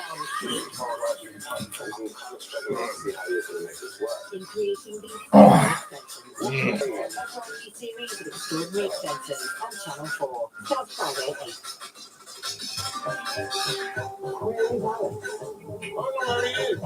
Is that Alex? Alex! Don't tell them that I'm here so you also look good. See which one of these four winners and Trail will become Taskmaster Champion of Champions on Channel 4. Start Sundays now. Beautiful day for it. Make Channel 4 your daytime destination. See what's new along with familiar favorites. What is not liking that? It's about visualization, manifestation, and positivity. You're all welcome at all times. Daytimes on Channel 4. Stream or watch live every day. Sexy as I've done 6 years. I want you. Well, I will not be calling a show for numbers to see me. I can't agree with that. I'm straight that's really good. Family, it eventually becomes the people that you choose and you choose you back. I am a terrorist with a capital moon. I think it's a lot. Don't put the boat. And got sex in hospital. I'm happy about his room. And I made the bad Friendship in all its glory. Brand new Big Boys on Channel 4. Start Sunday at 10. Lake Entertainment on 4, proudly sponsored by William Hill Vegas. My question to you, do you have the guts to stand up to Big Brother? I could do it. I'm going to take a wrestling match, but I'll do it, and I'll win that wrestling match. Do you understand the magnitude of the change that needs to take place to get this thing back on the map? I don't want to do the same full time with others. I want people coming in fresh. I want people coming in and enjoying something. You know, absolutely. I know it's fun. You've had another day coming in. I'm really bring myself. I know you we need Robert to take a step back from the restaurant and take care of the market. You know, sometimes you get back there and get up. Now, every time what we do is certain man, something he's never done for 24 years. And that's a training team. Now, these are a powerful team. Mary has up the summary, supported by Alex, Jamie, nice to meet you, thank you. I'm ready to let my guys in the kitchen do their job. And let me make them accountable and take it to that next level. We're pushing fresh, we're pushing a moderately funded fair, and we're restructuring our whole setup. Okay, ladies, come please.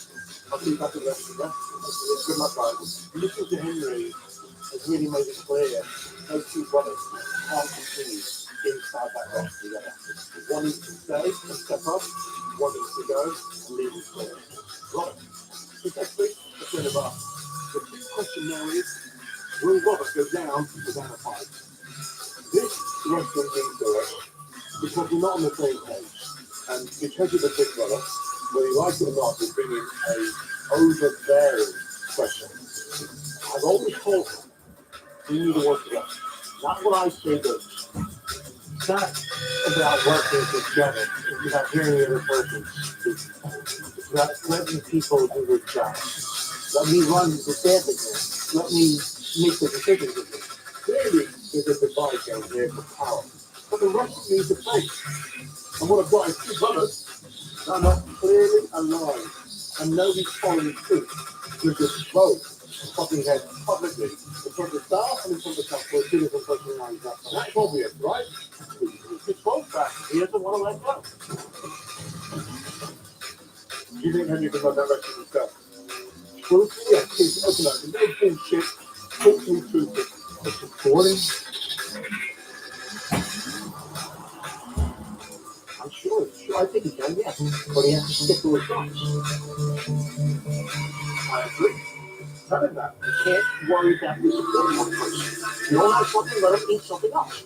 You need to make decisions. You need to stand by those convictions and step up to the plate. So, it's time for Brady Brothers to speak with Quinn, and you, I want you to do me a favour. Go home. I'll see you tomorrow night for the relaunch. Fine. Change your heart. Change your good. Change your future. It's now or never. Understood? Understood. I'll see you back in. I'll see you all. Thank you. Get out of here. The question is heavy now, so that's really better. The top seconds are running out of time. Let's hope now that change of power from Robert to Henry really makes a difference. If that can take place, then we have chances of success. The painters want to start in this corner. Okay, sounds good. We have little running here, table here. So now we can flip it over. I know. So awesome. I can't believe this. I can't have it. Because I'm living right now with moving like I just realized I gotta go to the OR.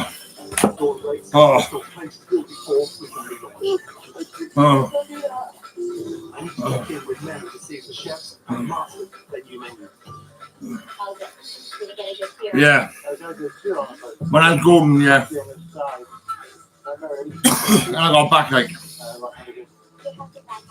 Oh.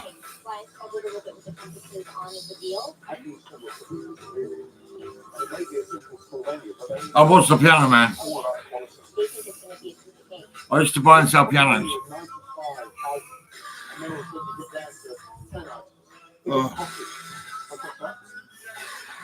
Oh. You know, how do you know when it's cooked afterwards? You take that touch there when you feel the whole thing that is under there. That takes you there. When you touch that in there, what is that? I'm a little nervous to Brian tonight, running that line. I'm letting go some of my control, but with growth comes new experiences, and especially as well. So it's a small menu. Mad Paddy. My neighbour used to be called Paddy. A big bloke, you know what I mean? Massive.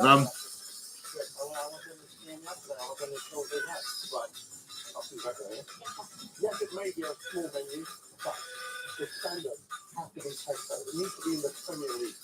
So right now, all the pressure is on Henry's shoulders. And if I'm passing the other minute, even out. So everything needs to be clean. Thanks to my renovation team and one of the glory staff, the interior of the restaurant is coming together.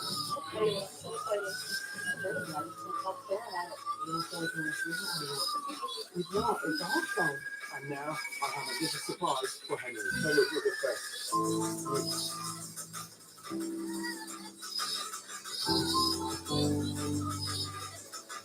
All right.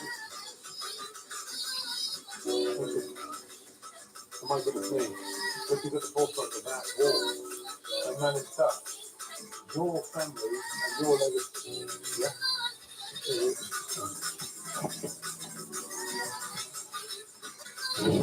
It's the beginning of a new generation for Burroughs and Canning Line. We've revamped the restaurant's old world charm for the modern age. Gone are the outdated portraits, replaced with the design that's cozy and rustic. It's so big in here, like there's so much room. By upgrading the stuffy decor, it will be great for space and open and inviting. Kids or family and friends alike. I love this place. I think it's actually now, let's get all the team in here. Right. Okay. For me, this level of confusion in terms of Robert and Henry, we have one person in control now, and that person is me. We're going to run this ship in the right direction. It's family here. Okay, let's bring in that family feeling back. Let's recharge this place, and let's not have a fuss tonight. Let's chill.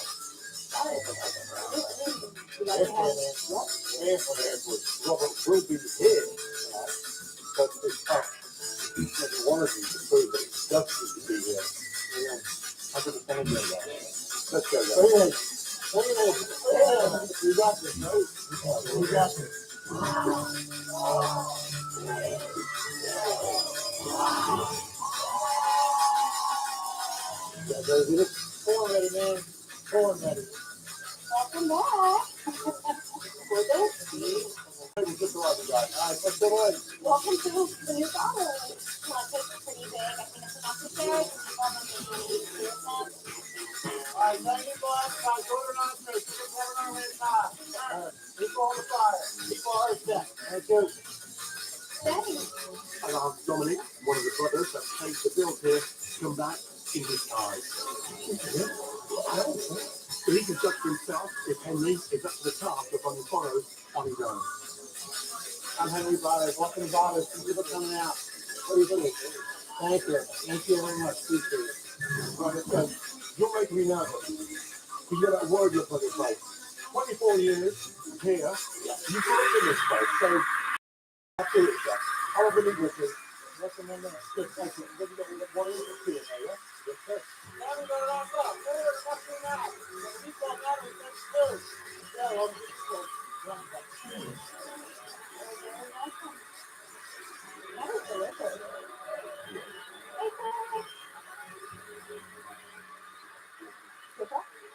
All right. We're trying to do deals now. Two carbonara. First.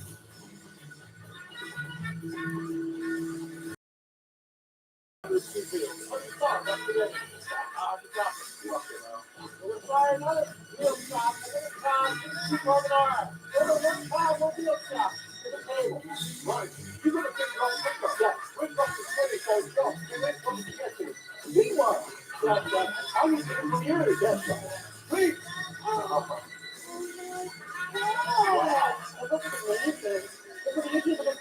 Oh, well. I think it's going to look comfortable. I think it's going to be comfortable, Robert. We always have to be in medicine. So we're going to do that for this time. We'll try to keep on there. Time is real time. There are the book, guys. There are the book. I'm going to send you over the book. Step back up. Yeah, this is one of us. 24, 25, and 12.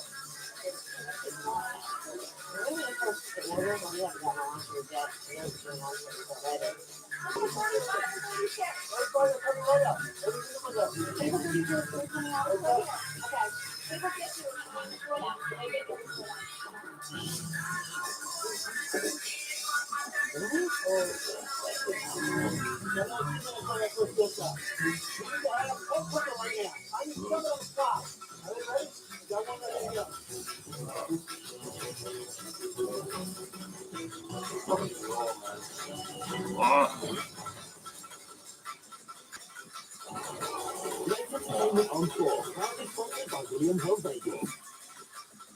A bunch of young Brits are in search of the authentic backpacker experience. So you can have the wild backpack life.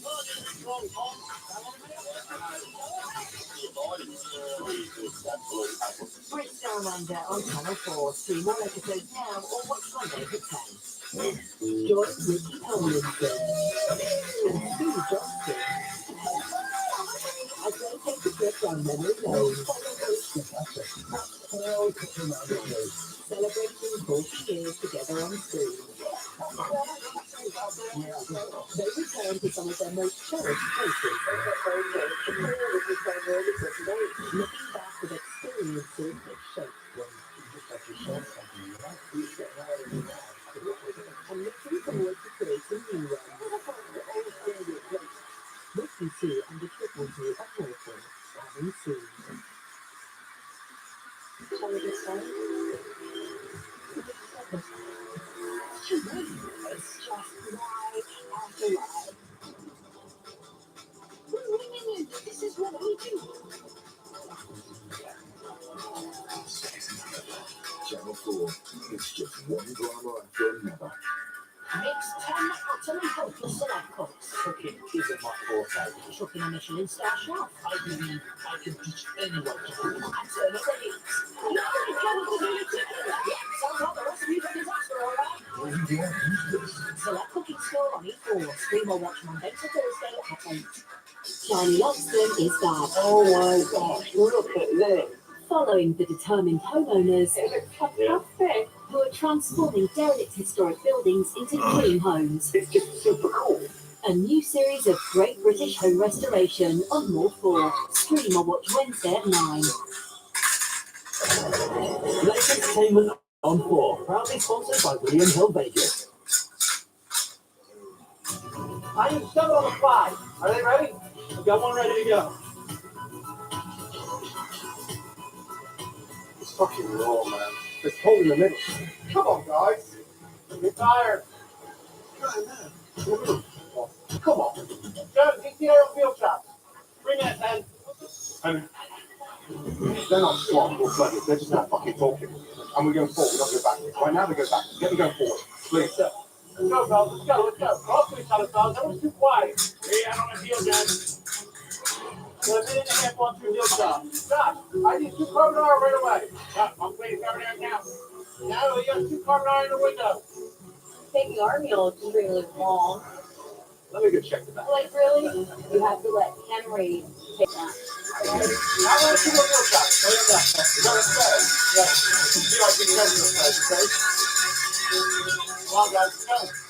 Look up on. Yeah. Come on, look.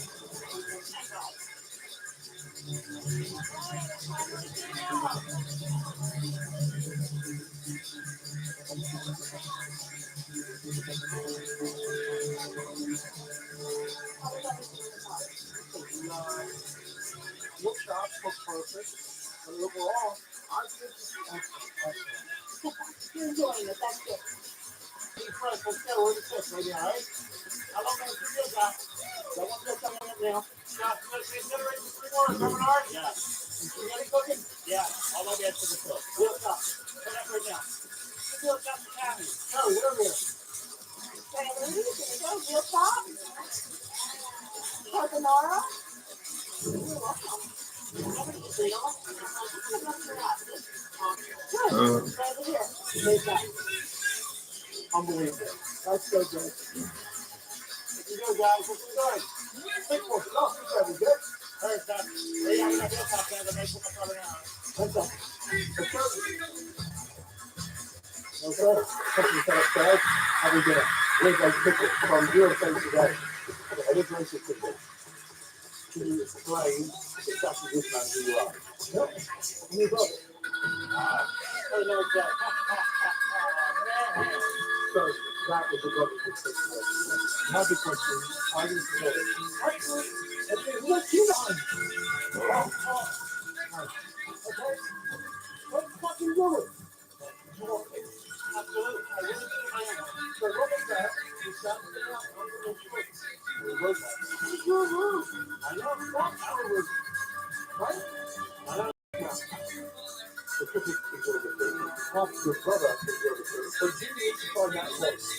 There's nothing together. And grab the ball by the hair. Step around. Don't come and come back. I will see you. Go on. Ordering is a whole other.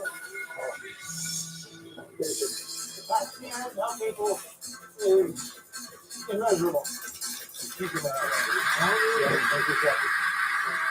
You've given me the right tools to keep in my dad's legacy and grow values even bigger. Oh my God, look at the rain. It's good. Oh, I'm gonna cry. You know, good job. After seeing tonight, people smiling, everybody being happy. Give me the yeah, my dad be happy. Well, what Cleveland is the fact that Henry can love his space. My only hope is that Robert allows Henry to hold the reins and then follow and fight once again with the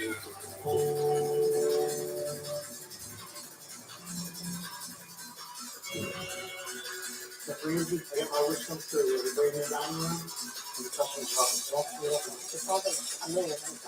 I really like this program. I think we just built a new hot spot. It's out there to the concert. Oh, good. Oh. I love to say, good job to walk to the restaurant, not have to worry about it. I can really not sure what I'm doing. And if you're not coming up, Brian, Jack, Nancy, they're going to drive down the kitchen. They're going to have to clean up my views. So I'm going to go with this. Thank you. very much for coming by. I appreciate it. How's everything so far, okay? Good, man. Thank you for being here and help us move forward. Look at my family. We're going to be here for a long time. I really got it.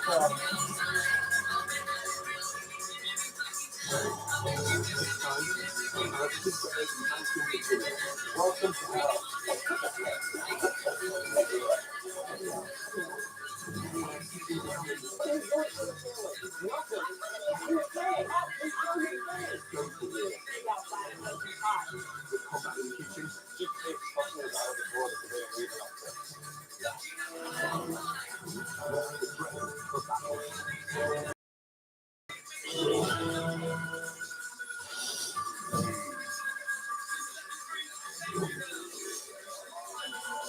That's what we call star-studded entertainment.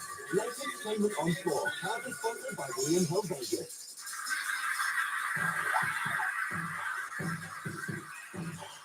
Life is pretty simple for a lot of people. They see someone, fall in love, and they're all fun. You don't get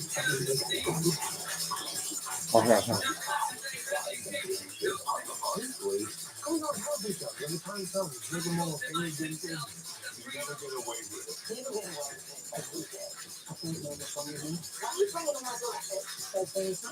I know you're a good girl waiting for time. I'm trying to introduce more to the person. You're married now. Me and Mr. Theory coming to Channel 4.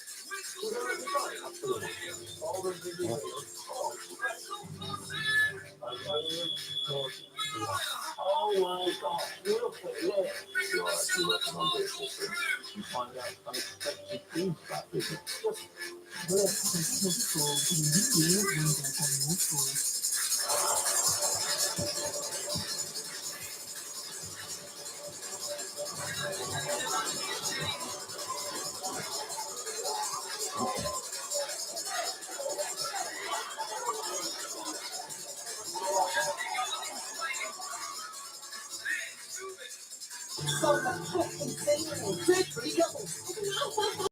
Who loves to entertain? hello, my beautiful partner. It's typically really fancy. And our key step the foreign secret. Today, Mountain Movement. I think my body art. It's not normal. I think it's And toilet talk. Yeah, night time is my work. Honestly, I didn't grow up, so it's nice to basically another Friday swimming. As the couples compete to win a £1,000 prize. That is a way to fail. Let's get a win. And I'm just going.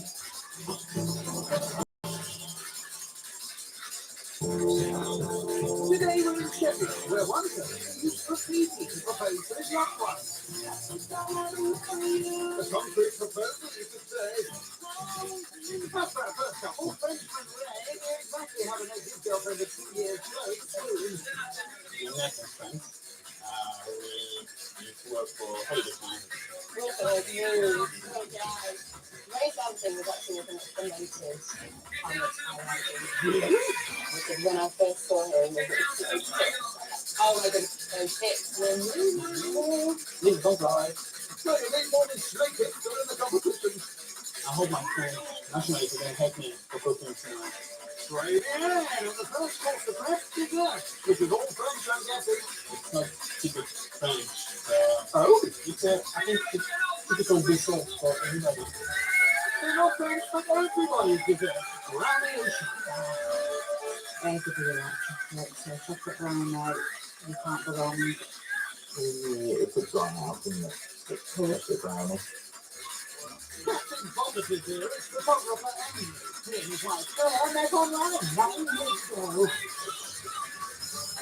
You tried? I did that ages ago.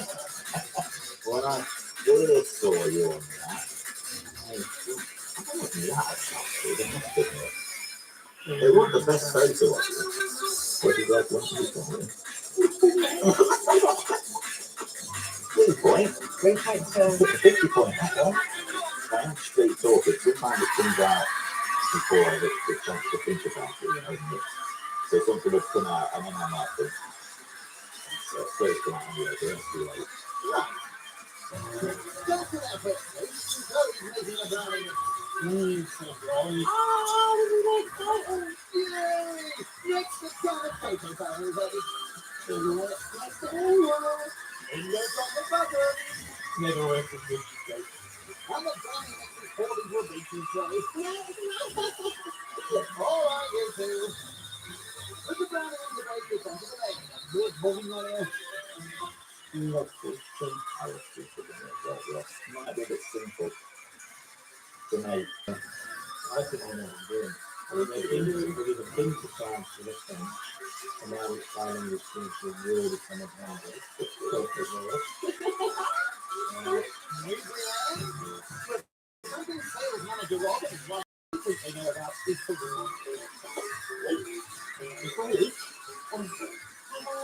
Super important, because like foodies, it would be considered foodies, and I know what food is very Each year when we ask people for their favorite name, go to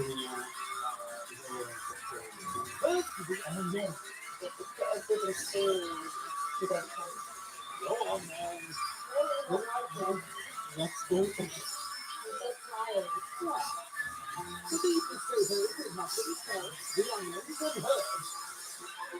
And now the next question falls into the one. Why not eat the feedback? Doesn't take up. It's now cooked for 4 hours. Last thing to prepare is this stuff. Honey roasted salmon without a garlic salad. Fish,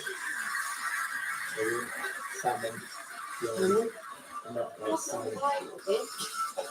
Chloe begins by making a marinade. I don't like garlic.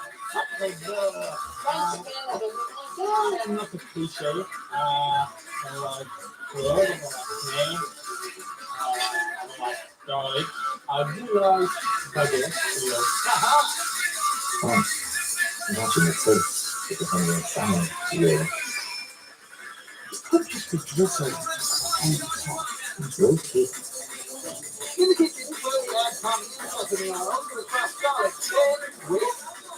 Where did you make the mixed garlic? Clearly not. The marinade is poured over the top, ready to be roasted. And that's all it's like that. That's the best thing. Indeed. I think this is a very strong Ramadan salmon. Oh, get looser. So it could be a French thing. Yeah. What's that together, right? En route to our first couple, and good there.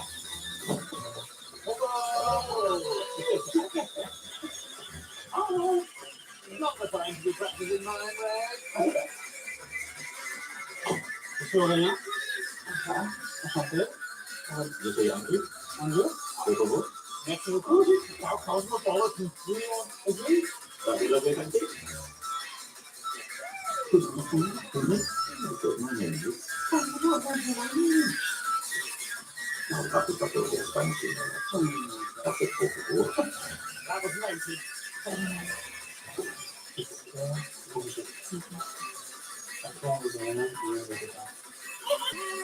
Hello, hi, Chloe. Nice to meet you.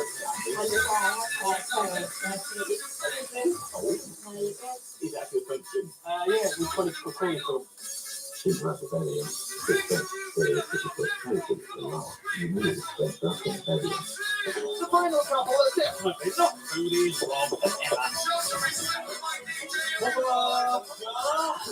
Rob, are you not here? He's gone quiet again. really? Okay. Hi, Chloe. Nice to meet you.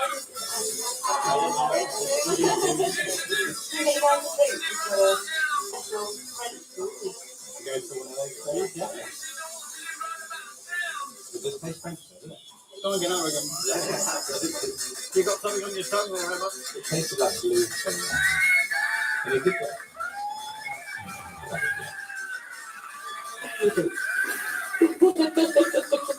Going up, science matters. No. No. Oh. It's not man-side. Andrew, says what you're obviously saying, he doesn't really matter about the consequences of it. And a tail to tell. She's got every tail. I think Emma looks more attractive with a tail. Everybody looks better in a tail. She's not.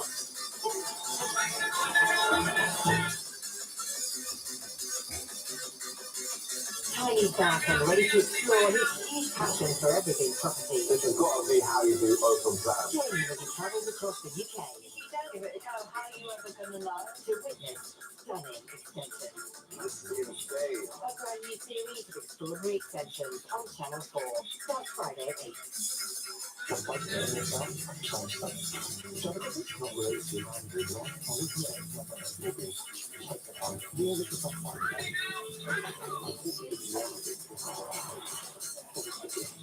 The friends of the report. Wednesday of May.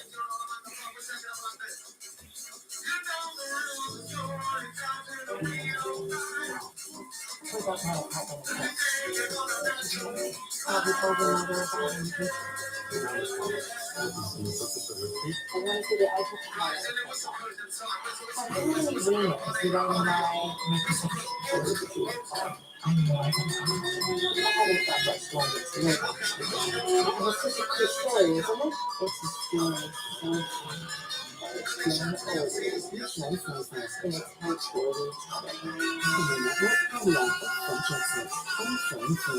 Monday the 15th of January.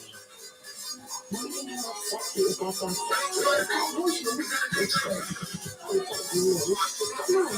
I would not be calling a shame for Monday 15. I can't agree with that.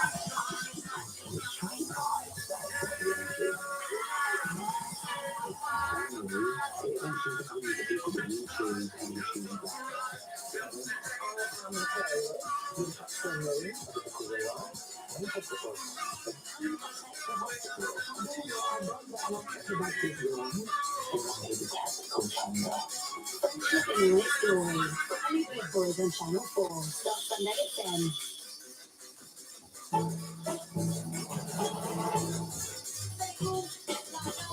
It's the first night of our double competition in Sheffield, but Chloe and Ray are hoping their friends there will back them today.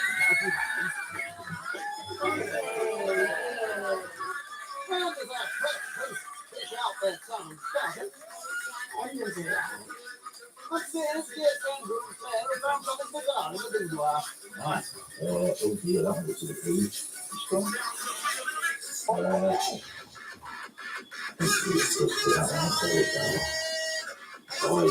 We did it just like dressing. All the way to the zoo. What zoo? We've not gone to Campus Festival yet. Private childhood. You failed. All will be revealed.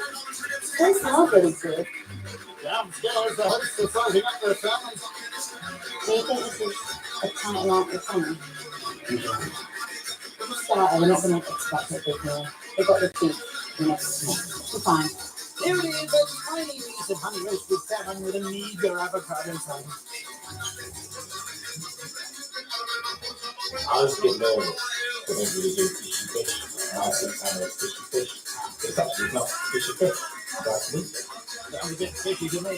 What do you think of the portion size? I can say it's nice. No, It's more. Okay, that's what we look it's not man-sized. I like it because I would like to have it in the front. You want to get very high. You know how to have it. They don't know how to. Yeah. I can't believe my kids. Never you.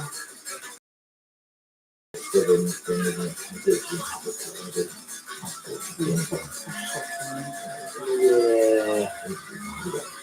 Well, I'm a bit worried about some of our ingredients. Might be something which is not fine. It might be too fancy. Everything. Very good. Very good for you, right? Not too fishy. Right. Have it. It's really good. Just leave the sound to the shape. It's really good. It's using avocado. How you could say it. It's all sweeping up from south to the avocados, etc. And then easy bends with the stuff and and spend twice as much of it. I get the impression that Andrew says what he wants to say, he doesn't really matter about the consequences of it. He offends people, and this is the end of the day, it's a dinner party. With things less than smoothie at the table, walked off to the question. You okay? Yes, I am. You're not. Right. How did you see it? We met in France. We were at the holiday book and so they were meeting at the airport, and they're very cool guys around with the singer. And we do stuff. It's got something to do. I very good. The thing with the most thing back from France is you don't feel like having me how the etiquette over here is different. The thing is, sometimes you choose down to Halo and then I'm about it, but you wouldn't get any kids in then instead of just to take it out. We're like kids to positive. I think that Andrew's Tower is straight down the line and very traditional. I think Rob is someone who's more northern. Yes. Who's more southern. Right. Maybe it's just like a social climate or something. Over to the main course. Right. What's happened to it? I'm still worried about the quantity because it's actually small, but drinks can keep an end. Did you say so? Andrew's, I appreciate that. Let's fill up Andrew as much as we can. I'm just fixing these days, we do need to pay for all the people, you know. No, I'll say this. Well, moving on to the price of the ticket.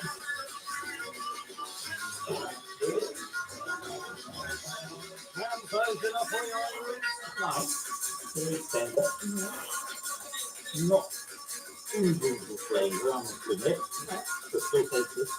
You complain about the flavour, but I don't think it's over the core as the dish and really flavour very well.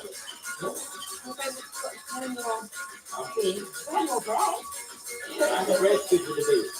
I have to say I've got a really strong portion and I wish I got more. But, That's a good thing. yeah.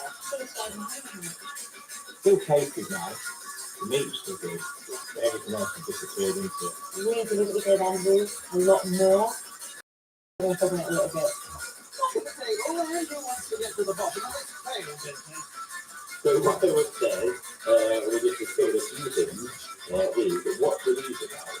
It is. I kind of feel like the thing, the tail. Every time I see a good tail, that's the best. I think I will look more attractive with a tail. Yeah, the tail. When I got the line, I feel like a new woman. I know tails. I know tails. I have a giraffe to walk around with a tail on it. And a giraffe tail. A bit shocked. You don't, I look good with that, don't I? It's just so... I will be trying it on my own next week.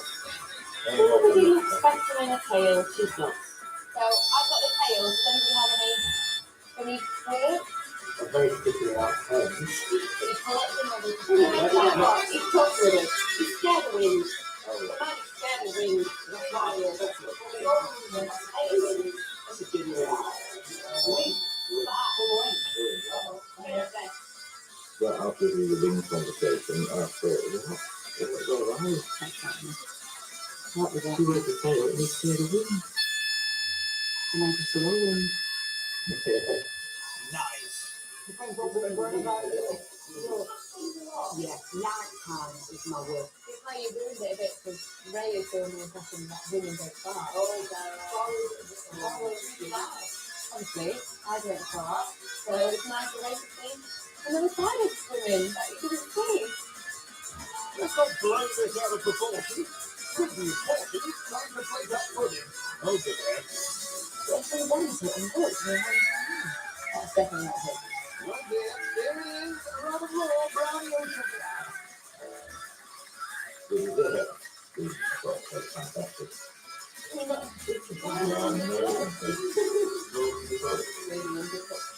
I'm sorry I didn't before. It's alright. Mine is too.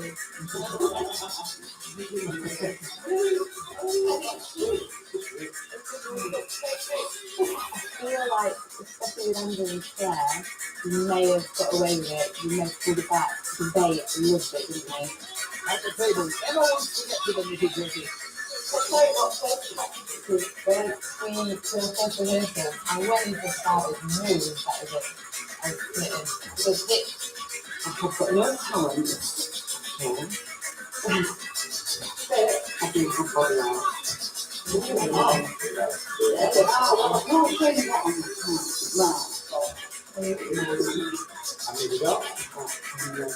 It's not normal. Yeah, your country's wife is right next to you, Andrew. I think of some sort. I think they need some sort of thing in their life, especially when they're getting all clear and everything. Oh, come on. And the stars are doing it. Yeah, they can do it.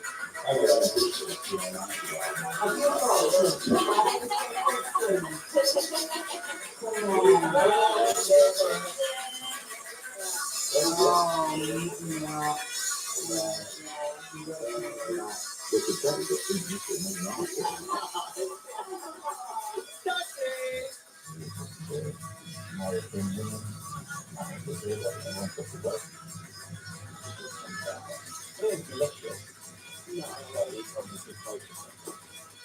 Guy was honest and very respectful for that. I think he may have left a bit of a sour taste in the future. So it was lovely toast, really nice people, got a bottle of food when it got stressed. No, it was a good thing. Well, a good evening. It's made a bit safe, but it's that well. So overall, I think we're going to do the thing with the rain. So, Chloe and Ray's crazy life didn't quite make everybody fancy. Scoring down an average of 26 out of 30.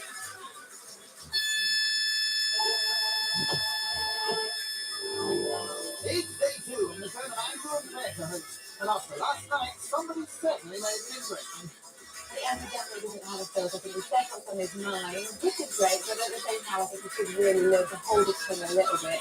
Initially, I thought I was going to fall in with Andrew. He seemed to get relaxed towards things came out and strange things about body art. I don't think he's got anything coming with Andrew at all. We high five essentially. Well, you might get the high five again as Andrew's changing track. Very wise. I'm always nice. You've just got to be on the best behaviour of it yourself. Let's talk over. It's time for some cooking. It's our first dinner party, so we really want to We don't want to twist off, do we? go for it. We might as well. We must have just gone for it. And the first course they're going for is the starter. Beef, hops and pineapple with a parsley sauce. It'll be like It's not mince on a stick. That's what I'm about to eat. That's the cake pot. with pineapple and parsley. This isn't a salt. This could be really offensive. I would really like to use my meat with food. Because natural to do it. Beef, pineapple, that's the sauce. None of it goes together, natural. So it takes our culinary skill to nourish the food and make it lovely. Looking forward to it. Andrew begins with his parsley sauce. Yes, this parsley is a complete box. He pops in red wine vinegar and chilies, then blitz it. Careful. Oh man. Yeah. You've got it on the chicken, you've got it on the tail, and it's on the kitchen singing. Oh, Andrew. I'm telling you, Hoping there's enough for the beef. looks like we must tonight. Looks like a smooth. It's a smoothie. I can service of food. Andrew mixes the parsley marinade with the beef. I think with that chili, it's going to give it a nice.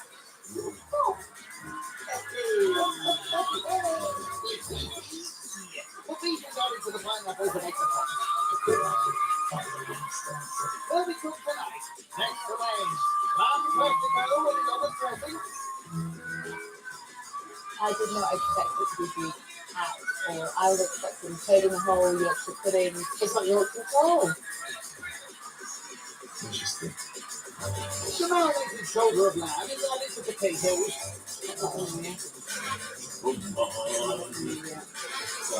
It's definitely turns out. Once sealed, it goes into the oven for 5 hours.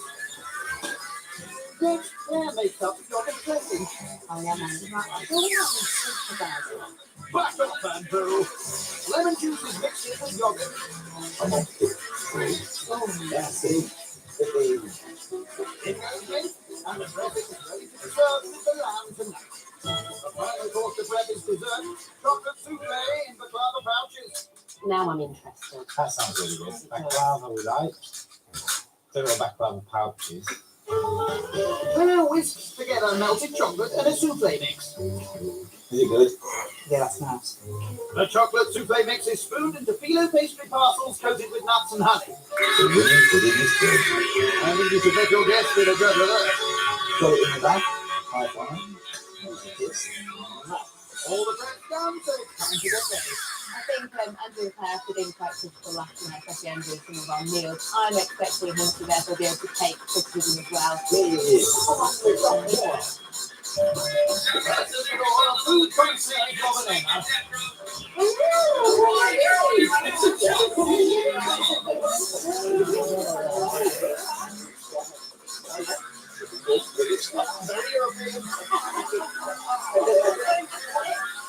Last name Euros, Florian Ray.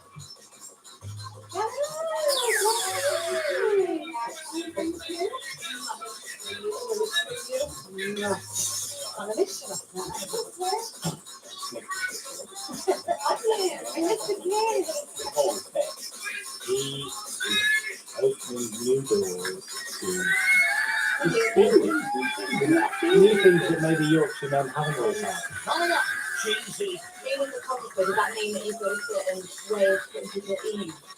Oh, hello, Yorkshire. Look this way. And cheese off. No, something I can't do. So very well, please, this way. You can give it, you've got to taste it.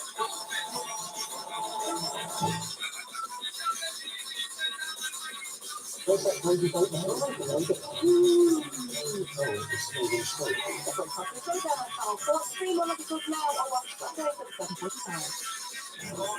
You ready to go?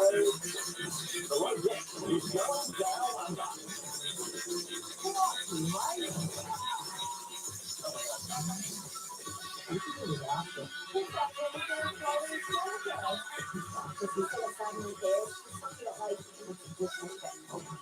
There's not everyone talking about time. Also, you're very good.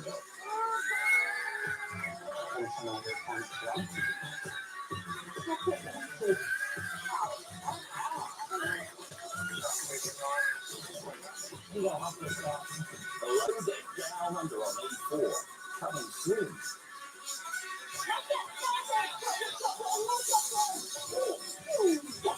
Junior Burger on Channel 2. And what we did the fight. Cooking isn't my forte. Cooking initially starts out. I can teach anyone to cook. Sounds like a recipe for disaster, alright? Select cooking store on E4. Stream or watch Monday to Thursday at 8. John Yippee Tomlinson and Steve Johnston. As well as Toasted Chips and Memory Lane. Harold Cooking on the Show, celebrating 40 years together on screen. They return to some of their most cherished places. The period was their really good late, looking back at experiences that shaped them. I'm looking forward to creating new ones. Listen to and the triple to Unwanted on YouTube.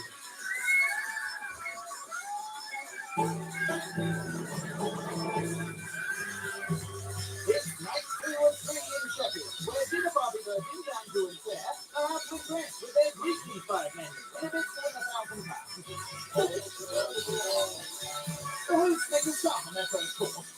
Oh no, I think it's a call. No, it's a nice day, isn't it? This is fancy. Meanwhile, Molly and Emma have spotted a photo opportunity. A long time ago. Vince, what did Andrew do?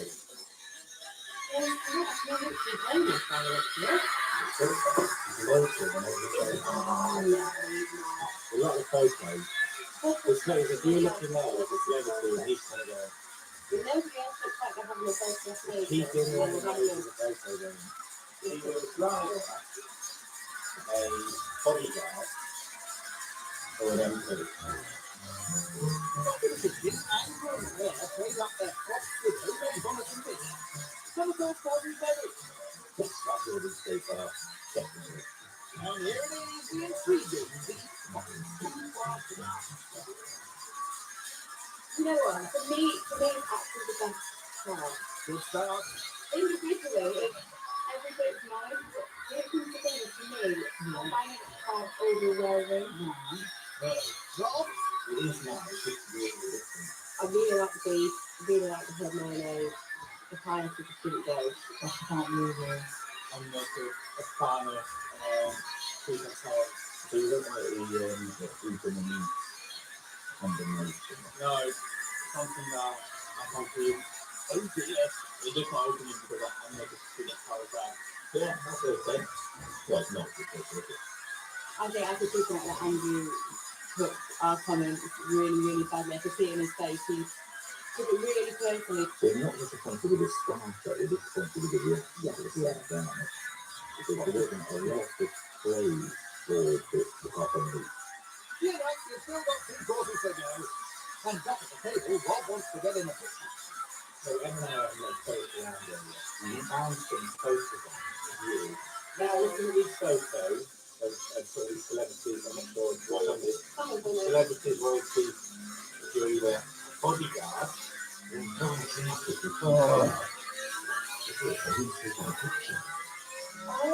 photographer. Andrew, being a photographer, does that mean that you've got a certain way of putting people in? I think so. Especially on weddings. Mr. Bean Oh, it's a filter. Can you give us a rendition of what you're actually acting?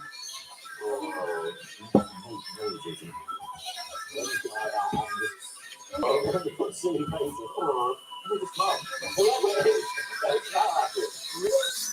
If my photographer started doing Mr. Bean faces, I think I'd feel more embarrassed than wanting to relax, looking at me, oh gosh, what's the way to do that? The weird enclosure that you have when you make a video. I get the syrup and stuff. If you need to pinch Philip and go, oh, hello, Lordship. Look this way. It's not going to work. What was wrong with a good old-fashioned steak cheese? No, I got the name. Oh, that's well done.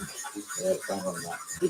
We are hopeful for praise within man, but this will tell us how competitive people are today, because if they don't mind it, they're playing games. The main course is lamb, classic ale with roast potatoes, fish salad, and exotic dressing. I'm going to have to work with this one. That's what I thought you got it. Yeah.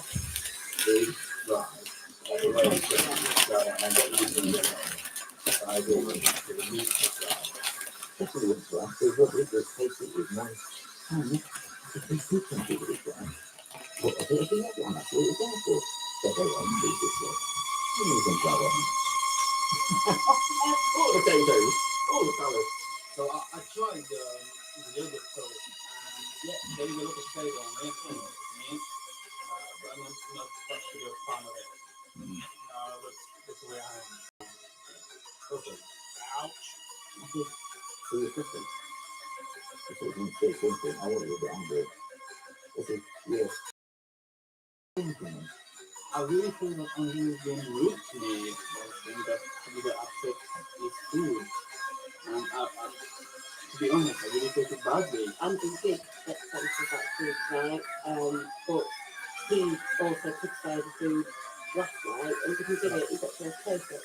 With temperatures rising at the table, ready changes topic. But Andrew, I'm sure you can. How did you cook it? I bought the room and I was going to take the big hill with me and then over from Derby. Yeah, 40. A few days before, a member of their family died. I know, the room. I was in the kitchen. Yeah. I got there, I got there.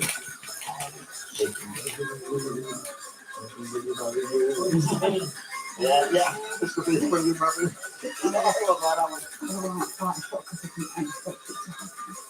What do you think of the proposal? It's pretty cheap. I think it is quite cheap, but you know, they're not local enough. I It's mean, still hope, isn't it?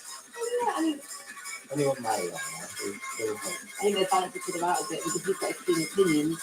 She's more laid back. They actually told her they could clean really well if the corridor was quite romantic.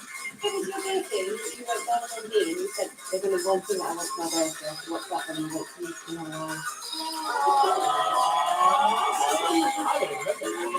You two are exact Campbell. Until tonight. He's never going to do it, is he? This is for me. Yeah, that's good enough. Time for the final course, and there's the baklava parcel going for dates, and you take the perfect night around. You know, criticism isn't slightly unfair, isn't it? Yeah, because we put a lot into it. Can't say that about the work dessert. Let's hope so. Served with a scoop of homemade ice cream, the dessert is good to go. Chocolate souffle baklava. Well, Richard, I got to say, it's supposed to be wet. Slightly gooey in these ones. They don't rise them because they're wrapped up. There's no steam to it. Oh, okay. I think it's not I'm thinking that this isn't cooked. And if it is like, if it feels like it's not cooked. Yeah. But it does taste nice. I think we nailed it. We look now in. It's 5 of us. Absolutely fantastic. Have a look at it in the kitchen. You could get under, man. But if we want one, it's like today we did sort of like, I don't know, just got a pizza. And then you did it in a bottle and that. And yes, apparently, pretty big. Pretty good, so very good. So I don't think it's that bad. I don't the soup. It's still really nice. Chocolate is really nice and the texture of the pastry is nice and crispy. Starter, we thought it was brilliant. The criticizing. Main. Look at these in it. Thought they were brilliant. Criticizing. Nailed it. Remember those on it. Definitely.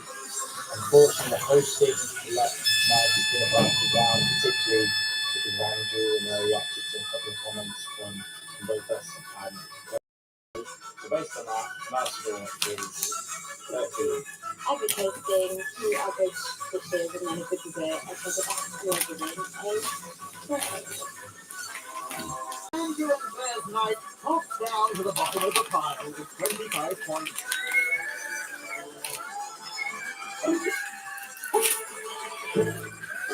It's the final day, and the turn of dinner party aficionados, Robert Evans to host.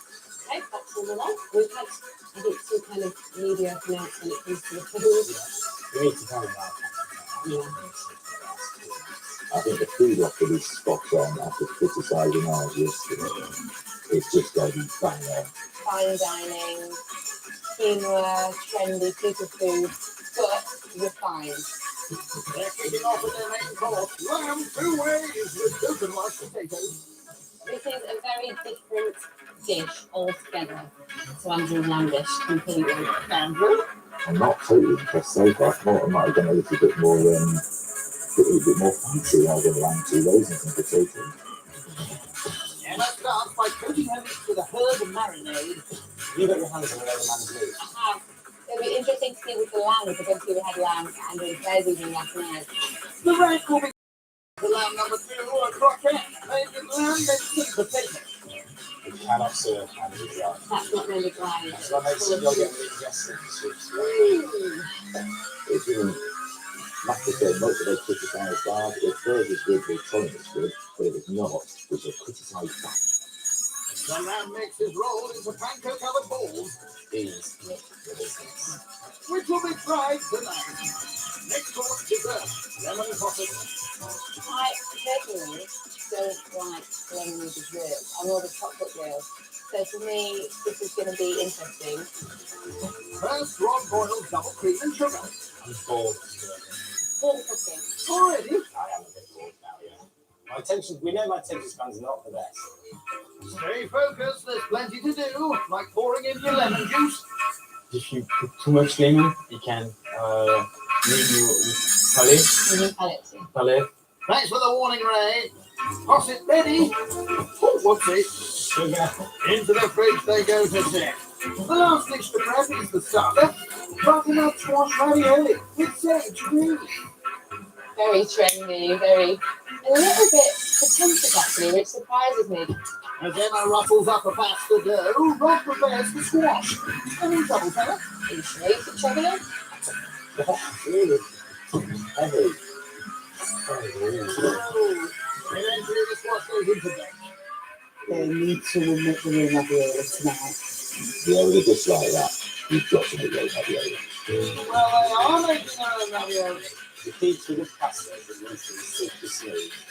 And you're meant to go to see daylight here. The roasted squash is scooped out and whizzed up. You see daylight for that? The squash then is sealed and cut into ravioli.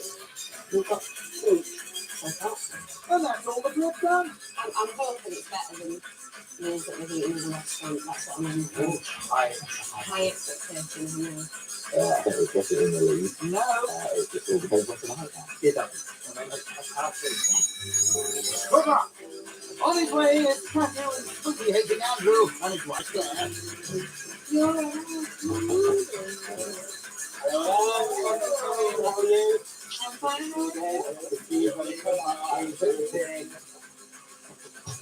Got a smoothie for a smoothie. Oh, thank you very much. Very good for you. You are saving my life. Last to arrive are current leaders Chloe and Ray. Ooh, a Vic tail too. Bonjour. How you doing? Come in. How you doing? Good to see you, buddy. Wow. How are you? Look amazing. Come in. Here you go. Turn around, let's have a look. I'm loving the outfit. I think I look better as well. Why? Coming up, Judging Jakes. Did you just come here and I'm not yucky. That's a big face of factory. How is it done? And the winners are revealed. Second place is.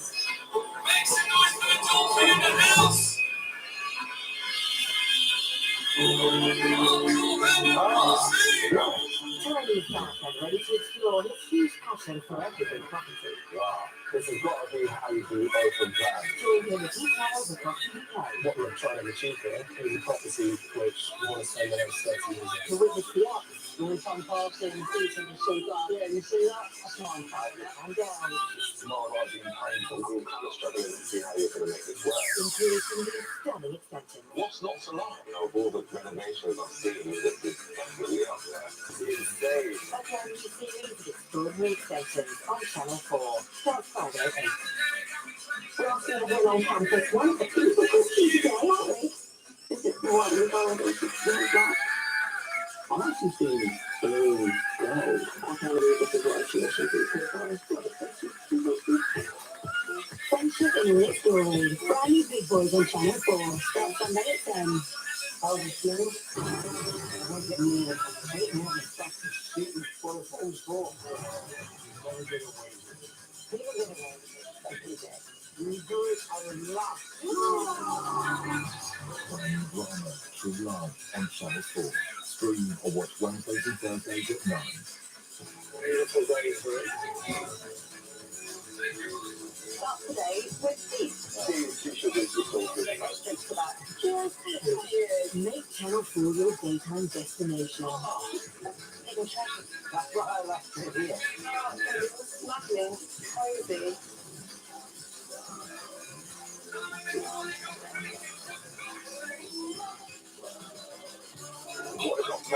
It's about visualization, manifestation, and positivity. See what's new and always familiar favourites. You're all welcome at all times. Daytimes on Channel 4. Stream or watch live every day.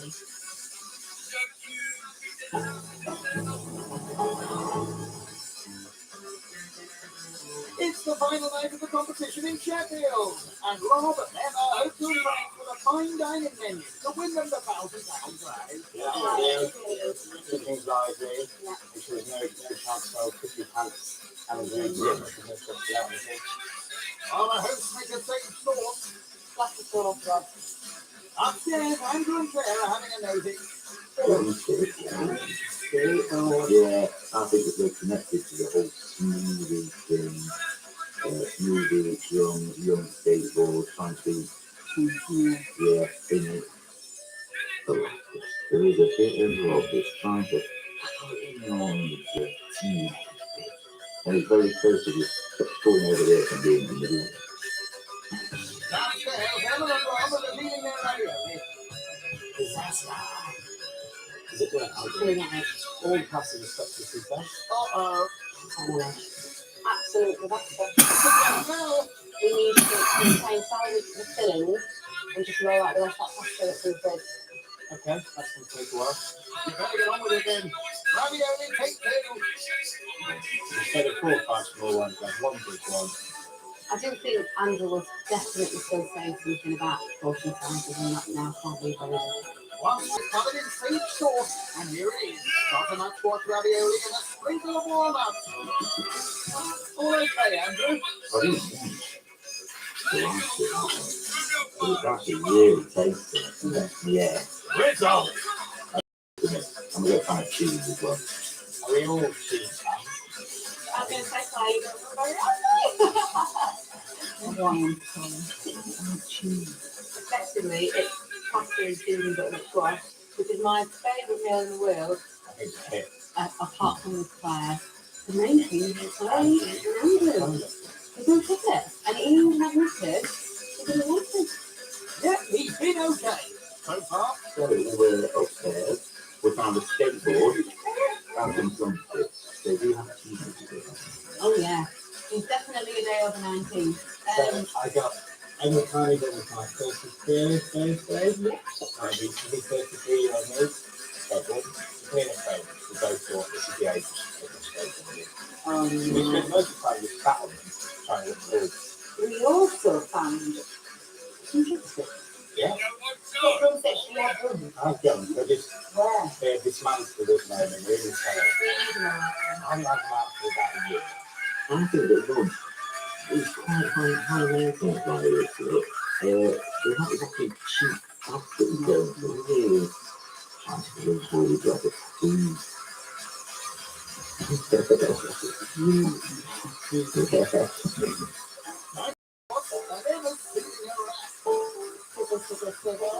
Right, we're not going to find out how they want their lamb.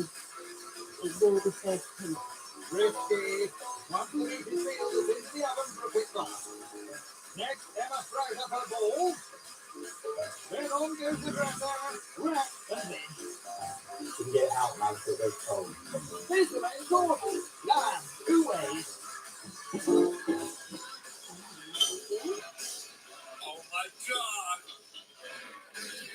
I don't know, eat it. It looks like a little rat. So how's that lamb, Andrew? The lamb balls, I don't quite get them. No, I'm not onto them. They're supposed to be like sort of the flavour. The lamb's more lammy than they are. Okay. Anything else? It's me lamb. I like it to cook it, not sold. This particular cut of meat should be served pink as opposed to being like grey meat. The name tonight just didn't do anything for me. Whether it's to your taste or not, you kind of go, it's really nice, but it's just a bit underdone. They have been harsh tonight, Andrew and Claire. And I think there's more to come. Rob, do you host of many parties? Because it's quite a yuppie southern type thing, I think. Up north, when it just has dinner on stage. Yuppie southern, yeah.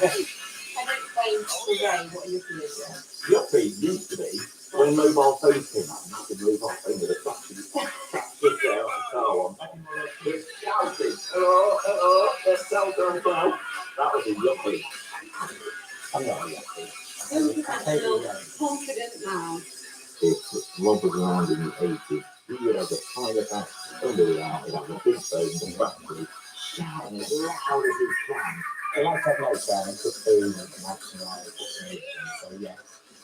I don't know how that's a southern thing there. So I'm thinking more around your type area. We'll have people around for tea and stuff rather than a full blown bit of one. I think that's a really old-fashioned stereotype. And I think it's not like saying that Emily still believes that perception because it still doesn't exist. So Rob's got an idea. Small 4-year-old cup of water. Pink sponge.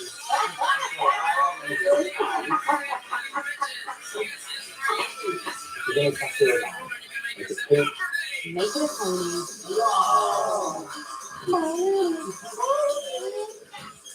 Do you feel like there was a very missing in your life?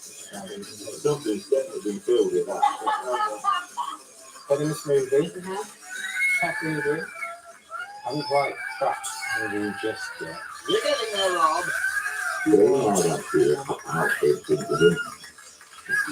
Pint. Yeah. Time for dessert. 2 courses down. Yeah. 1 to go. Yeah. What do you think? I think we're going to nail this one. Dessert is well adjusted. Lemon pocket with a homemade shortbread biscuit. This is the best part of the meal. Actually, nice one, then. Okay. Something else to add? Right, about all in the week now. Why? You've got all the flavour in the table. Also, You have to eat sausage. Put it all on nicely. You got to get back up there. Get before it rains.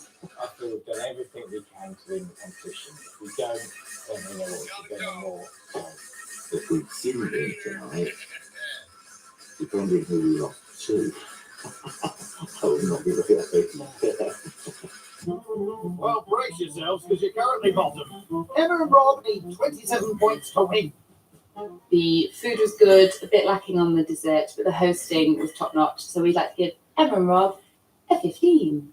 The food was good. Claire wasn't that crazy about it. The hosting was great, so we're going to give it. Hold it! The hosts are about to reveal the winners.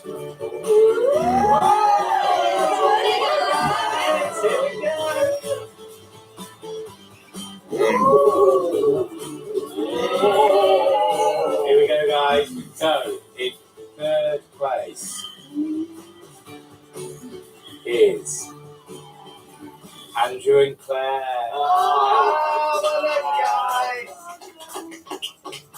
Oh, how? In second place is Ray and Chloe, which means Andrew and Claire scored a 15, giving Emma and Rob 30 points. I'm happy with third. No, Expect a second, not third. Yeah, third, not good. We won! We won! Amazing! Smell the money. Smell it. No. You know what £1,000 smell like? Do now. I'm not told the kids that we didn't win. I'd never expected to be a victory for us. Everybody. We put so much into it, didn't we? And Chloe and Ray didn't look like they did. The food wasn't cooked properly. No, Andrew. Walking back to happiness. Oh, yeah. Said goodbye to loneliness. Oh, yeah. I never knew I'd miss you. Now I know what I must do. Walking back to happiness I shared with you. I'm making up for things I said. Oh, yeah. Oh. Where is Alex? I don't know where he is. Is that Alex? Alex! Alex! Don't tell them, but I'm here in this cozy voiceover booth. See which one of these former winners and Kyle will become Taskmaster Champion of Champions on Channel 4. Starts Sunday at 9. Should we go inside? Absolutely. All will be revealed. Oh, it's fresh. A real good laugh. Oh my gosh, look at this. You are actually working on British history. You find out unexpected things about people. It's just blessed 2024, a new year of wonder on More 4. Charlie Luxton is back. Oh my gosh, look at this. Following the determined homeowners It looks fantastic. who are transforming derelict historic buildings into dream homes. It's just super cool. A new series of Great British Home Restoration on More 4. Stream or watch Wednesday at 9.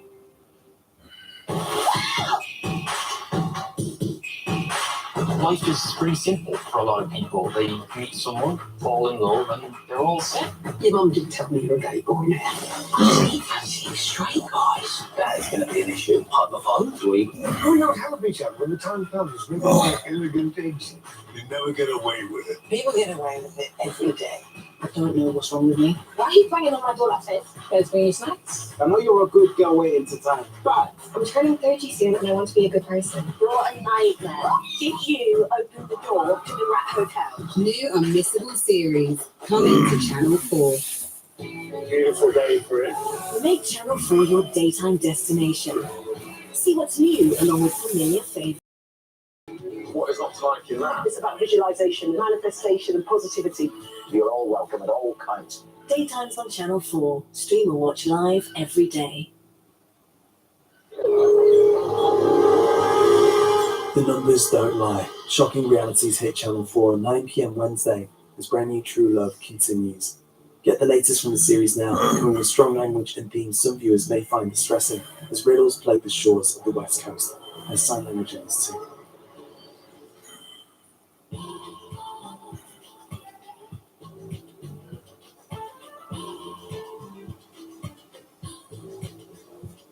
Channel 4 drama, sponsored by Arnold Clark's Real Sale.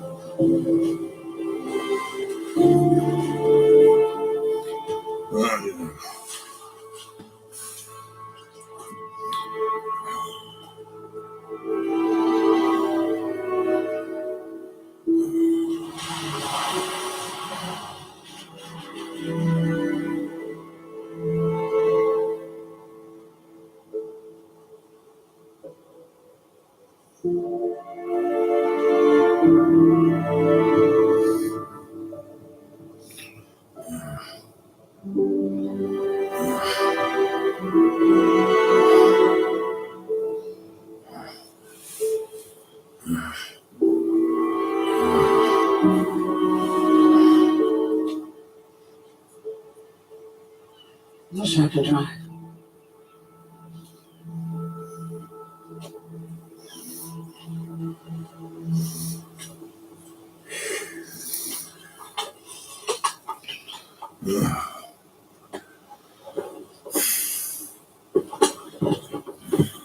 Oh shit. My glasses. They're on your face. These are my driving glasses, my reading glasses. I left my Toms this morning looking at the map. Never go back. It's the first rule. First rule, don't leave your name and address at the scene.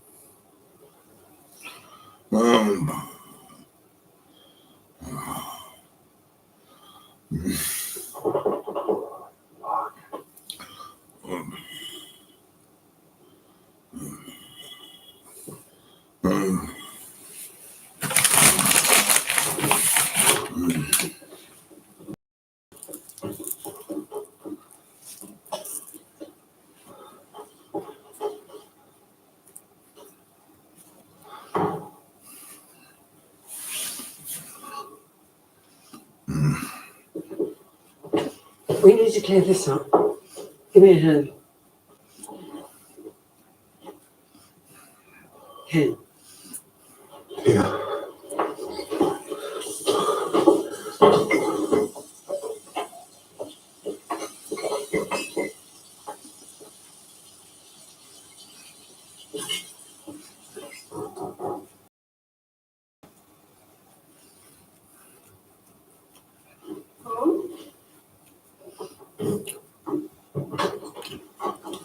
Tom?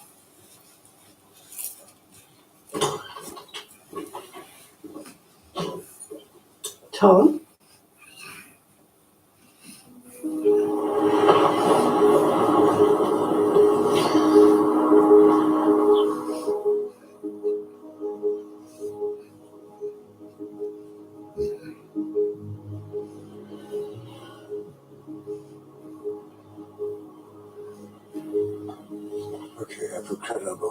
You paid cash. This is emergencies only. No other contact. What happens now? Nothing happens now. Normal service is resumed. We go back to our lives. And that's it? Everything as normal as possible. They're looking for... They're not looking. That's the whole point. If they were, it's for the unusual, the abnormal. Normal is our safe place. But for now, no contact.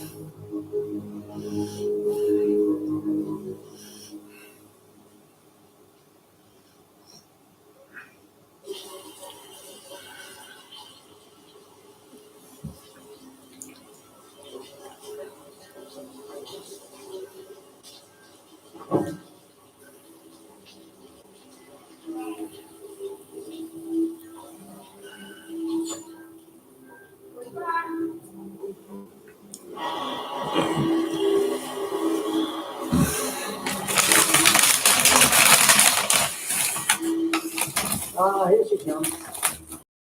Little munchkins.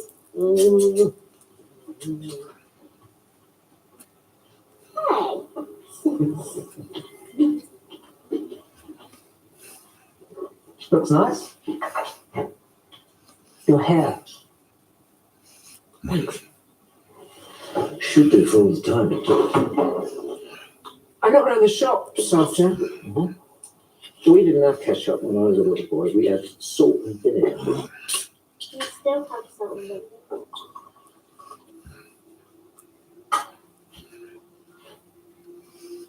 Nice or lemon?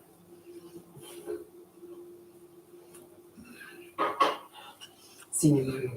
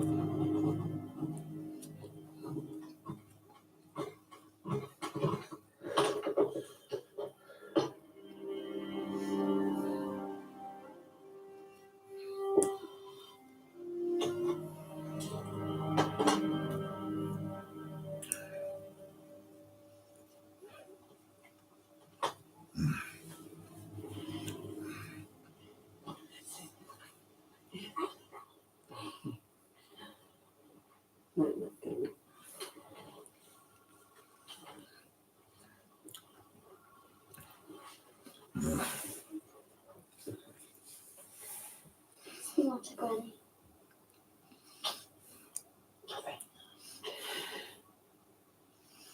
Granny just thought of something sad, that's all.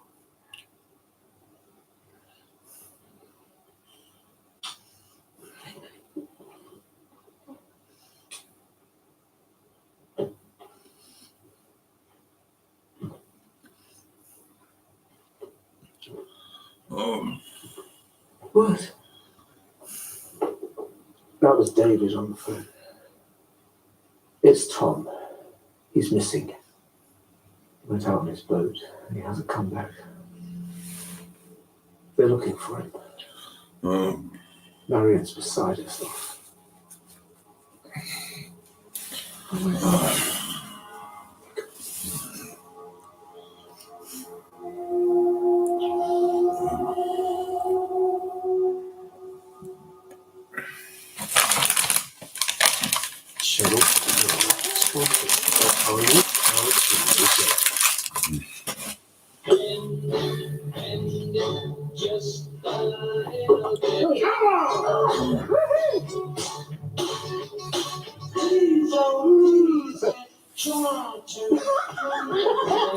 The great pottery throwdown on Channel 4. Stream all episodes now or watch Sundays at 7:45. What by getting it done? Someone stuff. Did you have a conference? Not related to Andrew, not. Oh, yeah, it's my brother. We'll be in touch. Chase it on. Yeah, the kids, I think you just want a big kid. Oh, no, I did. The Fence on Film 4. Wednesday at 9. Yeah, hello. Are they going to do some tough stuff? Yeah, maybe do some tough stuff. Brits Down Under on Channel 4. Stream all episodes now or watch Mondays at 10. Below Deck, are you ready to go? Below Deck is going down under. What, you mate? Oh my God. This is a disaster. It's like witnessing a floating circus. Oh gosh, this is going to slap my face. Just tell me you don't like me. It's disrespectful. There's not even chocolate on top. Also, you burned the milk. Every time I hear Planet today. It's just how? Shark trading time is coming up. We got to help this guy. Below Deck down under on E4. Coming soon. Let's get started! Chocolate, and more chocolate! Get it! Junior Bake Off on Channel 4. Stream or watch weekdays at 5. We are insolvent. What about my apartment in Paris? It's just sitting empty. What is the purpose of your trip? I want to see the Eiffel Tower again now. Have you heard any rumors? I heard that you were hot. I'm more than hot. The network premiere of French Exit on Film 4. Monday the 15th of January. Channel 4 drama, sponsored by Arnold Clark's Real Sound.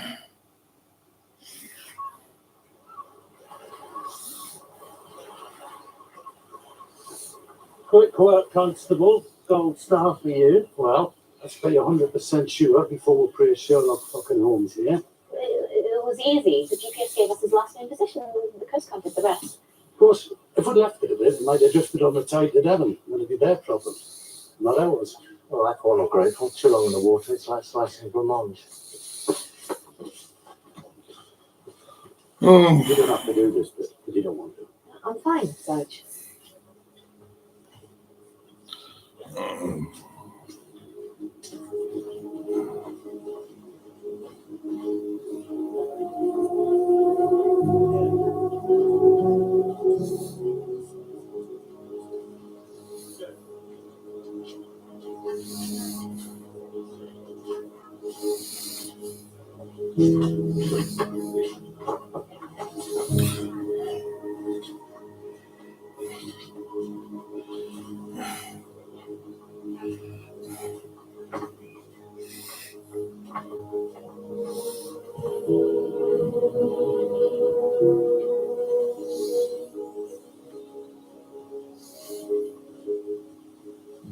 You're right, darling.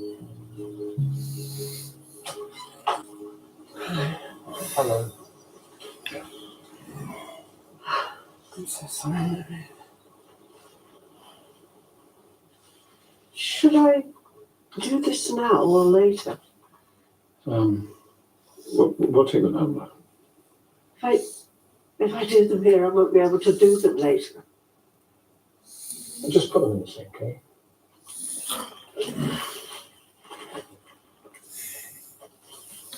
It must have been a terrible shock. Well, in some ways, it was a relief, considering his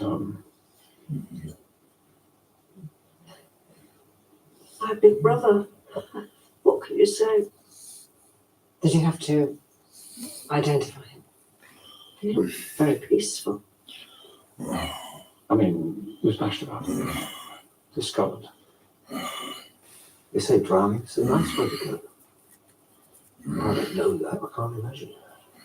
Sorry. When's the inquest? Next week. Then we'll get a date in for the funeral. Do you have an investigating officer? Nice girl.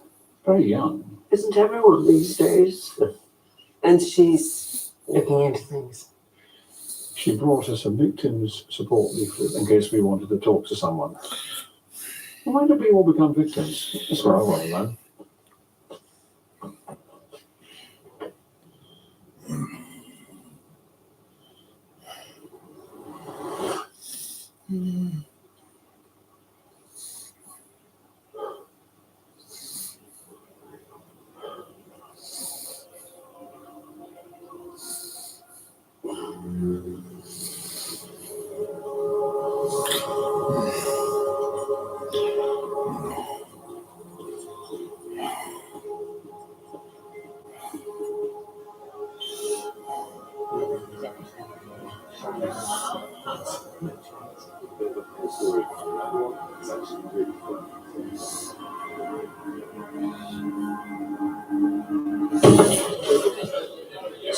Sorry, mate.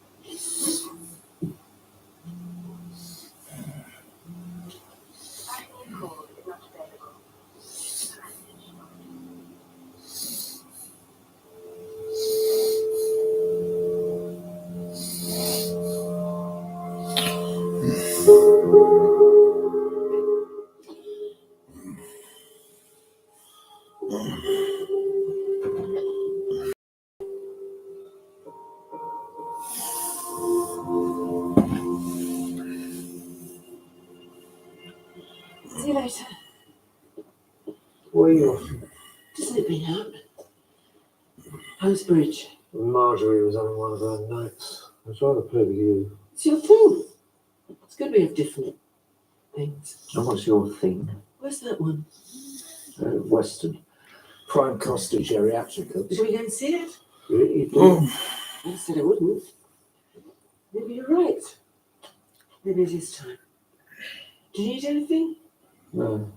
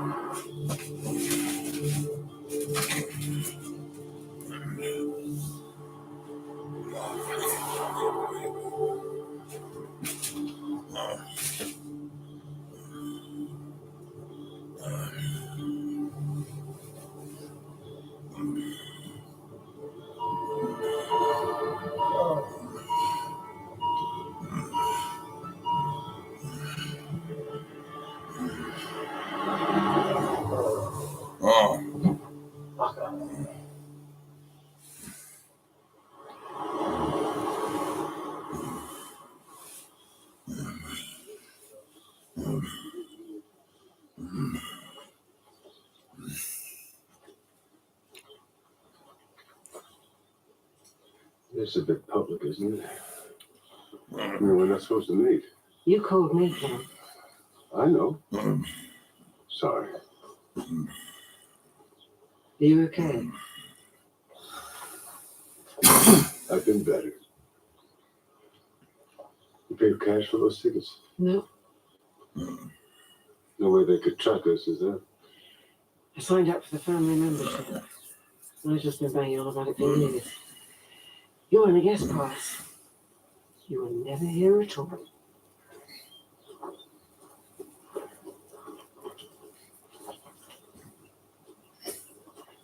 How do you fancy Starhead next? The film Pride and Prejudice there. The new one, not the good one. Phil, please. How can you just carry on? What else are we going to do? You can't just pretend it didn't happen. I need to talk about it. Oh, you? We did a good thing, Did we? the right thing for Tom. Begged us to do. We have to remember. It'll get easier. After the inquest. Inquest? Formality. Great, now we have a trial. Not a trial. A hearing. Just to establish cause of death. How is that a formality? Terminally ill septuagenarian with a history of suicide attempts. There's nothing to see here. Look around you. It's us. We're invisible. They're our pensioners. That's our superpower.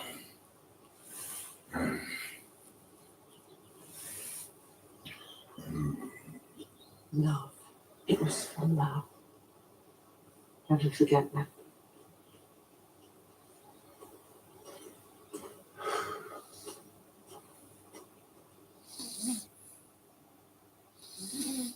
Channel 4 drama, sponsored by Arnold Clark's Real Cinema. Tiny's back and ready to explore his huge passion for everything property. This has got to be how you do open plan. Join him as he travels across the UK. If you don't give it a go, how are you ever gonna know? To witness stunning extensions. This is insane. A brand new series of extraordinary extensions on Channel 4. Starts Friday at 8. What are you doing to have sex at your dead dad's 60th? Abortion? Respect. Oh, don't be mean. She's got married. Well, I will not be calling her Cheryl Fernandez for seeing me. I can't be dealing with that.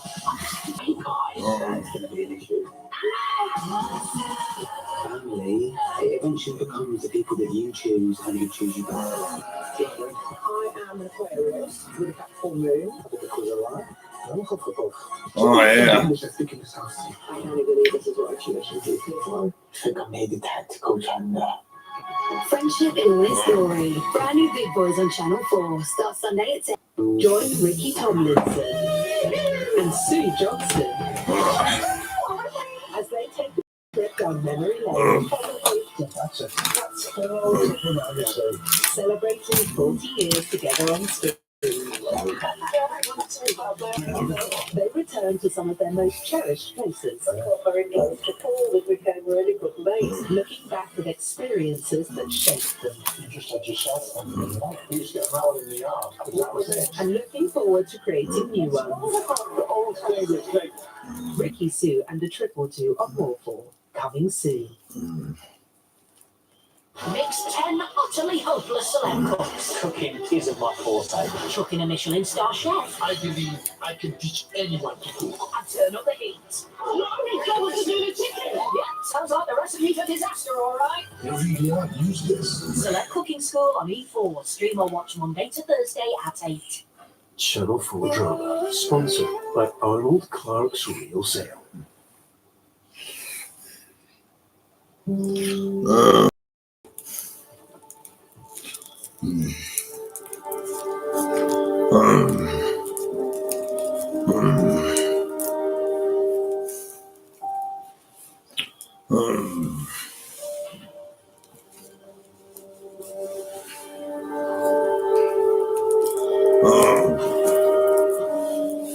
Thanks for coming, Phil.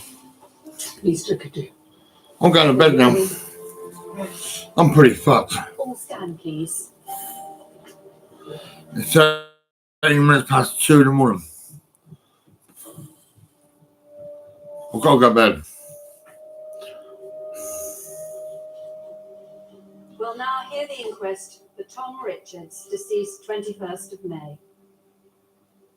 The subject had a small meal. Some champagne. I was Not in enough bed, to cause intoxication. unconscious. The cause of death is given here as asphyxiation. Nearly died. Around the ankle from the rope.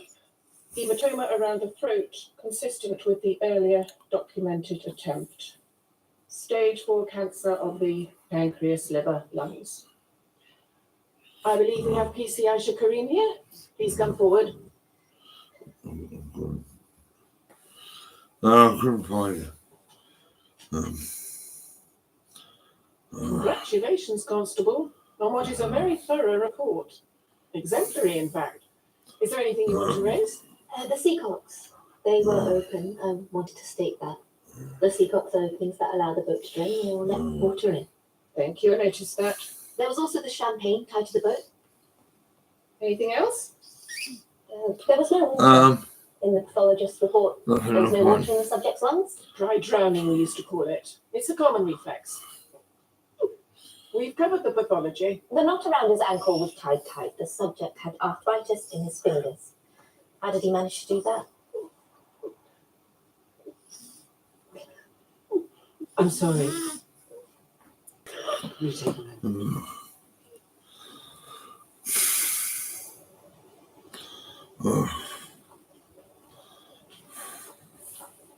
How are you, Patricia? Bill Leach, I thought it was you. Still working.